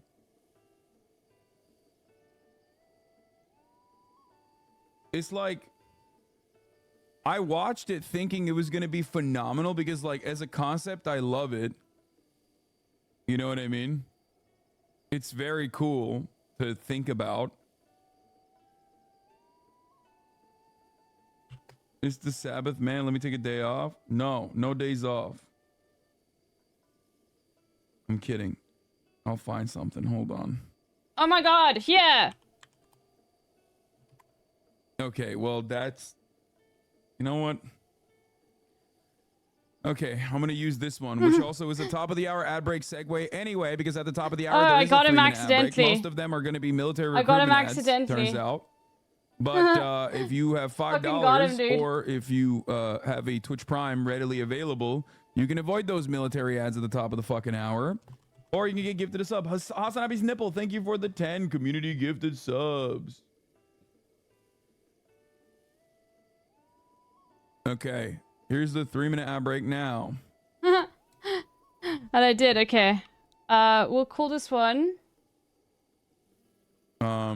Where was it? Okay, here, let's blast it off. I'm gonna call this one horse. Let's get ready to rumble. What size shoe are you? 13.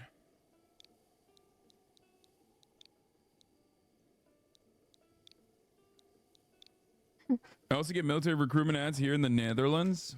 Good.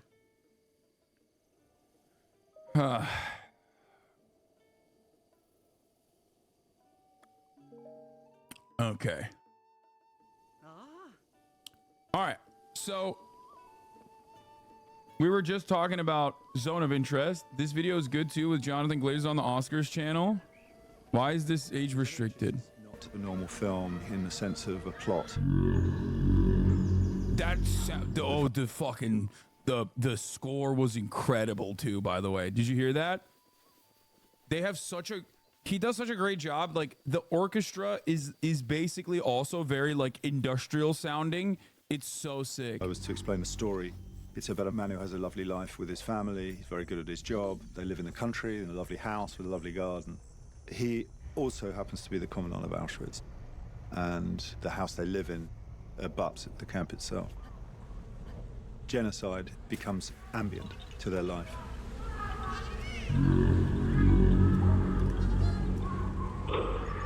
Is it true that the greatest genocide was conducted by Jewish Bolsheviks in 1919 to 1957, where they killed over 66 million Christian Russians? That's a crazy fucking dude. My dude is doing fascist propaganda, like about the fascist propaganda that like Nazis were doing. Ironically enough, that led to the fucking thing that we're talking about.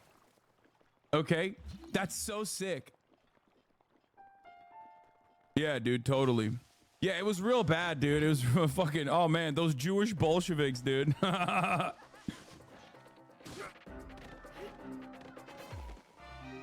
Awesome.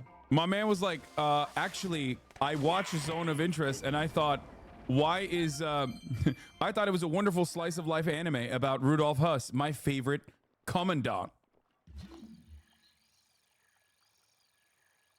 Wait, they are a gaming viewer? Don't ban? Fuck.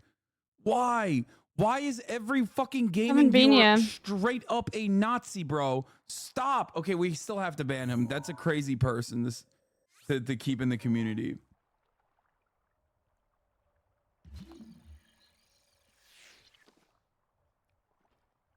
My man came in with the Judeo-Bolshevismus.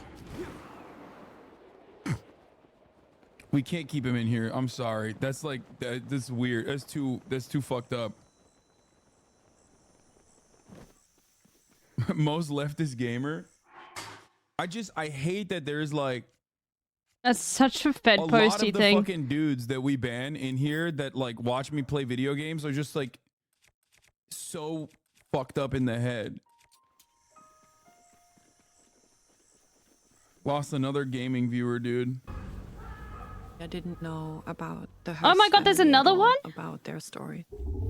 I was very surprised when Does this get unlocked? Do you get another fountain for in the DLC? Fucking fantastic, by the way.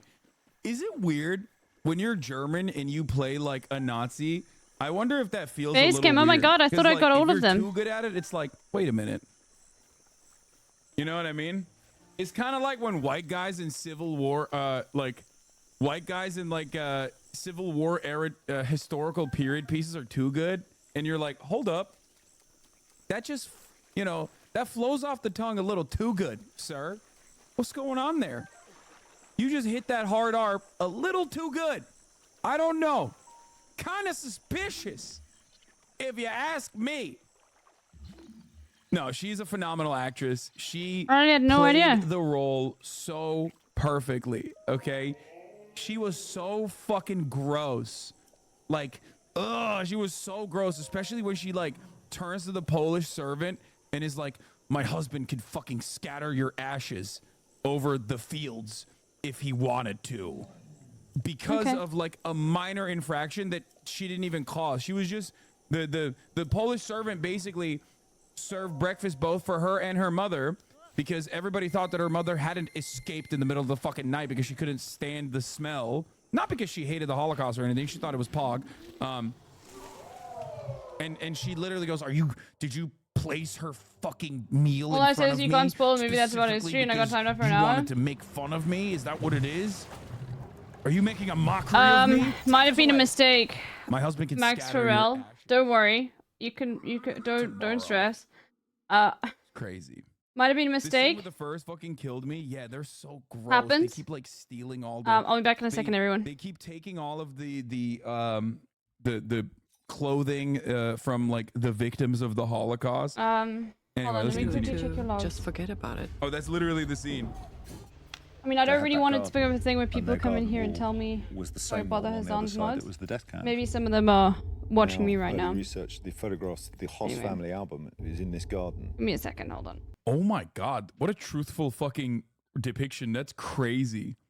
He did a 1-to-1. Oh my god, I didn't realize it was a 1-to-1.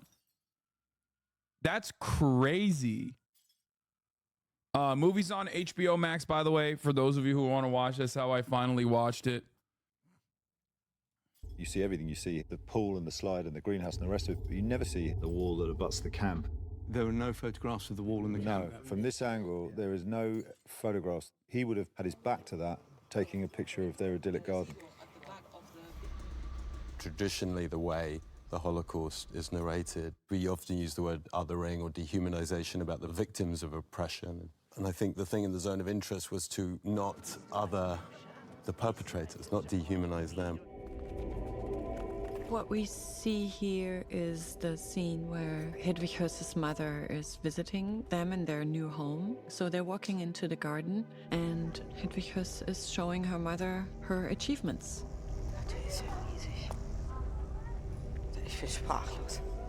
It was kind of an interesting moment for Hedwig Höss, of course, because she wants to have approval from her. She wants her admiration and, you know, her respect for the way that she's living. At that point in the film, Hedwig's mother is a surrogate for us as a kind of, she's a newcomer into the thing. We've been in the world a bit. Das hier ist die Mauer vom Lager. Ja, das ist die Lagermauer. Also da haben wir auch noch Wein gepflanzt, damit das zuwächst, damit man das nicht mehr so sieht. I was a bit frightened. Like, dude, there's not a dude, every time there's like random scenes where you see the smoke coming off the top of the train that's like literally bringing in new prisoners into the camp. Like, it's just always there. The sounds are always there. It's crazy. Before that scene, because it's a long one. Yeah, so we shot it all in one. As you can see, it's a one shot. Und hier ist der Kohlrabi, die Kinder Look, essen waren. barbed wire. The line that is correct. You can't tell, by the way, you can't tell from like these scenes, but there's always constant fucking machines pounding, constant gunshots. That's ever present. The camp is ever present. Our research is the Queen of Auschwitz, which was a line that, again, I think it was one of the prisoners' testimonies who worked in the house. That's what he referred to her as. Der Rudi nennt mich die Königin von Auschwitz. Rudi calls me the Queen of Auschwitz. Yeah, to say that sentence was not easy. To find the right dosage of vanity and childlike, naive ingredients. I really wanted to examine the subject almost anthropologically, to look at them and their behavior. How they thought was less important to me to how they acted. And I wanted to avoid the artifice of cinema. I didn't want to glamorize them. And Chris and I used to talk about it being like a sort of big brother in the Nazi house.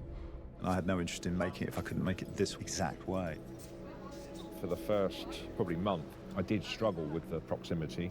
I was very glad to see our walls go up because it just kept it away from me. But of course, it doesn't stop dawning on you where you are. It was very different from everything I did before because, you know, Would you say the director and the set designers did a good job to make the camp function as not only always lingering background, but also a character? Yes. That's actually a really good way to put it. Holy shit. Yes. The camp itself is literally a character. It's always there. It lingers. It haunts you every fucking step of the way. There's not a single... There is not a... All right. You said that like 5 times already. I can't get over it, dude. It's just like such a creative way to describe, to show something without showing it. It's in every fucking scene. We decide we don't All want right. to make this like a movie set. We just want to have a house and a garden and nobody there. No film crew, not to impose any look, the most objective as possible. So we're looking for frames and we just hardwire everything. So we try to hide cameras in bushes, in the cupboards.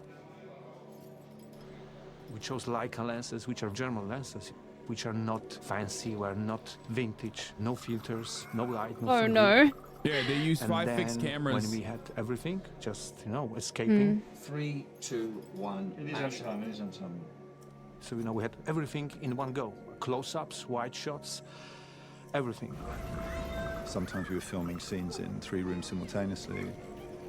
The idea was to try and be invisible to the actors, to create an arena for them and watch their behavior within that arena. It gave us the ability to kind of capture things in real time, which is so important to create present tense as an experience. Dude, yeah, dude, this part is also like every part of this movie is incredible. I love this part especially because he's like he's so process oriented. Like you can tell he's such a thorough person, and it comes across in every fucking scene.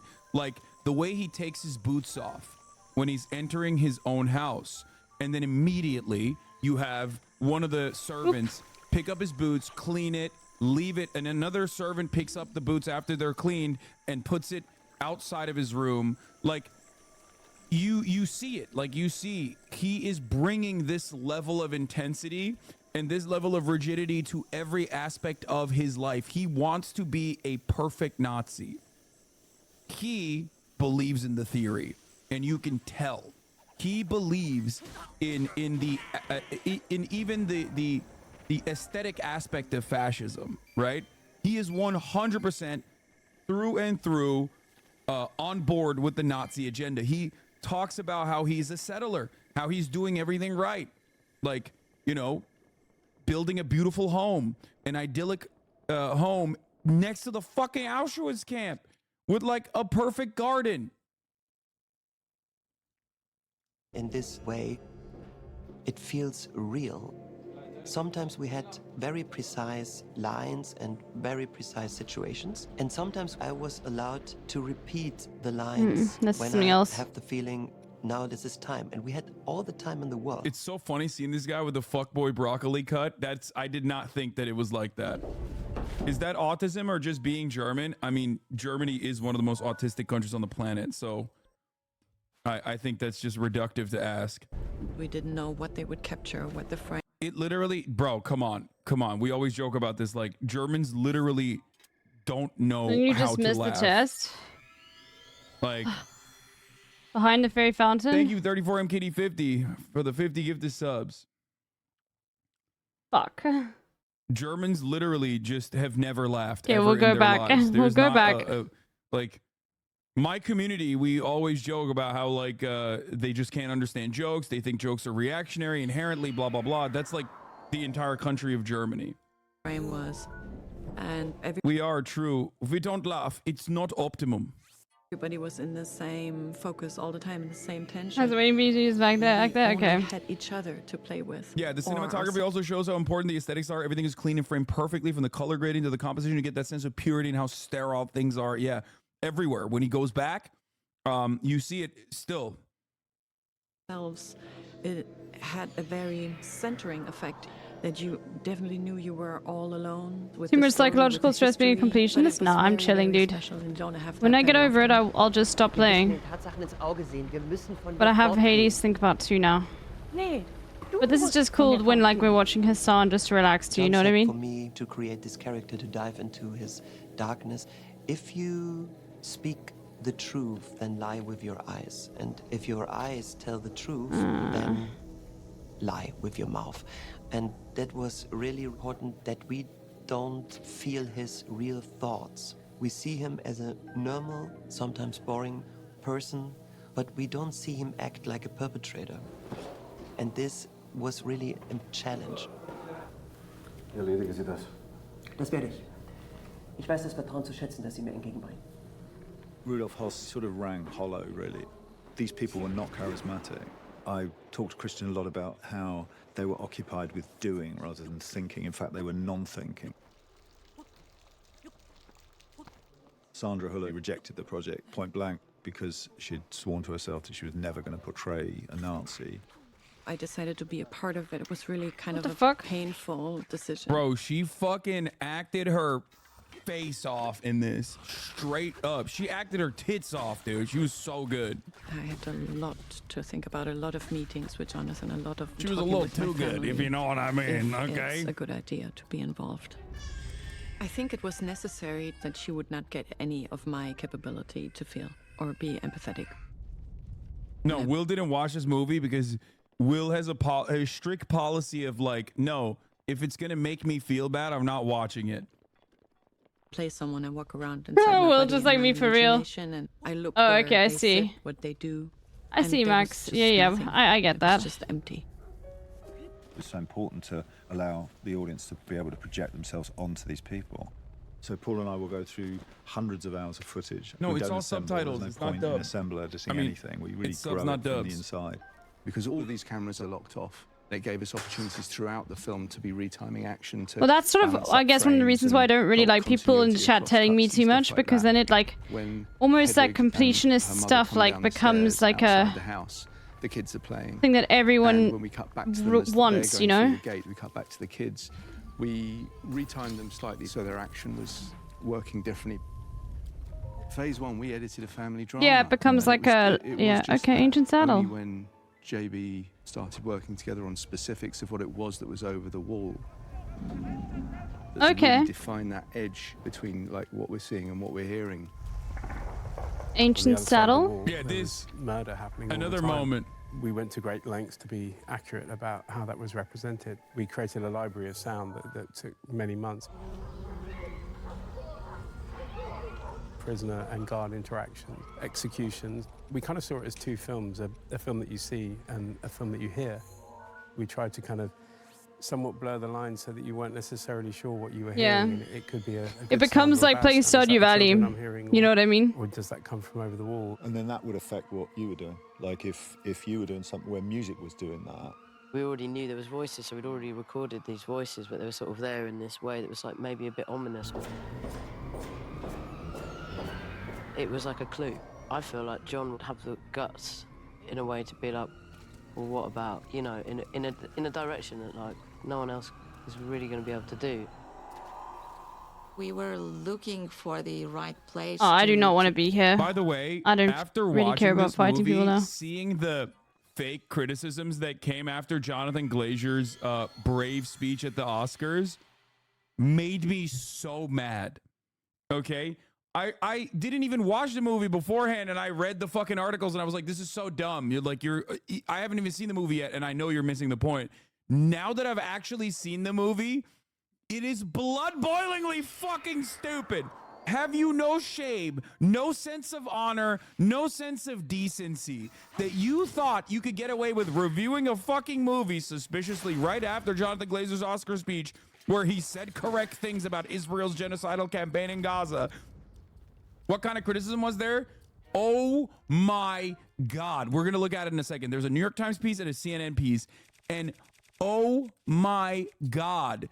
Every single person that was glazing this shit up beforehand, after Jonathan Glazer's speech, were like, it's actually really bad, Sweaty.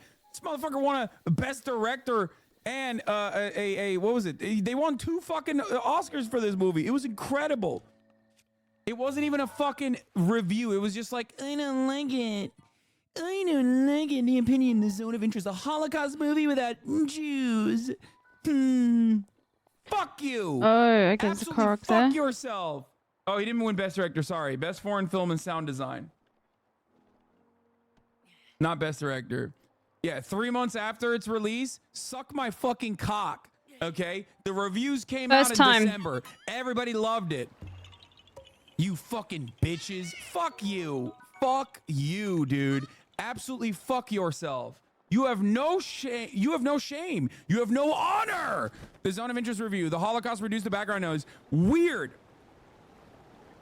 Oh, God. This one pissed me off, too. And this one is an early review. Updated on February 23rd. I've already got this one.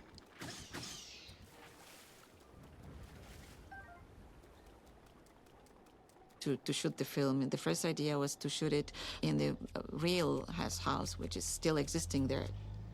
We ended up. I love They that didn't drill even, thing. like, you run into the problem of like glazing the Nazis when you do Holocaust movies like this, right? If you make the characters like charismatic, for example, if you make them likable, Like in the any news does capacity, you you're forget the doing a themes of Zone of disservice, Interest the right? second And he it walks away can from the sometimes happen, microphone. right? That is literally like a genuine problem. It is a real problem with making historical depictions like this.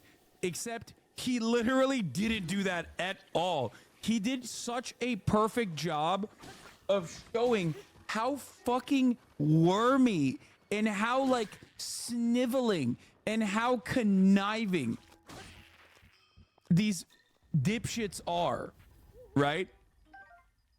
Like they're they're just I don't want bad. the fucking arm, like, dude. I don't even mean like they're bad as like they're Nazis and obviously Nazis are bad. I mean they're bad because they're like gross people.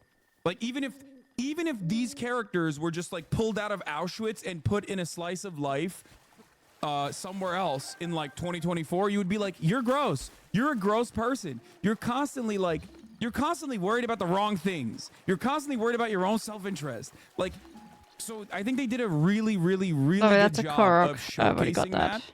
Because they're just so shitty. They're like, ugh, I can't believe that like you're not getting the promotion that you deserve. You know what I mean? It's like they're just like bad in a very normal way too. George, They're not just thank like you so much bad for the because raid. they're Holy moly. doing the Holocaust. They're also just like gross, and you see it. You see it literally in every single scene. You see it. You're like, ugh, ugh. You're so pathetic. You're like a bad person on top of, you know, conducting an operation in Auschwitz and like killing fucking, doing mass murder. 6 relics are still from the Holocaust and treasure chests. I should write them It's down. great. I think it's Showing fucking Russian who's in awesome the the way that right they hand showed it. of a dragon that consumes the spring. Just behind the wall. Yeah, like Hans Right hand of Landa a dragon is that fucking consumes the sick. spring. Oh, You know what I okay. mean? And that's a problem with an actor like the guy who plays him. The Quentin Tarantino loves using him, but he's like Right hand. actually dope. You know what I mean? Christoph Waltz never looks bad in Inglourious Basterds. He looks awesome. He is so cool, and he's a phenomenal actor, by the way.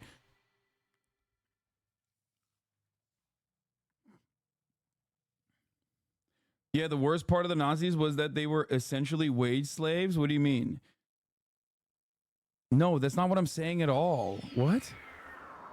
No, I'm saying that like he does such a good job of showcasing, like not even for a brief moment, making them look good at all, because he shows like how even removed from like them being Nazis, like right in the background of right in front of Right Auschwitz, hand. they were still like, there's such like, you're saying what? That they're so tied to their jobs. It's a joke. Oh yeah. Okay. I'll just use. All right. That person was just joking. It's just they're just shown as like sniveling little wormy people, and I like that a lot. I think that was very good. Oh, Moblin Club. I have to show to that kid as well. Yeah, they're like. I'll keep that. They barely register as good people. They don't. Even if you removed fascism from the equation, and I like that a lot. It's just like the worst type of coworker that you have. You know what I mean? You know exactly what I'm talking about. The guy who's like constantly being like, actually, maybe we shouldn't take. Maybe we should be working a little bit more efficient for the bosses. Like, fuck you. Practically. The museum Right opened their hand is on the other archives for us, side. So Jonathan and the production designer really could get through and get I'm gonna pee. what we wanted to make this film as real as possible. Oh, there. I think because of this Wait, no, proximity where we that's actually Korok. were attuned everyone. The girl that you're seeing in this scene, we call her Elysia, and the Elysia is actually the code name that she was given by the Polish underground at the time. She's based on a real woman who I met when she was 90 years old. The real Alexandra passed away days, weeks after John met her, and she told her story, which was transcribed, and the film is dedicated to her memory at the end. Hold on. There was a time when I really Oh, not that. personally Oh, didn't okay. Well, continue never with this mind. project because of its Just grab it perpetual quickly. darkness. I was looking for something other than that, because there is something other than that in human nature, even in these moments, in these contexts. There is goodness. She Oh, there. presented that to me in a way that I felt blessed by, to be frank, and she was a force, you know. And I think what you're seeing here is that you're seeing energy. She did what she was able to do, so you know they'd run documents secretly. But trying to mention they'd this exchange brain so messages they could on turn the wearer women's into a hair ribbons painting. that would go in and out of the camp. They found ways of communication, Oh. and that's what you see in this scene. She would also leave food for people who were starving and dying, Okay. and that she saw outside her bedroom window every morning. So wait, then I going have to go these back and like look construction sites, again. basically slave labor, brutalized until they were dead, and as a 12, 13-year-old girl. So her instinct, very simple, natural instinct, was to leave food where she could and when she could. She, in many ways, was the reason why we're sitting here. Nothing was visible. There was blackout. So that is why we just use a military camera. We somehow adjusted to filming, which was not easy because it was designed for completely different things. It had quite low resolution. It was 1K because we need to crop it because it was 4:3, and we use artificial intelligence to add more resolution, and it looks really amazing. I guess you don't need to check again, but I'm not sure. Our regular color Sony Venice into like there. There are various places. No, she was a Polish resistance. This is a real person. Alexandra Biostorn Kolodziej. I don't know how to say her last name. But she was a Polish World War II resistance worker and a witness to the Holocaust. A young girl, she left food for prisoners at Auschwitz concentration camp. She later joined the Union of Armed Struggle resistance group and carried messages for them. This is a real person that Jonathan Glazer met. Jonathan Glazer also said in an interview, I don't know if he says it here, that like there was a moment where he was like, this is so fucking gruesome. I don't know if I can keep working on this project. And then he was like, I have to put, he literally was like, I have to put something like positive in it.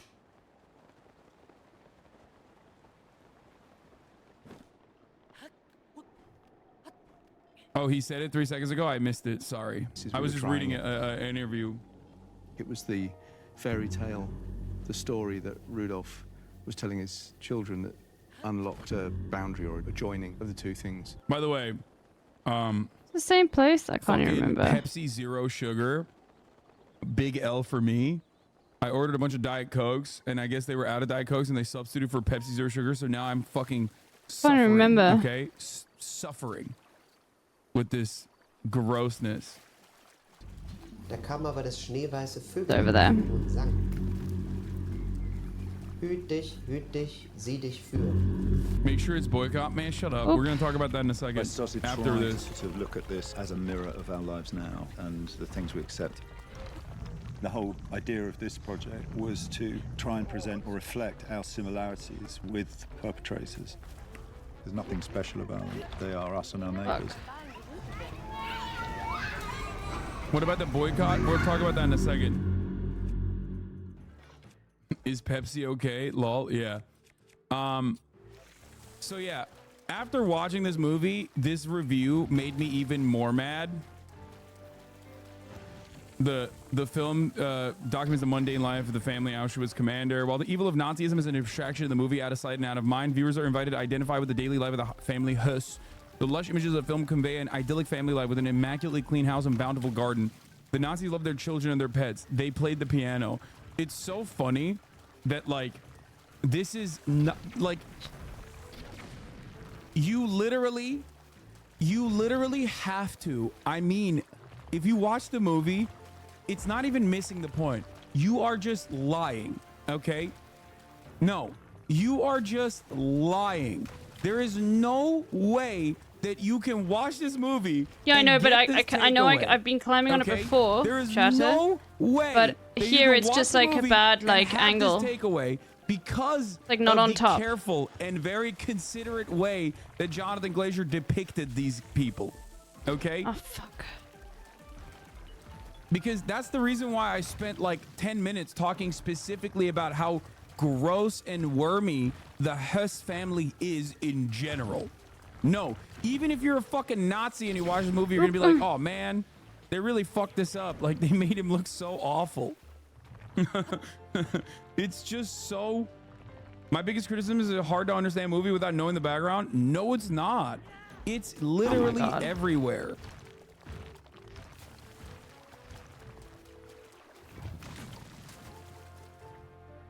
Okay, dude. Glazer has explained that his goal was to show that the perpetrators of the Holocaust were not monsters but humans just like us. It could have happened anywhere, to anyone, by anyone. Viewers are invited to consider that as we go about our mundane lives, evil is taking place somewhere behind a wall, which we choose not to look over. Also, who the absolute fuck doesn't know about the Holocaust? Like, that's so funny. It's like, yeah, I watched this movie that was depicted in this place called Auschwitz. Okay. I just don't really understand what Oh, was that one going on sucked. there. There was Normally a lot I of just climb on furnaces. top and hit it, but you can't hit that one, unfortunately. Okay. To me, their evil lies in their casualness of the disregard of the people in Auschwitz. It's not in the physical violence that is often depicted in war, like gory scenes in cinema, but in how they carry themselves, their attitude and rhetoric. I don't know if that makes sense, but that's how I felt, and I have more of an impact this way. I think like what, the subtle health loss? moments where they acknowledge Jewish people as like tricksters and evil, while literally fucking stealing their shit as they're being slaughtered and gassed and put into fucking furnaces, like, you know, 10 feet away behind the wall, is perfect. It's perfectly demonstrated. You don't need that. Where was it again? It was like, yeah, it was at the end here or something. Glacier has explained that his original goal was to show I the don't think you perpetrators of need the to Holocaust go were back monsters, once you've but found the whole one idea thing. of making a Nazi pastoral film is historically misleading and frankly offensive.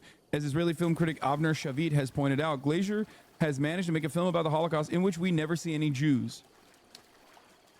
Oh my god. Oh my god, that's such an insane misrepresentation.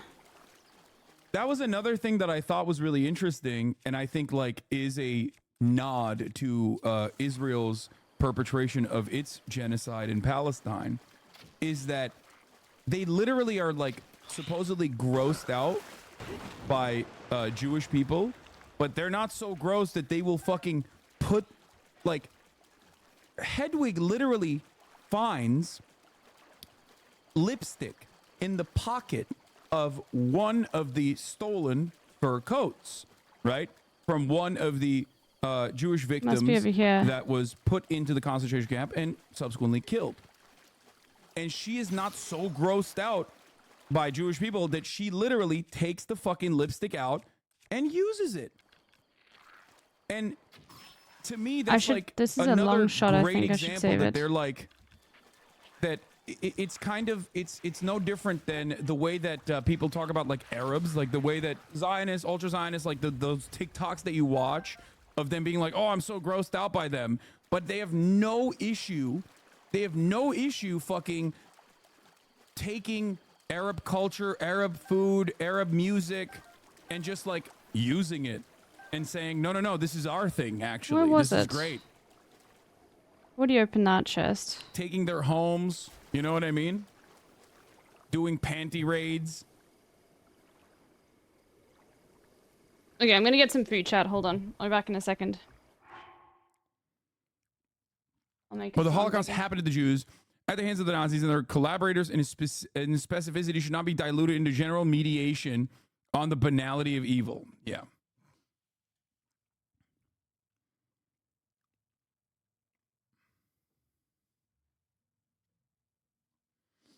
Anyway, so there, I think, like I said, the river scene is really great because, and also Hedwig's mom leaving in sheer disgust is really great because honestly, it basically shows, it reduces like how inhumane these fucking people are because they see it as a mere inconvenience, never thinking about knowing exactly what's going on behind those walls and never thinking about how inhumane it is that they're doing this, but instead just going, ugh, gross. Like it's a nuisance for me. Like, oh no, I swam in the river with like dead body parts and that's like gross.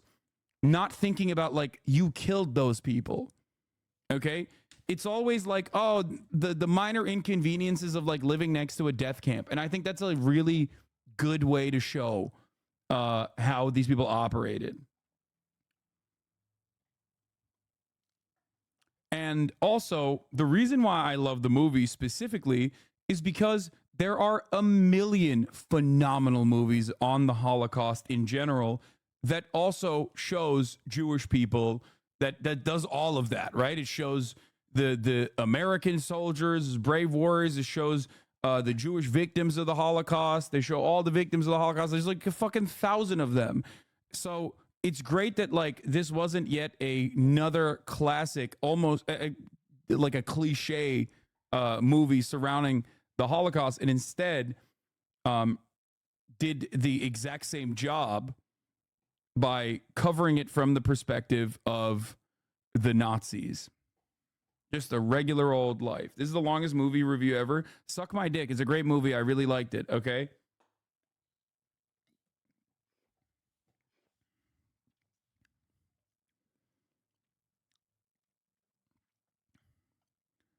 Anyway. And of course, everybody fucking got super mad. In his Oscar acceptance speech, Jonathan Glazer issued a universal moral warning against dehumanization. His aim was not to descend to the level of political discourse. Critics who expected a clear political stance or a film solely about the genocide did not grasp the depths of this message. Zone of Interest is not a film about the Shoah. It is primarily a profound warning about the humanity and its nature. Auschwitz Memorial Director Dr. Piotr Szywinski said this. Well, I think this is surprising because I remember like a lot of the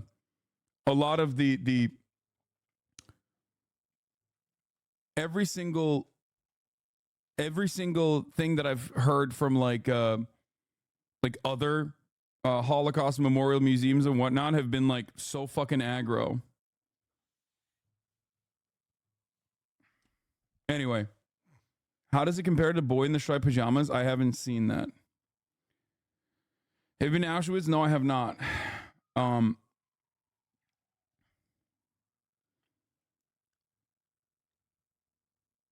A piece in Israeli media recently showed restaurant owners whining about having to pay more for dishwashers as Palestinians can't come into work anymore.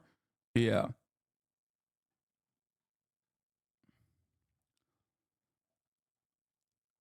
And here is Ben Shabibo's review. In Jonathan Glazer's Zone of Interest, you don't see one Jew. Those are the best Jews, according to Glazer. The faceless victims screaming in the distance. Ironically, he's the villain, picking up awards from the bodies of those anonymously dead Jews while ignoring the living ones getting slaughtered in the Gaza envelope by genocidal murderers.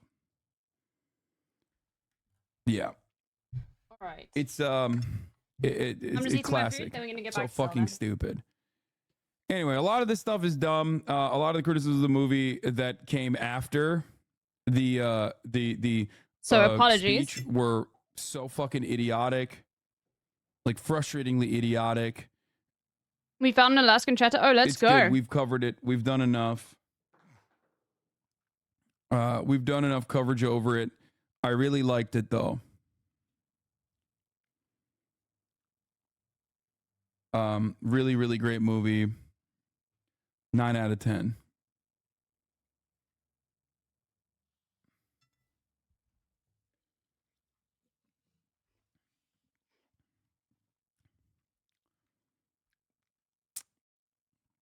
Have you ever seen the movie E.T.? No, Hassan I have hasn't not. seen Boy in the Striped Pajamas. Wow. You didn't get the point of the movie? I don't think you got the point of the movie. Family's depicted as mundane and normal. He reads to his kids. They play in the river together. He teaches his son about nature. The viewer is being challenged because these are normal people, which are witnesses or commit and do nothing about unthinkable crimes. What crimes are we witness to? Wait, what? No, I did get the point. I think, yes, while that is the underlying point, he also does a very good job of showing how gross they are in general. Hello?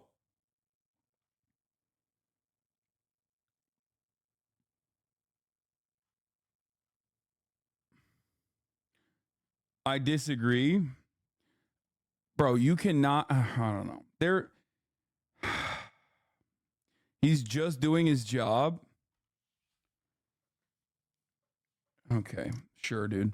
All right, we're moving on from this.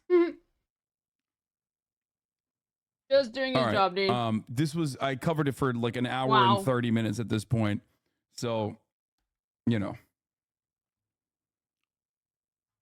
It's we're not gonna do that. Anyway, here's a TikTok that I was famously featured in randomly. I don't know why. 10 years. How much money do you think you deserve in allowance each week? It's an insane TikTok. I don't know, like $1. Christopher. $4. William.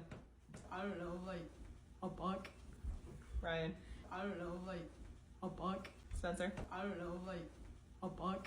Max. I don't know, like $1. Thomas. $1 million. Henry. I don't know, like $1 million. Peter. I don't know, like Apothecary. Helldiver CEO is so honest, he openly said get it later. Yeah, there's a couple things that the CEO has done so far that is like kind of Nintendo, but in a good way. Nintendo is an awful company overall for its What the fuck? but like they're in a very cool and very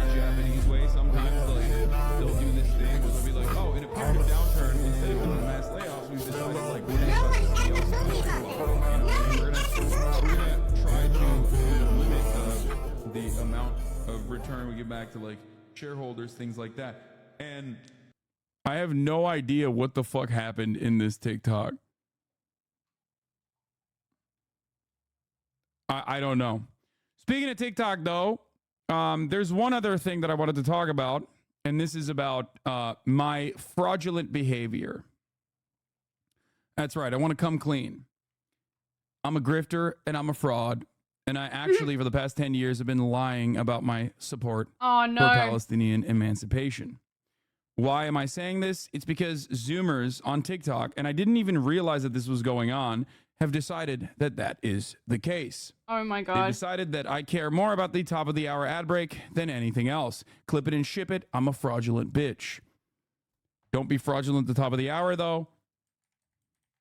Subscribe for $5 or for free. Now, as you guys probably recall, I made it to Australian news even because a Hasanabi head came up to me while we were in Melbourne attending the Palestinian protests, where where is it? Where is that clip? Does anyone have that clip specifically? I'm going to try to find that TikTok as well that like banged. It's got like 80K likes.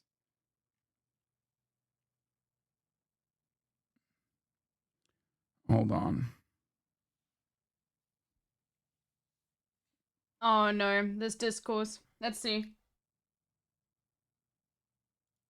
Now to a dude called Hassan who... Let's just watch the clip. Only the clip right here. The And Coke then Zero one. beyond that, okay, beyond the clip that went viral and made its way into and got 730,000 views on Australian news, okay, we will talk about the secondary impact. I'm sorry, I forgot to say you need to stop drinking Coke Zero on stream. Why? It's boycott. Wait, is it? You're preaching pro-Palestine and you're drinking all this boycott stuff. Please, Hassan. At least pretend. Do it off stream. Please. Okay, I'll put in a glass.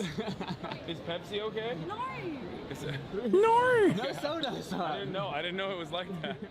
These pretend, dude. I tried to stop him. He's an animal. So that was like a brief altercation. I obviously didn't want to like debate on camera in that moment. So many Zoomers on TikTok give me secondhand embarrassment, and that makes me want to gouge my eyes out. So while that had happened, it turns out, and I thought people were just like saying that she was cringe or whatever. A lot of right wingers immediately pounced on this and were like, "Yeah, you guys are fucking. This is what you deserve, Hassan. You fucking idiot. You fucking dumbass. Like, you deserve this. This is the community that you've cultivated." Like, and everyone was like basically making jokes about her being maybe a little overzealous, right? While it was not that serious of a moment, or at least I thought, and right wingers basically uses an opportunity to just like conveniently avoid talking about Palestine and the ethnic cleansing campaign that was going on, for the record. Oh yeah, I need which to is change still this thing. ongoing, mind you. And they shifted their attention away to how cringe this is. Okay, how cringe pro-Palestinian people are. Ultimately, it doesn't fucking matter. They are on the right side of history, and also are doing their very best, all things considered. Okay. I did not want to debate the efficacy of like Coke versus Pepsi or any of those things in that very moment, because I thought that would be silly. However, She probably the funniest feels was so them implying bad that now. even you're Shame. annoyed by your own chatters. Because he's Like, been bro, probably, are you new here? Yeah, harassed so much exactly. and feels bad that It Hassan doesn't makes even make news sense. and stuff. This is the community you cultivated, is what everyone's overarching attitude was, and how she was also a hypocrite herself. That's what they were saying, because they were like, "Oh, even if you drink Coke, just don't show it," stuff like that. And I thought it was over after that. I thought the right wing got their licks in. They thought it was funny. Blah blah blah. They owned the left. Now it's time for the left to get their they're licks owning in. the left on what, like the left not wanting genocide. Okay. But it turns out it didn't end there at all. Because 4 days ago, apparently people are actually very mad at me on the at least Australian side of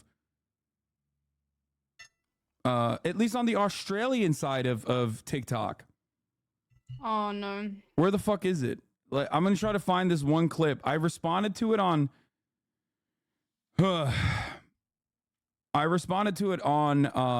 like to that person who had posted about it. There were apparently people that were mad because I said I'm a true blue Aussie. That's one thing. Not realizing that, like, I love that shit. I mean, I LARP as like an American hog as well.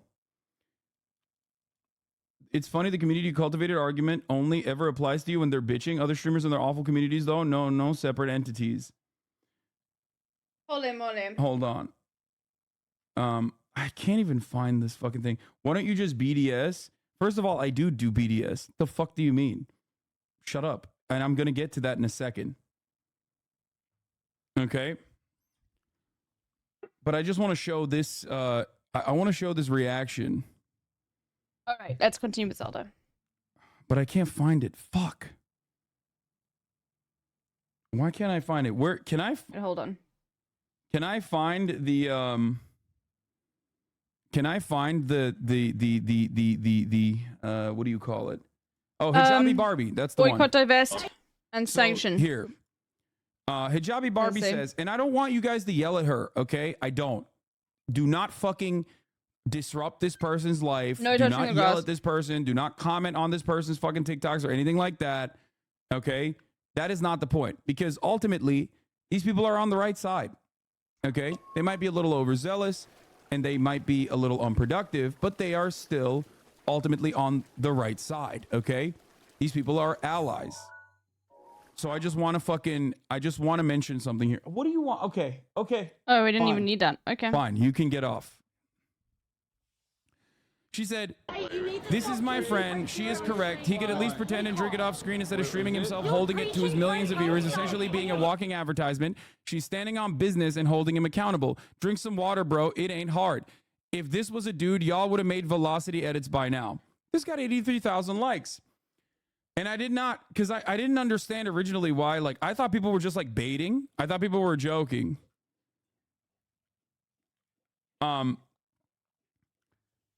Millions of viewers. Okay. So here's the thing.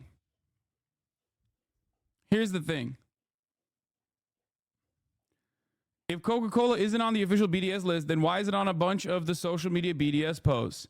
I don't know where people are getting this from, but this is the list I've always worked off of.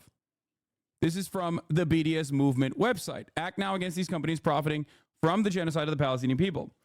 Not only have I also been an obvious supporter of BDS for many, many years, talked about some of the complications. Okay.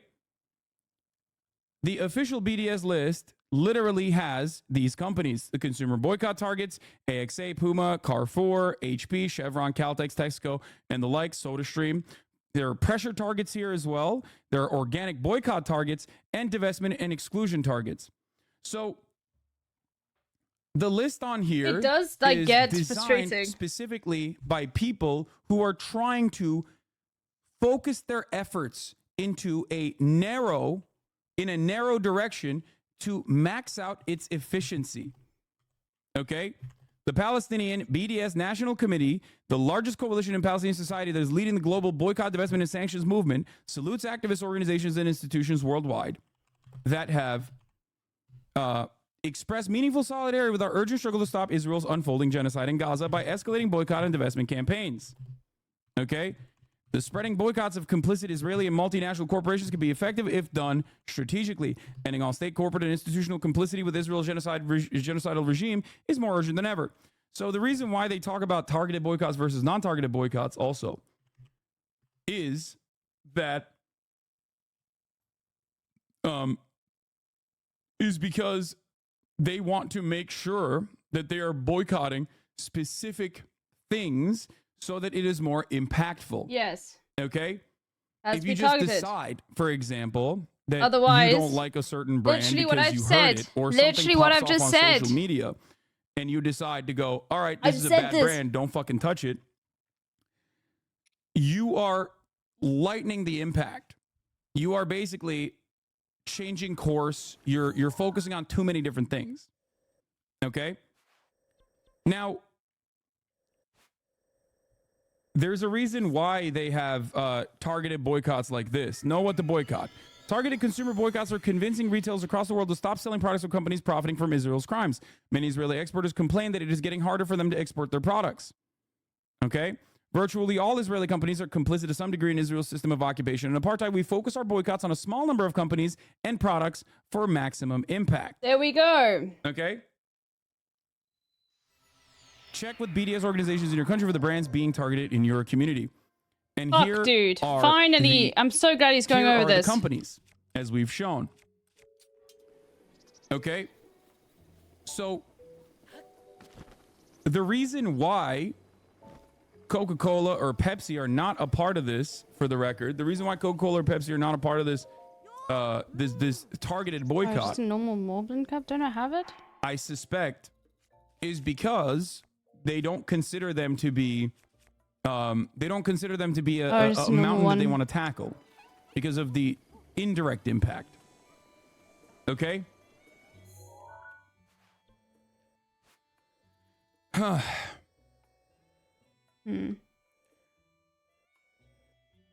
Here's the problem. These companies are all fucking dog shit anyway. And they all do, in some ways, every single company does, in some ways, support Israel. Every single company on the planet there's a does. shrine around Israel here. is an ally to the United States of America. Okay? So technically, you could say that about every fucking company, pretty much. Okay? Consumer side protest never works. It's a Hogwarts discourse all over again. Consumer side protest doesn't work if it's not directed. Okay?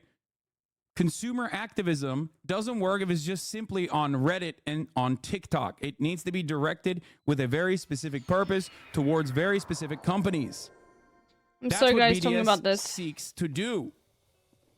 Do you understand? Now, the problem for me in particular isn't necessarily just that, like, this is silliness. I didn't think that this was that serious of an issue until I saw so many people being like, Hassan preaching that he's pro-Palestine then proceeds to not take your friend seriously is so insane to me. Like, can he practice what he's preaching? Hassan loses me more and more as time goes on. His disinterest said a lot. Looking cool was his #1 priority in that moment. So y'all finally see through Hassan. At least pretend like the rest of us. She's 100% correct. Understandable, but also starting to sense with you need to usually doesn't transmit valve, speaking from experience. It's a pop can. The way she just stops, you can see hope leave her eyes. Wait, Coke's in the boycott? I never knew. All Coca-Cola products. So the issue here is people being like, yeah, actually, these guys are fraudulent.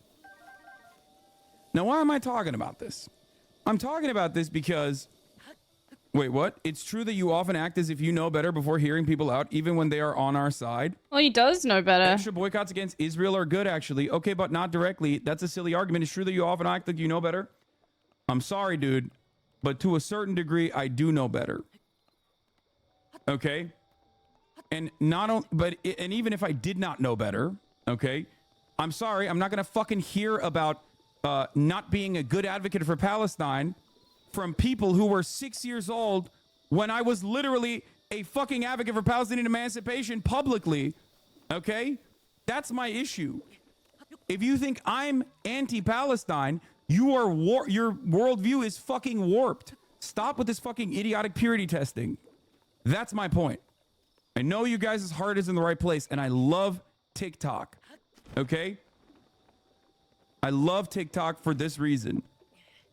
Hassan, this is your entire audience? No, it's not. And you're fucking dumbass. TikTok found Take that they a would day eat off him and alive? nearly a 54 Really? month subscriber. It is very frustrating to hear people say, Hassan, this is your whole audience, while you are literally experiencing me describing why this is silly behavior. This is housekeeping. You're watching me engage in housekeeping through commentary as I am purposefully walking you through the steps of why this kind of behavior is like inherently reactionary and is in the anti-solidarity region right now? in general. See, the difference If is I no, didn't care about it, I would have in just America, let it go. they're fucking Okay? running water. They can't drink. It's simply someone being like, I'm more woke And than Coca-Cola you. makes I a lot of actually that. have a better way of doing things, and you don't, and you're impure. So you and you're you put actually people not in a real situation supporter. where they can't like make Okay. an impact. You know what I mean? You raised $1 million for Palestinian aid. Why are people saying you're not real pro-Palestine? What the fuck? I know. It is ridiculous. But I get it. Like why in a Okay. in the MENA region. It is ridiculous. And like I said, these people, their hearts are in the right place. Okay, this situation is where a lot of people are late to the party and are trying to overcorrect for their lateness. I get it. Why do leftists get like this, man? What the fuck? Y'all need to talk to normal people. Exactly. Exactly. Like, the point is, there's a reason why organization of this sort works. Okay? There's a reason why the consumer-driven boycotts need to be targeted and directed at specific brands.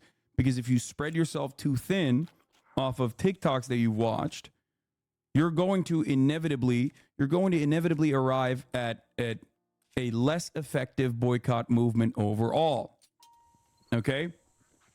Calling you a fraud makes you seem insidious when the way better stance to take would be try to gently inform or woke scold you like the girl in the video kind of did. Yeah.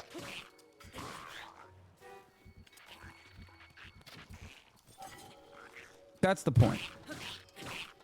The point is that there is a lot of momentum. There is a lot of momentum right now towards Palestinian emancipation. There is some level of solidarity that has been achieved due to the gruesome actions of the genocidal apartheid state of Israel. Okay? And TikTok is very important for that. But this kind of attitude, unironically, is counterproductive. When you do something like this, you must ask yourself, if you fancy yourself to be an activist, you must ask yourself, am I taking a step in the right direction? What ended up happening here? Did I actually end up, achieving a positive goal here? Or did I end up achieving a negative goal here?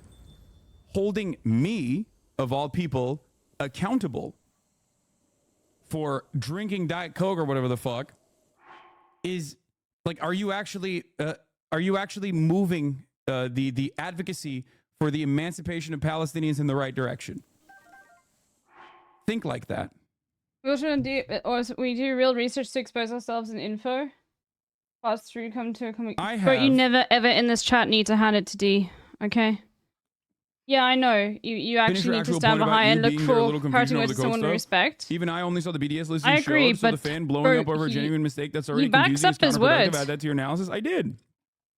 The reason why the right wing used that clip to their advantage was because it was a fun distraction to show how fucking silly and crazy leftists are, right?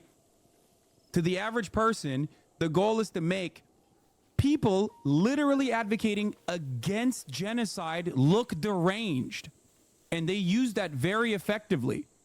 They made great propaganda off of that, which is insane to me because they are the fucking deranged ones. The deranged ones are the ones who are defending ongoing ethnic cleansing. But they're more organized. And they're coming at it from a position of power anyway. A lot of TikTok people make up their own BDS list to follow instead of the official one. Like they often say the big three is McDonald's, Starbucks, and Disney. It's well-intentioned, but mostly Zoomers who think they know best, in my opinion. One thing I've heard from very large TikTokers is nobody knows those brands from the official list. So I think they want to be helpful, but don't really get it, Exactly. Now, it's great. Your heart is in the right place, okay? I love you all for defending Palestinians. I love you all for consistently advocating. But even talking like someone who's received some question can verify and coming to a conclusion yourself is healthy. Of Palestinians oh yeah, of course, I agree with you. Genocide. And even if we have our disagreements, even if you yell at me, it doesn't matter. Okay, it doesn't matter. I think that it's perfectly fine as long as, you know, your heart is in the right place, as long as you're still doing this. I do, however, think it's unproductive. Okay? I do.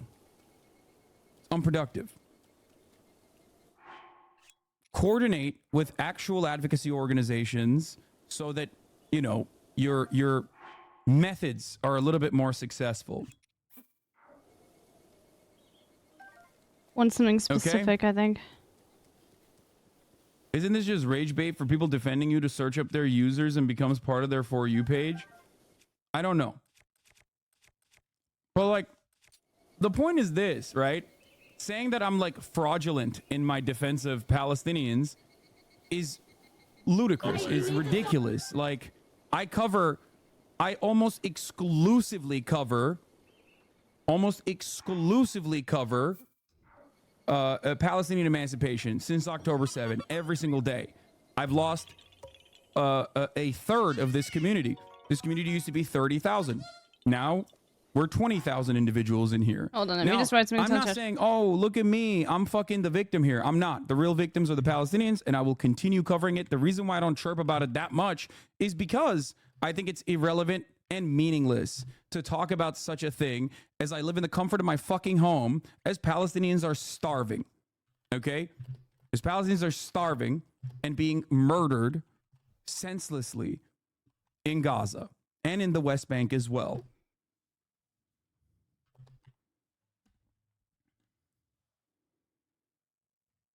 But make no mistake, saying that like, you know, saying that I'm not like sufficiently pro-Palestinian because you saw me drinking Diet Coke is crazy. Hyper-focusing on that aspect of what you've been led to believe is the best possible way to fucking advocate for Palestinians is also crazy. Okay?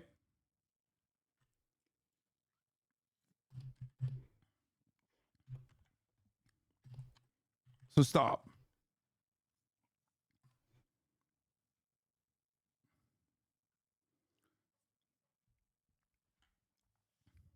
There's a reason why Coke is not on BDS.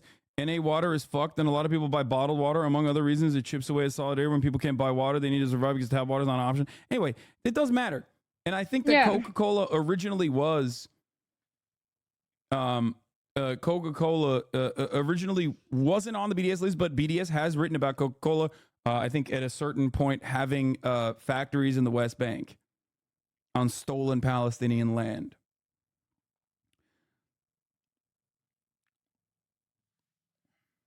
But anyway, that was a point I wanted to make. Another great example is, and I've talked about this briefly. Oh my God, people are literally another great example like... is Starbucks. How does Starbucks become such a vector for impromptu BDS activism? McDonald's as well. Bro, well, it's true. And people literally were dunking on me on the chat being like, who drinks bottled water? Oh my fucking God, dude.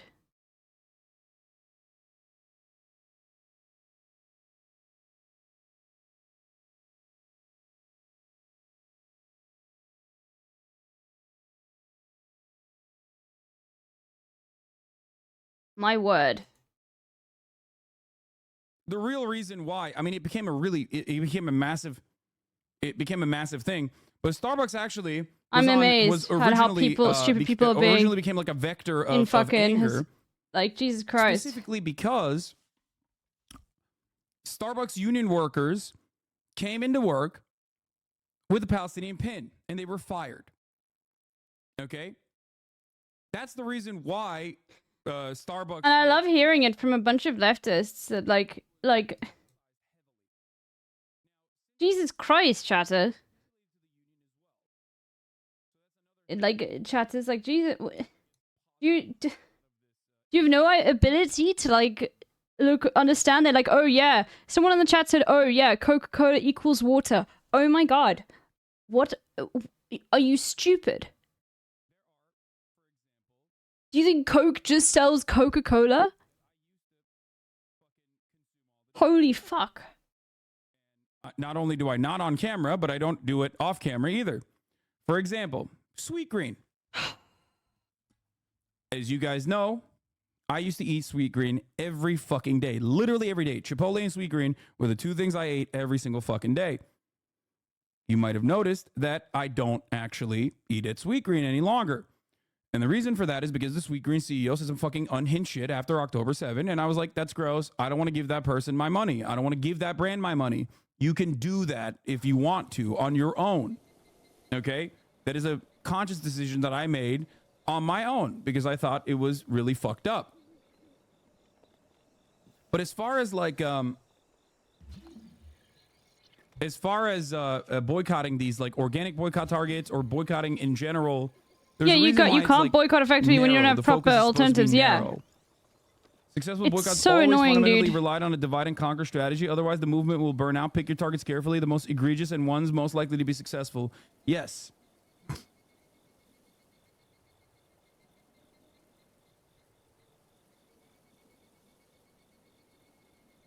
Yeah, good luck doing that with bottled water in the Lake House Coca-Cola isn't on the Utopia. BNC's Yeah. BDS list, but it is on Friends of Al Aqsa's list. You are correct. The factories are in Atarot. Yeah. Coca-Cola violates international law by operating on stolen Palestinian land. Stop Coca-Cola from profiting on the occupation. So that's the thing. The reason why this brand is on the Friends of Al Aqsa Peace in Palestine Foundation in the UK, but it's not on the official BNC list, is because they probably see it as like far too broad of a brand. Oh shit. To try to target, to make sure that their boycott is more efficient and more successful. Oh well, I've got shock resistance, so I'm fine. That's it.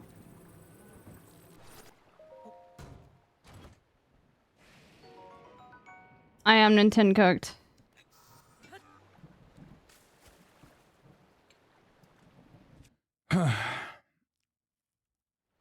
Anyway. BDS is the one that I work off of and have worked off of. I've also made conscious decisions on my own because of the things that I've seen personally that I don't, like the Sweetgreen example that I gave. And as far as Starbucks goes, I get why people are I mean, I don't understand the severity of like Starbucks being like a main perpetrator of genocide, but I don't think it's productive to even talk about it, right? And I said this a couple months ago. If you recall, I said this a couple months ago when we were having this conversation. A couple months ago when we were having this conversation about Starbucks, I told you guys exactly where the Starbucks thing started and how much it basically blew up. How much it blew up into something much larger, despite the fact that like McDonald's had actively taken a stance. McDonald's Israel had actively taken a stance, way more so than Starbucks itself. Okay? I don't go to Starbucks because they're horrifically anti-union. Technically, they have actually, they're actually in talks with the union now. So if you were keeping up with that, or if you care about that sort of thing, Starbucks is now talking to their union. That's good. So they're in talks with the union now. They weren't before, and they were actively union busting, and now they're not as anti-union as they used to be. They're trying to fix their image.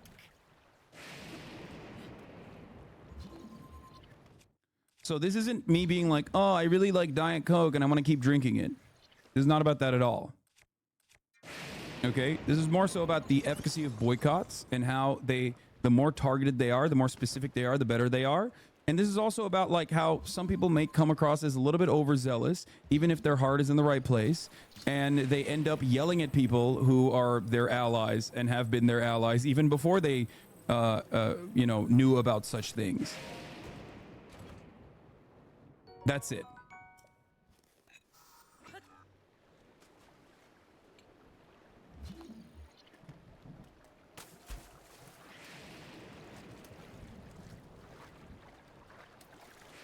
Anyway. Like even in, I mean, like I have been drinking Coke and things like that, but like even in South Africa, like Coca-Cola buys free signage for people that can't afford stop signs. I mean, shop signs. You ask them to take the signs down?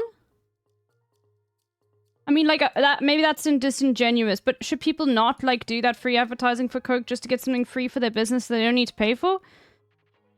Like, that's just another sort of example. But if it was targeted and lots of people did it and it was a direct target, yes, I would go for it. But you can't just decide to do it and then shame other people when they don't. That's the point. Is like it's the same as like when people on Twitter are like, let's have a general strike without like unions involved, you know? Advocating for Palestinian emancipation for years. Not even myself, just anyone really who have been doing everything in their fucking physical power to be able to do their very best in the Western world, which is very limited to begin with. It just sucks. I mean, and it makes everyone feel bad, you know? Because you saw a TikTok list. Okay. Those guys are bad I'm out. because they're consuming products that you saw on that TikTok list. Okay? No, I'm not. It feels gatekeepy. It feels like purity seeking. And I feel like those are very unproductive, especially when we're talking about building solidarity and building a valid, successful movement. This isn't even the first time you've said this regarding this exact thing. Yes, I have talked about this a lot. I'm glad you're getting ahead of this to avoid TikTok becoming like Twitter if you can't help it. Hopefully the smear campaign doesn't succeed again. It doesn't matter. I think it will. I mean, there is plenty of avenues on TikTok that are like that already or worse than the fucking Twitter. But it doesn't matter. I said this.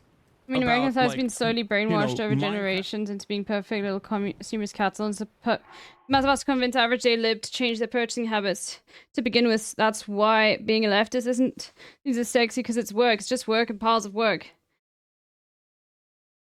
To begin, yeah, true. But that's why you have to start with things like, okay, you know, maybe, you know, you say to your friends, maybe you shouldn't like buy SodaStream. Let's like, I'm sure you can buy another type of like carbonating thing if they're going to buy one for Christmas, for example. And it's small things like that you talk about, right? But if it becomes like you need to stop buying Dasani water, even though you live in fucking like Philadelphia or whatever, and all of your fucking pipes are lead, and that's the cheapest water that like your friends can buy, even if they have a lot of empathy and are willing and like hate what's happening in Israel, that you're just shaming them, and you're gonna make people feel like they don't really want to partake in that sort of stuff. You have to start with stuff that people don't mind, like that isn't going to have like a large impact on their lives, you know, when it comes to that sort of stuff. Even though it would be, you could ask, it would be nice to be able to ask people to have like like to make a big change in their life, because what's happening in Gaza is fucking disgusting. It would be nice to be able to say, please, like maybe let's search something else out. But the reality is that it's very difficult, like when you start going down that train, are you eventually going to say, like, to people, okay, you shouldn't be fucking, like, having an iPhone? You know? Like, you know what I mean? Like, when are you going to stop among that train? That's why you have to go with movements where like, there is, like, a standard amount of something before it, like, goes down that route, you know? All I'm going to say is I hate left punching. Leftist virtue signaling and spiraling into purity seeking is directly antithetical to the viability of leftist movements. Now we're going to watch Second Thought talk about the real reason why the U.S. wants to ban TikTok. Because, guess what? Oh, I do want to watch this. TikTok is still good. Even if it does have these, like, weird purity spirals and baby leftists being, like, super aggro on things. And I've seen a lot of people come and go over the course of the past. The thing is, like, the thing that really bothers me, well, not really bothers me, but like the same people that do that sort of purity sparring thing, are they going to say to me, like, which has happened before, same kinds of rad lib like people, are they going to say to me, oh, you're a white person living in South Africa, you should move to Europe? Because that's like the same sort of route eventually you start going down if you stop, like, when every, you know what I mean? Like, it's in that same frame of like not really putting everything into fucking context. And also not doing any self-reflection. And you just, you fuck up unity within leftist spaces completely. Exactly. And you mean sensitive, not hardened. Yes, you're right. I should have said sensitive. Maybe even a little hysterical from time to time. But overall, it is still objectively good. Why is it still objectively good? Because it still has a shit ton of pro-Palestinian sentiment when no such thing exists anywhere else. Okay?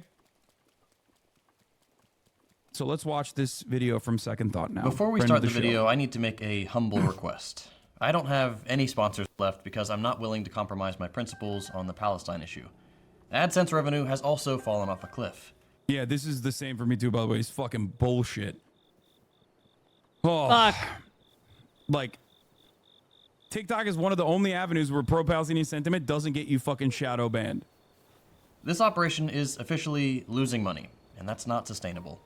If you appreciate the work we're doing here and you're in a position to help, please consider supporting us on Patreon. I will do that. Every patron, regardless of pledge amount, gets early access to every video, plus access to our patrons-only Discord. We've got everything from a book club, to educators ready to answer questions, to live Q&As with me every month. If you're able to chip in even $1 a month, I would greatly appreciate your support. Hope you enjoy the episode.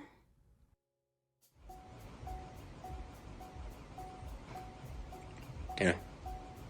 This show's bright. Today we're talking about TikTok, the app that started out as people doing funny dances and evolved into one of the most important news sources in history. The app where you can get lost down a rabbit hole of boar running around set to Nightcore, then get a 60-second masterclass in how the CIA works from a guy who doesn't say a single word. Why does the US government want to ban TikTok so badly? Let's find out. Okay. This is not an attempt to ban TikTok. It's an attempt to make TikTok better. Tic-tac-toe. A winner.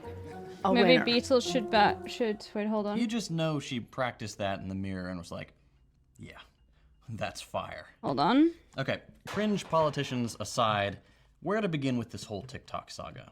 I guess let's start with a quick rundown on recent events. And I want to give a disclaimer here right up front. Production for this episode started on March 15th, so I might have to add in an update at some point in the video. Hold on. I'll let you know if that ends up happening. Anyway, over the last week, Congress advanced federal legislation to force ByteDance, TikTok's parent company, to sell its shares in the US version of the app. There we If go. they don't comply, the app will be banned. Why? China. What nation are you a citizen? Okay. Singapore. Are you a citizen of any other You guys nation? can afford it, please. Patreon, Second Thought does amazing fucking work. I, after stream, am definitely going to join the Patreon. I just need to not connect with a different account, so I'm gonna pin that. And if they are unable to make videos because of being demonetized and shit like that, then yeah. Claimed that TikTok constitutes a national security risk. That I'm it's a mobile Trojan chatting horse here. for the Communist Party of China, basically saying that the CPC is using the app to spy on Americans. We'll get to the hypocrisy of that statement in a bit, but first let's take a brief look at the history of this attempt to get rid of TikTok.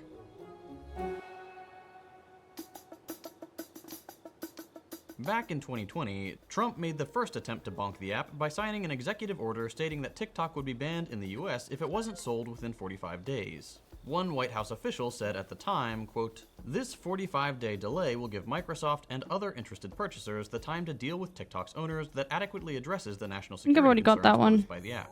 No such deals were struck, and after some negotiations, ByteDance agreed to partner with US software giant Oracle to protect US data. Which is more than a little ironic, because 2 years later, Oracle got slapped with a lawsuit for collecting and selling personal data on millions of people.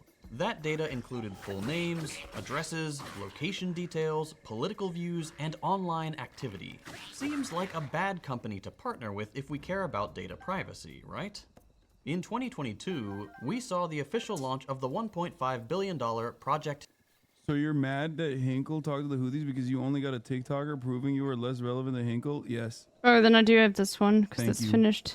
The one Hinkle Dink fan in the chat. Texas, referring to Oracle's Texas headquarters. TikTok began routing. Not because he's like a weirdo fucking right-wing grifter who assumes positions specifically because he thinks he can. You like Hades? I loved it, but it just doesn't like I can't really watch this That's on a while I funny do it, narrative. I'm gonna go with that. All its US user data through Oracle. which I feel bad about. But we will be playing a lot of it tomorrow. Out there and we found one of them. At which point, Oracle supposedly vetted the app's algorithms and moderation tools to make What sure I do there like was about no the outside DLC is this. influence from the Chinese government.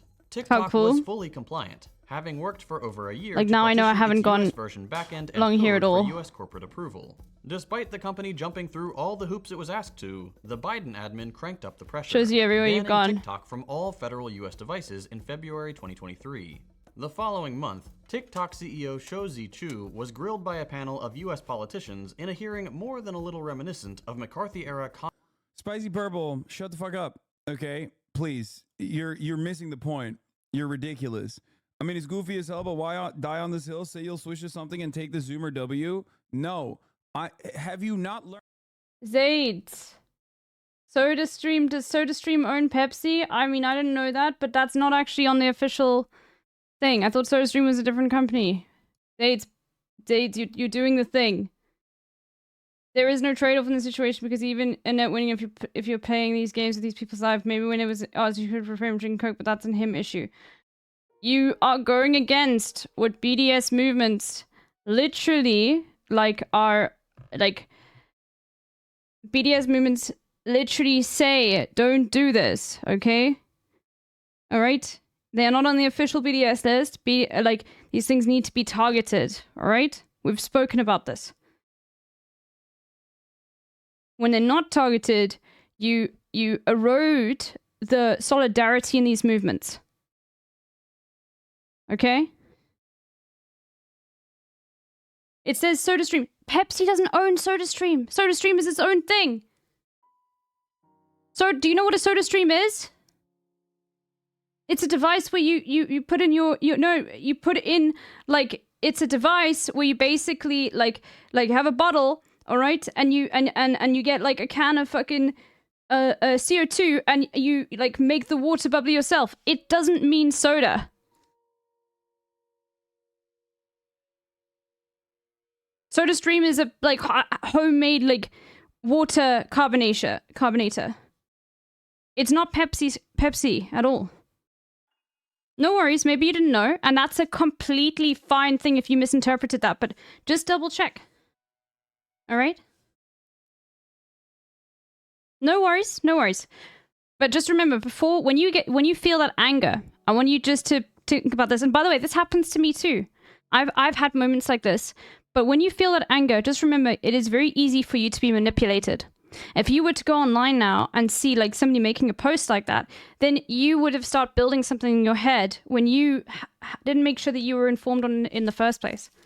And that's completely fine. We all do this, chatter. I do this too, but it's very important to be able to just hold back and keep the emotion low before you, like, figure out, especially with someone who has been pro-Palestine his entire, like, career, right? But we all make these mistakes. All of us. So there's no, like, issue whatsoever. And it's really important that you have that, like, love and passion and that you are angry about these sorts of things. Because, like, it shows how much you care. But it doesn't, but it's also, remember, just to, like, sometimes you just need to make sure that you are clear on what you are thinking. Because it allows people for, like, it's that sort of, like, anger, right? That sometimes leads leftists to get baited by Nazi posts that are pro-Palestinian on Twitter. And then you end up like getting baited by a fucking Nazi who's trying to, like, bait you in the first place in order to do Nazi propaganda, which happens a lot. So it's very important to keep a level head. All right. It looks, in fact, that they were inquired by PepsiCo, but that's besides the point. But then the BDS list would have Pepsi on it. And it doesn't. So then they're trying to make that specific variety of it. Like, they follow the list because these are programmed. They want to they specifically want you to target a few amount of companies, not everything. Fuck leftist Twitter.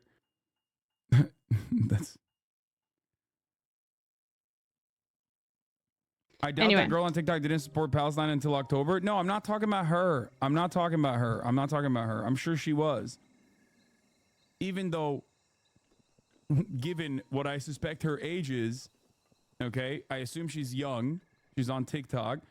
you know, when she was probably 6 to 8 years old, I was still fucking advocating for professionally and openly advocating for Palestinian emancipation. Okay, that's my point. My point is, you know, I've it's ridiculous to fucking consider me fraudulent in this regard.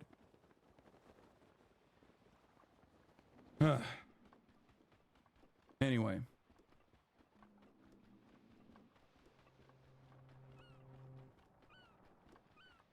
One of the first things Chomsky and others are clear to express is make sure that what you are doing is ultimately helpful to the people you're trying to help rather than harm their cause. Exactly.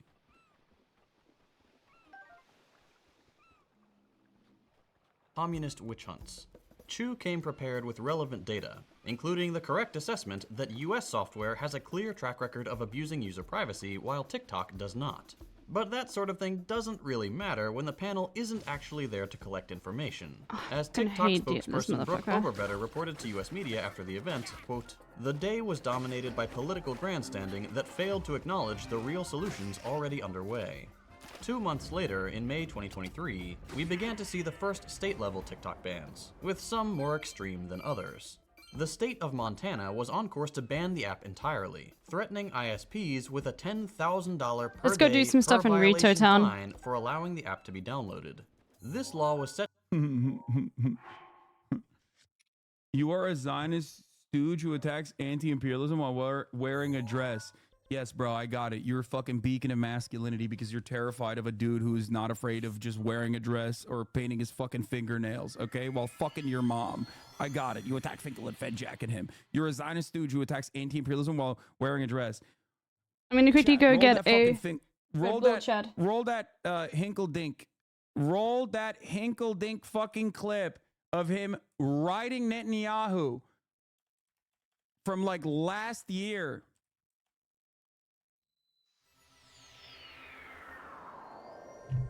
Let's find it.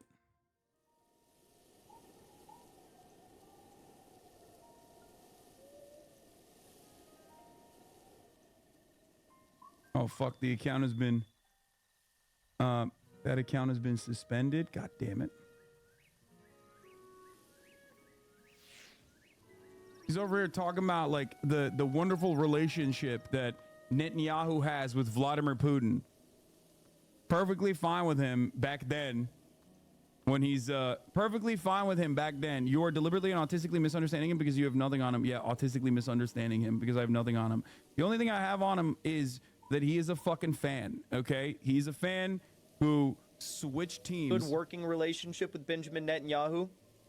Vladimir Putin has a very good working relationship with Benjamin Netanyahu. I'm actually happier that for the sake of, you know, the multipolar world order, that he is in power right now compared to the previous coalition in Israel. Xi Jinping of the Communist Party. He's happy that Netanyahu is in power as opposed to the previous coalition, dude. It's great because it's multipolar world stuff. Of China has a good working relationship with Benjamin Netanyahu, better than the previous coalition. There's the difference, okay? I acknowledge that Benjamin Netanyahu had a working relationship with Xi Jinping and Vladimir Putin and routinely talk about it and routinely criticize it. I don't think that it's a good thing. My dad must have finished my Red Bulls. Anyway, it doesn't matter. We don't need it. You, on the other hand, only care about the aesthetics. So you're just a dumb fuck with right-wing beliefs who thinks like liberals are cringe because they are. That's fine. We agree on that. But you have no problem like adopting the aesthetics of what you think is like communist anti-imperialism while simultaneously fucking sitting around and being like, yeah, you know, these guys are great. You guys are fine when they're doing multipolarity. You know who else has? Yes, I'm a CCP shill. Exactly. Not a fucking Russia shill. Get it right. It's a good working. You know who?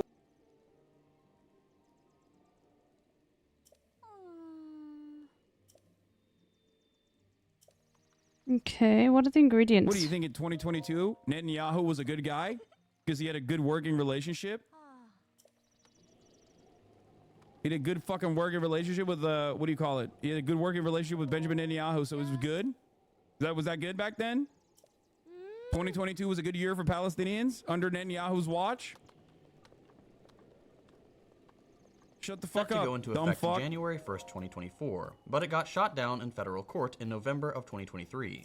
And that just about brings us... Hamas says the same. Yeah, Swallow okay. bow. He's saying that because Netanyahu will take down the government faster. Hamas Oh. says the same thing. Okay, dude. Yeah, totally. That's what he meant. ...to today. On Wednesday, March 13th, the House passed I'll make a it bill again. It's weird that he didn't say that, though, in that clip. He actually, as a matter of fact, said, no, it's great for multipolarity. That Benjamin Netanyahu is better for multipolarity. ...will force TikTok to sell to U.S. buyers within 165 days. It wasn't particularly close either, with 352 voting for the ban and just 65 against.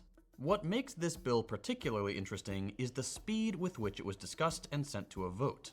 From introduction to floor vote took just 4 days.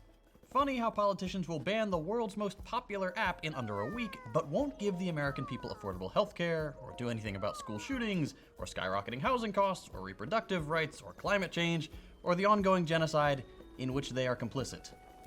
Anyway, Biden has said he'll sign the bill if it passes in the Senate. So there we go, you're all caught up. The question now is, why? Why is the US government so adamant about banning TikTok? Bro, you're still a dumbass. The chatter. You're chatter who's like still talking about Netanyahu's bringing about the death and destruction of Israel, which is good for multipolarity. That's not the reason why fucking Xi is collaborating with him, dumb fuck. Xi Jinping. Oh, I know which one this is. Weapons and surveillance technology. That's why he's collaborating with him. Not because he's thinking, ooh, this is great. Netanyahu is going to accelerate the demise of Israel. Fuck you. Okay, you're stupid. That's my point. Be smart. Okay, be smart. There's a place for learning. You can learn new things here. Okay. Same goes for fucking Vladimir Putin. They use the China excuse, but China has never threatened us. If anything, we're economically dependent on China for the cheap goods that poorly paid Americans couldn't afford to buy otherwise. Not to mention the fact that if our government actually cared about data privacy, they'd crack down on Facebook, or Oracle, or Google, or any number of other US corporations that do the same exact thing they're accusing TikTok of doing. It should be clear to anyone paying attention that this was never about data security. So, what is it about? Well, China was buying American arms that were shipped over to Israel for a very long time. You're wrong for saying that that's Let's not start the case. with one that would be funny if it weren't so scary. Those kids and their dang iPhones. What? Foreign adversary control of what is becoming the dominant news platform for Americans under the Prodorito. This is a common sense measure to protect our national security. Hello in the sky. I urge my colleagues to support this critical bipartisan legislation. The dominant news platform for Americans under 30. The shadow, its wings light up. The United States relies on propaganda, like any other country, to ensure that its people are getting the information the ruling class wants them to get.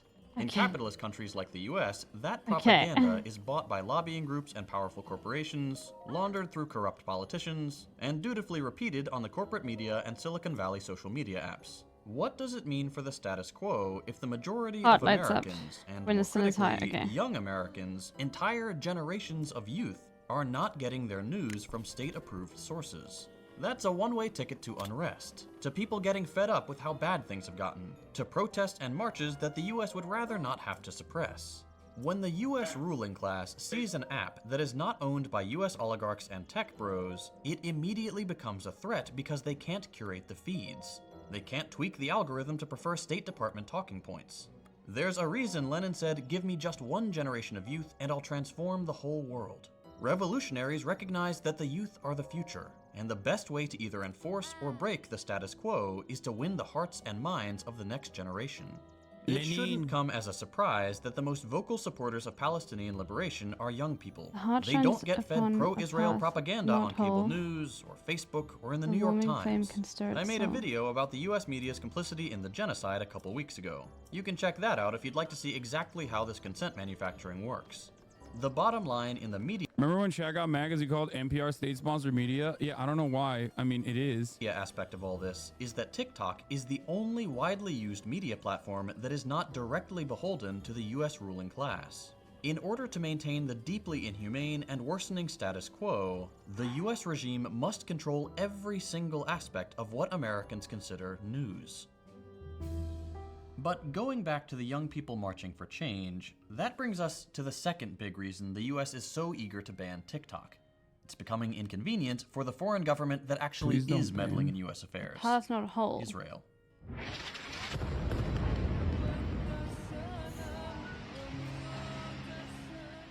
Remember Mike Gallagher, that guy you saw a couple minutes ago? The one complaining that the kids aren't consuming US propaganda?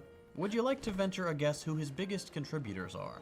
In the 2022 cycle, it was AIPAC, the American Israel Public Affairs Committee, a rabidly pro-Israel and incredibly powerful lobbying group that coincidentally also heavily funds Joe Biden, the man who, for some reason, can't bring himself to stop sending weapons to the rogue state committing the most obvious genocide in modern history. Lives in the sky. And it's not just these two.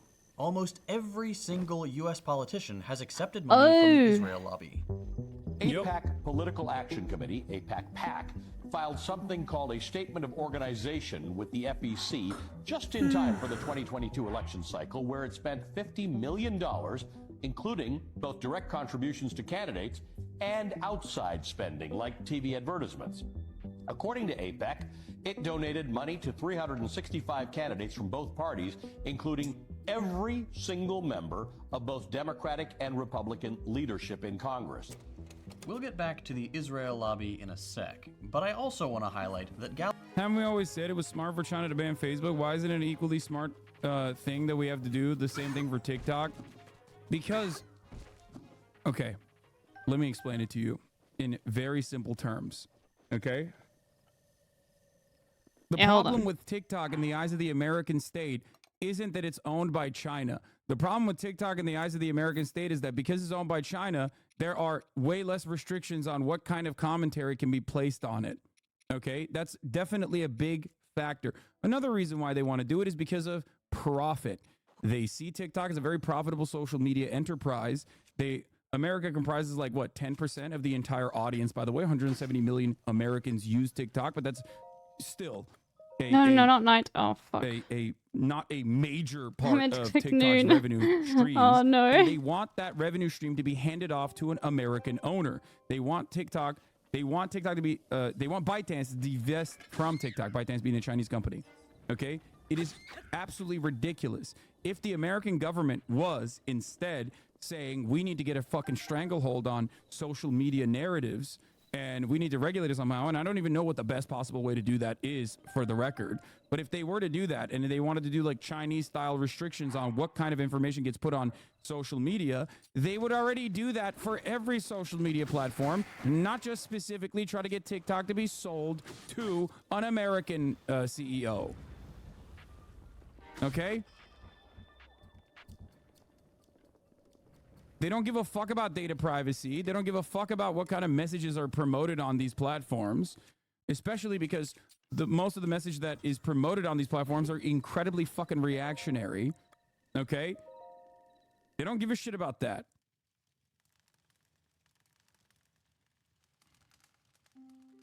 That's the point. I don't know why you think it's like why I would be on board. Oh, it's when the with heart this. is over it. I see. I don't even like TikTok all that much either, for the record, with the exception of this latest Palestine stuff. Like it did definitely show. Like I was advocating to ban TikTok when Trump was saying that he wanted to ban TikTok. My mind has been changed on this issue.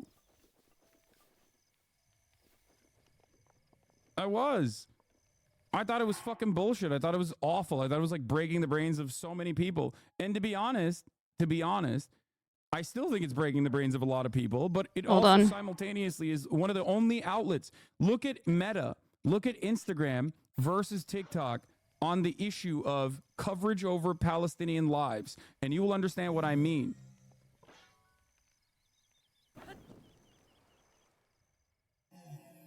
Okay? Let's go. Gallagher's biggest donor in the past election cycle has been Palantir, the software company literally named after an evil orb used by dark forces to spy on people. It shouldn't surprise you that Palantir, founded by the notorious Silicon Valley billionaire Peter Thiel, worked with the NSA to create the most comprehensive digital espionage apparatus ever conceived. Palantir was co-created with American spies. One of its earliest investors was the CIA, and the company will not disclose any of its contracts with the government, despite making over $1 billion from these clandestine partnerships. Forgive me if I'm just a little skeptical about the intentions of this anti-spying bill, given that its main sponsor is funded by the world's largest spying machine. Last time Hassan talked about this, the way I thought about it was literally like, yeah. Anyway, back to the Israel lobby. And before we go any further, I think it's important to put a little... This is 100% just motivated by other reasons, because if it was really about security and spying, the EU would give a fuck about banning TikTok. They don't. The EU cares a lot more about this shit than the United States does. My comment section on site. You are not welcome here. You cannot equate Zionism with Judaism. The two have nothing to do with each other, as evidenced by the horrific treatment of devout Jews at the hands of the fascist Zionist forces. The only reason some people are confused at the distinction is because it's convenient for the Israeli apartheid regime to conflate Zionism with Judaism, and therefore all their propaganda revolves around trying to get people to think that condemnation of Israel Facebook was is the same as yeah, they've hatred done of more Jewish targeted people. brainwashing squads than This will TikTok go has, down in yeah. history as some of the most damaging anti-Semitic propaganda ever devised, and we all need to reject it. All right, we all on the same page? Disclaimer over.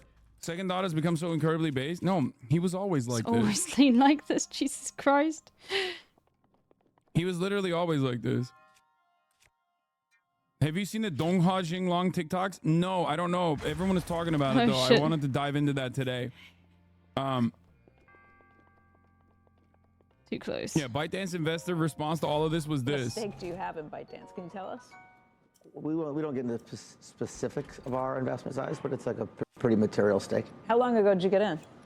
We first invested, I think, 2 or 3 years ago, and recently bought some more. Okay, and this is a company that has an incredibly rich valuation if you ask anybody on the street, and just what it's going to be worth. However, what's happening in Washington right now really throws this into an entirely new worldview, I guess. What are you thinking right now? For me, it's funny, from a headline number, people would say 200 billion, 250 billion. The company was buying back stock at 270 billion. Well, that seems crazy. However, what people should remember is 2 years ago, 2.5 years ago, ByteDance is worth 200 billion, and Facebook is now, was worth 300 billion. Okay. Fast forward to today, Facebook is worth 1.3 trillion or thereabouts. ByteDance is worth 240, 250, 260 billion. Yet the companies are roughly the same size, when one's growing 3x plus faster.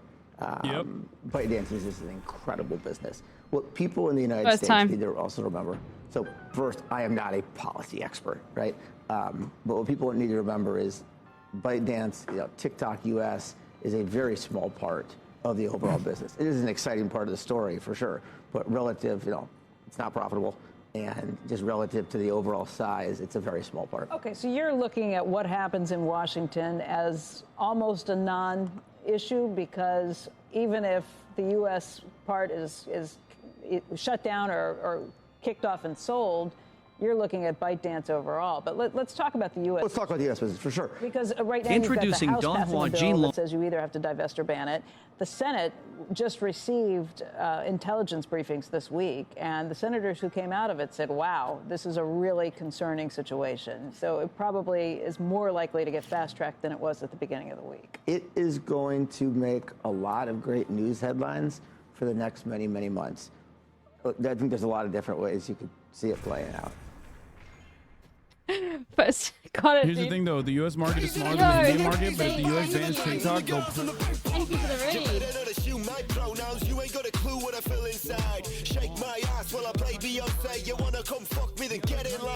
Have less to complain about TikTok. You want to know why?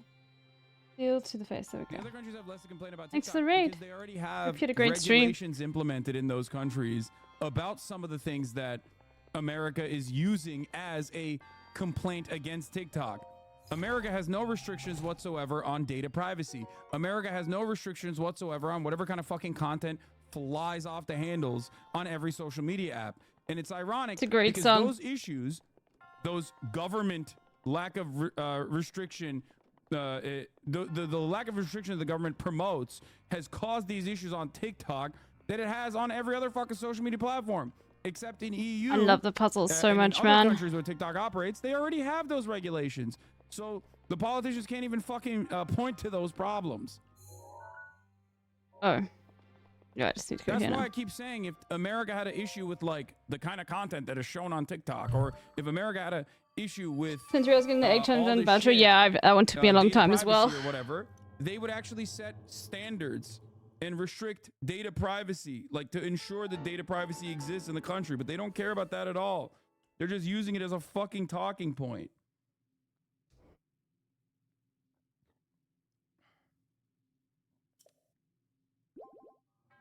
All right, let's continue with this. Now let's take a look at how Israel is able to influence this TikTok legislation and why they're so desperate to do it. Here are some quick stats. TikTok has about 103 million active users in the US. More than 1 in 3 mobile internet users actively engage with the app. Half of the user base is between the ages of 10 and 29, and half the content creators are between 18 and 24. So you've got a massive user base, which also skews quite young. Now look at this. Pro-Palestinian sentiment vastly, and I really mean vastly, outnumbers pro-Israel content. Millions of users, millions of posts, an endless stream of content cataloging and explaining Israel's crimes against humanity. If I'm an Israeli official and I see 2 whole generations of young people rightly condemning my fascist project, I'm gonna do everything in my power to shut down that platform. But don't just take it from me. Here's some leaked audio from a phone call with ADL Chief Executive Jonathan Greenblatt. Apartheid Defense League. But I also want to point out that we have a major generational problem. All the polling I've seen, ADL's polling, ICC's polling, independent polling, suggests this is not a left-right gap, folks. The issue in the United States in support for Israel is not left and right. Oh, dude, you love to see someone that you don't like post your W's in the chat. You know what I mean? Just like hysterically post your W's in the chat while hyperventilating about it. It's fucking so good. God damn, that shit is good. It feels good to be a gangster, baby. It feels good. Not as good as the top of the hour ad break feels when you're subscribed and you don't see it though. Like that feeling of euphoria that you get at the top of the hour knowing that you're not going to see a 3-minute ad break. Oh. That tree, okay. So good. Anyway, at the top of the hour, there is a 3-minute ad break, of course. If you no longer want to see those ads, if you want to feel good, all you need to do is subscribe for $5 or for free with a Twitch Prime. That's right, baby. Here's the 3-minute ad break now. Okay, got a shrine right here. It is young and old. And so we really have a TikTok problem, a Gen Z problem, that our community needs to put the same brains Mectazom, thank you for the 5 gifted subs. brains that gave us all these other amazing innovations, need to put our energy toward this, like fast. Because again, like we've been chasing this left-right divide. It's the wrong game. The real game is the next generation. Again, here we have someone who understands that the next generation will be the determining factor in what give me a second, chat. like for the next 50 years. But instead of trying to advocate for positive change or an end to the genocide, the ADL and AIPAC and the rest of the Israel lobby is trying to shut down the people's ability to access vital information about the state of the world. They are actively trying to hide Israeli war crimes because it makes them look bad. So, just in case I haven't been perfectly clear, there is a foreign government meddling in US affairs. But it's not China, it's Israel. This bill was never about China supposedly spying on US citizens. The government doesn't care about that. They haven't even provided any evidence to support their claims. This is just a clear example that the empire is spooked by a media outlet they don't control, they want to force the company to sell so that they can control it, and the process is being expedited because the Israel lobby has enormous sway in our political machinery. Money, corruption, the maintenance of empire. That's all this is. And so there are a few main takeaways from this whole TikTok saga. First, the United States wants to make sure it has a monopoly on collecting and selling our data, as well as a complete control over our media landscape. Second, a genocidal apartheid regime is blatantly meddling in our affairs to prevent people from opposing the genocide. And third, anytime the government tells you they can't move quickly on an issue, they are lying through their teeth. From introduction to vote to the president promising to sign the bill in less than a week. They can pass whatever they want. I don't want to ban TikTok, and I think that we shouldn't be restricting Every single time I'm gonna have to get out of TikTok here. to promote anti-Palestinian messages more. Oh my god, that's so I thought annoying. that was clear. Are you disagreeing with second thought? I might be missing the nuance, but regulating the content instead of banning it would mean starting the conversation in Congress regarding censorship instead of quickly reviving legislation that has been ready to go for several months. I don't think that we are going to arrive at a solid solution in the United States of America What's in there? as it pertains to restricting the free flow of communication on any of these social media platforms.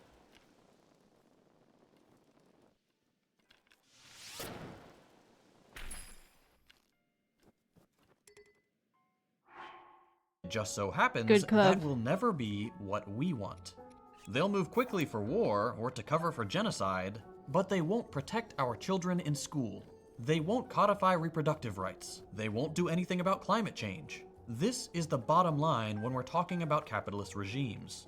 The dominance of capital 34 is MKD always 50. They give it the 50 big 100% of ones. the time the thing that gets government action. APAC money? Great. Fossil fuel money? Great. Pharmaceutical money? Great. Improving the lives of their people? Walking back from the brink of nuclear war? Stopping a genocide? Not a chance.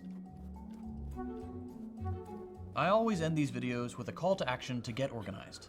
Join a socialist organization, build dual power structures and class consciousness. Mass mobilization is the only thing that's worked in the past, and it's the only thing that'll work today. But I also want people to really think about the world we're living in. This isn't me as a YouTuber trying to make a cool video anymore. This is me as a human being living in 2024 with you. What's it going to take to get Americans to open their eyes to the fact that we are living in a... My friends keep telling me this has to do with potential security concerns regarding China's access to U.S. data. What do you think about this? Yeah, it's bullshit. Is it this one? Might be. I think it's this. It's bullshit. I think it's just a They can pin. just The buy pin off went data too brokers far. anyway. What do you mean? Like, what are we talking about? It's more costly for China to like spy on American citizens via TikTok, to operate TikTok inside of the U.S. borders, than it is to just buy it. It's sold for pennies on the open market. Why the fuck would they have to like... Why the fuck would they have to, you know, personally... Why would they have to personally document it or personally calculate it? Which, by the way, it doesn't even matter because the data storage is now being handled in, by Oracle in the United States. So they already fucking dealt with that data privacy concern. Notice how they're not talking about that much now? While TikTok has become a hub for pro-Palestinian content and IOF war crime self-reports, Meta is looking to de-emphasize news content. Exactly.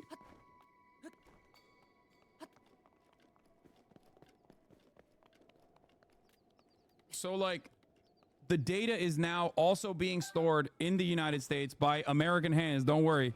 They relegated the data storage to an American company after the last time this happened. A violent, decaying empire that does not care whether we live or die. As long as the ruling class can still squeeze out a profit. As someone working in cybersecurity, it's not bullshit and you can't buy the same data they're collecting off brokers, but it is easily prevented without blocking the program. They're throwing the baby out with the bathwater. Yeah, that's the other thing, like location data or whatever the fuck, like maybe some other, maybe some of the other data that you could get specifically without, well, you can buy location data, but I'm sure there's data that you can get when you manage an app that you otherwise wouldn't be able to purchase, I guess. Right? I think the most valuable data, on the other hand, is just like very easily sold on the marketplace regardless. But the thing is, there's no restrictions on that sort of thing at all for anyone else, for any other social media platform. There's no restrictions on data privacy at all. There's no regulation on data privacy. They will keep this machine churning until the wheels fall off and we're all crushed. I'm asking you as a person now. Please, follow one of the links in the description and join some socialist organization. I don't care which one. Go to some meetings, see what you think, and then come back to the comments here and tell me which one you chose and what projects your chapter is working on. Weeby, you should have a little bit of shame. No, Demonstrate a little bit of shame and decency in the chat. China shouldn't know how often I watch Brett Cooper TikToks. Jesus Christ. Oh my God. Man. That's my man. You are out of control. You're out of control, brother. What the hell's going on?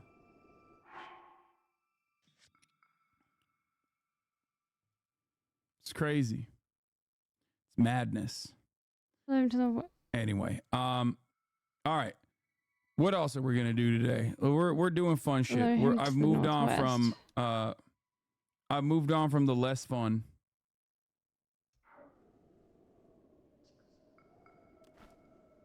Weeby is first of the gulag. Yeah, Brett Cooper is the guy that fingers chicken. Northwest. Oh, we're gonna do ban appeals in a little bit. Hassan, great news. I started Politics Journal here where I write about everything I'm learning because I'm so new to politics still. You defined fascism for me in a stream a couple of weeks ago and I know so much more now. Thank you so much. Hell yeah. The Northwest. I'm talking about what? Tabletop card game for divorced dads? Oh God. First you scammed Weeby yesterday for $20. Now you expose him to the 18K people watching. No shame. Excuse me. I didn't even scam him. If anything, you could fucking say that I scammed all the other people that gave way more money after Weeby to watch the Moist Critical video. Oh, members of Congress, members of the Senate, and that. Here's a good work with another banger video. Should politicians be allowed to trade stocks? Friend of the show, good work. Came out with another banger. We'll watch Hoscore TikToks afterwards. Did we talk about the Fresh and Fit drama? Yes, extensively yesterday. House have access to all. Oh, before I guess we can watch this, but I did want to do the Donghua thing.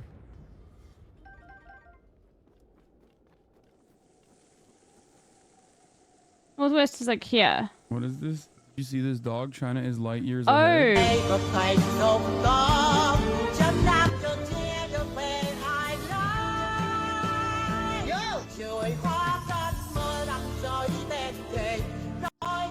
It looks like a bird. Dude, Chinese ingenuity never. This looks like a bird. Never ends. It never ceases to amaze me. So Donghua, apparently this is what's going on. People are talking about this thing. I don't know what it is. Donghua Jing. Introducing Donghua Gene Loans Food Grade Glycine. Unlock Donghua Gene Loans Food Grade Glycine in 2024. Suitable as a flavor enhancer, sweetener, and nutritional supplement. Also used in pickles, sweet sauces, soy sauce, vinegar, and juices to improve taste. We've been deeply involved in this field for over 40 years. A well-established brand and a large factory. Committed to providing you with high quality, high standard, and cost-effective products. I have no idea what the fuck this is. I just hear people consistently talking about it. And it's like one of those things that hasn't made it to my For You page. Well, to be fair, I haven't really watched. I really haven't watched TikTok. I haven't been on TikTok in a while, but let's see. Oh, I see. Keep it up. But we are dangerously close to this trend being played in front of Congress. Why choose Donghua Jinlong as your partner? The food grade glycine produced by Donghua Jinlong. Their products stick to strict production standards like FCC, E640, USP, BP, HIPAA, and JSFA. Passed ISO 22000, ISO 9000, and one ISO 40001, ISO 45001, BRC, FAMX Kosher, Halal Reach, and other international certifications. Food safety is guaranteed, and the quality. Wasn't this like a Cumtown meme or something? Didn't this start as like this is a Cumtown fan? That name is from the bit. Yeah, no. Oh, for my newsletter. All right, I'm this done week, after I wrote this about chat. how an industrial chemical manufacturer became a TikTok meme and what Chinese influence actually looks like on TikTok. Yeah, so Here, The let's Donghua watch. Jinlong glycine factory is the internet's latest obsession. Obviously the best industrial grade glycine. Oh no, it's fucking combat. It all started when the factory's TikTok account started posting videos gassing up its products back in late 2023. And despite the happy music and sparkling effects on each clip, the advertisements come across as a bit of an industrialist hellscape, as dark grey buildings squat amongst towering pillars of unknown purpose. It almost seems like they're making a joke, what with also announcing all codes and regulations they adhere to like some sort of cyberpunk afterthought. Since then, the account has continued posting these propaganda clips, and people have turned them into memes that take the vibe of Donghua Jinlong's account and push it to its extreme logical limit. Some creators even use deepfakes to make memes out of celebrities, as if they were the brand's high-quality industrial. Yeah. Okay, hold on. Let's finish this, spokesman and for then this I'll get random there. factory in China that manufactures glycine. Glycine, by the way, is an amino acid that can be synthesized by way of factory production and is often sold as a mild food additive. In an online connected world, there's a greater understanding of where our foods come from, as well as the fact that some of these places are perhaps less than savory. After all, Chinese factories are not well known for their labor protection standards, and are probably listing all the codes they adhere to break this stereotype. But this is also about taking something completely banal, something completely unremarkable as a food additive, and worshipping it as if it were world-changing. You may be aware that glycine exists, but you will probably never be able to hold it in your hands and understand it as it sits in front of you. And thus, we have this abstract concept of a food product from China becoming an idea made real in the form of memes. As China rises as a superpower, the memes referencing it only seem to increase, including bits from the past such as Chinese Eggman, Squareface Guy shouting, John Cena Bing Chilling, Social Credit, Lao Gan Ma, and of course now the Donghua Jinlong factory. The satirical take on what is ultimately a passionless endeavor for a food additive manages to poke fun at a world where even a Chinese Dude, this is literally what we needed. Oh my god. Sometimes you need someone to like describe memes and metas for those with autism. Okay, this video straight up in under 2 minutes and 40 seconds basically did what I try to do all the time whenever there's a joke on screen accidentally. Oh, I like that one. And everybody fucking yells and We goes, don't need the "What is battle axe. We've got so happening?" many. Wait, how many? Perfectly describing exactly what the meme is in the most autistic way possible. Chinese factory has a TikTok brand account created with the sole purpose of humanizing itself. Brands use social media accounts to appear more personable and more human than just a corporate 28 hours faceless short, entity. so true. However, in this situation, the bizarre videos from the Donghua Jinlong factory that extensively cover the process of glycine production feel more dystopian than personable, and there is absolutely a cynical humor in the celebration of that process. What meme would you guys like me to give a lesson? That's awesome. I'm glad that this guy exists. My friend has been sending me these for the longest time. I didn't know it was a meme Lamau. 25 more days until Asian American Pacific Islander Heritage Month. Shaking my head. Alright, this is just to help you in battle. Listen, it's good that you guys learned about it. This was what I remember seeing on High-quality Twitter, industrial grade glycine coming from Donghua Jinlong. Over the years, it has been committed to the development and research. You know this is AI because I don't think Nick Mullen would ever waste an opportunity to fucking say Donghua Jinlong correctly. Okay? Nick Mullen. Oh, give me a call. Stop giving me Nick Mullen diamonds. is not the type of guy who's not going to fucking hit those notes. Okay? He's gonna hit those fucking notes. Anytime there's Mandarin, he's saying it. Okay? Research of food additives and fine chemicals. All right, everyone. They've got their own core tech with a whopping 31 patents under their belt. Short stream. We're gonna be playing a lot more Hades tomorrow. Oh, Toxic's live. Fennel is also live. Fennel is playing We Chill Vampire Surprises. Okay, let's go to Fennel. Fennel recently got affiliated, so you know.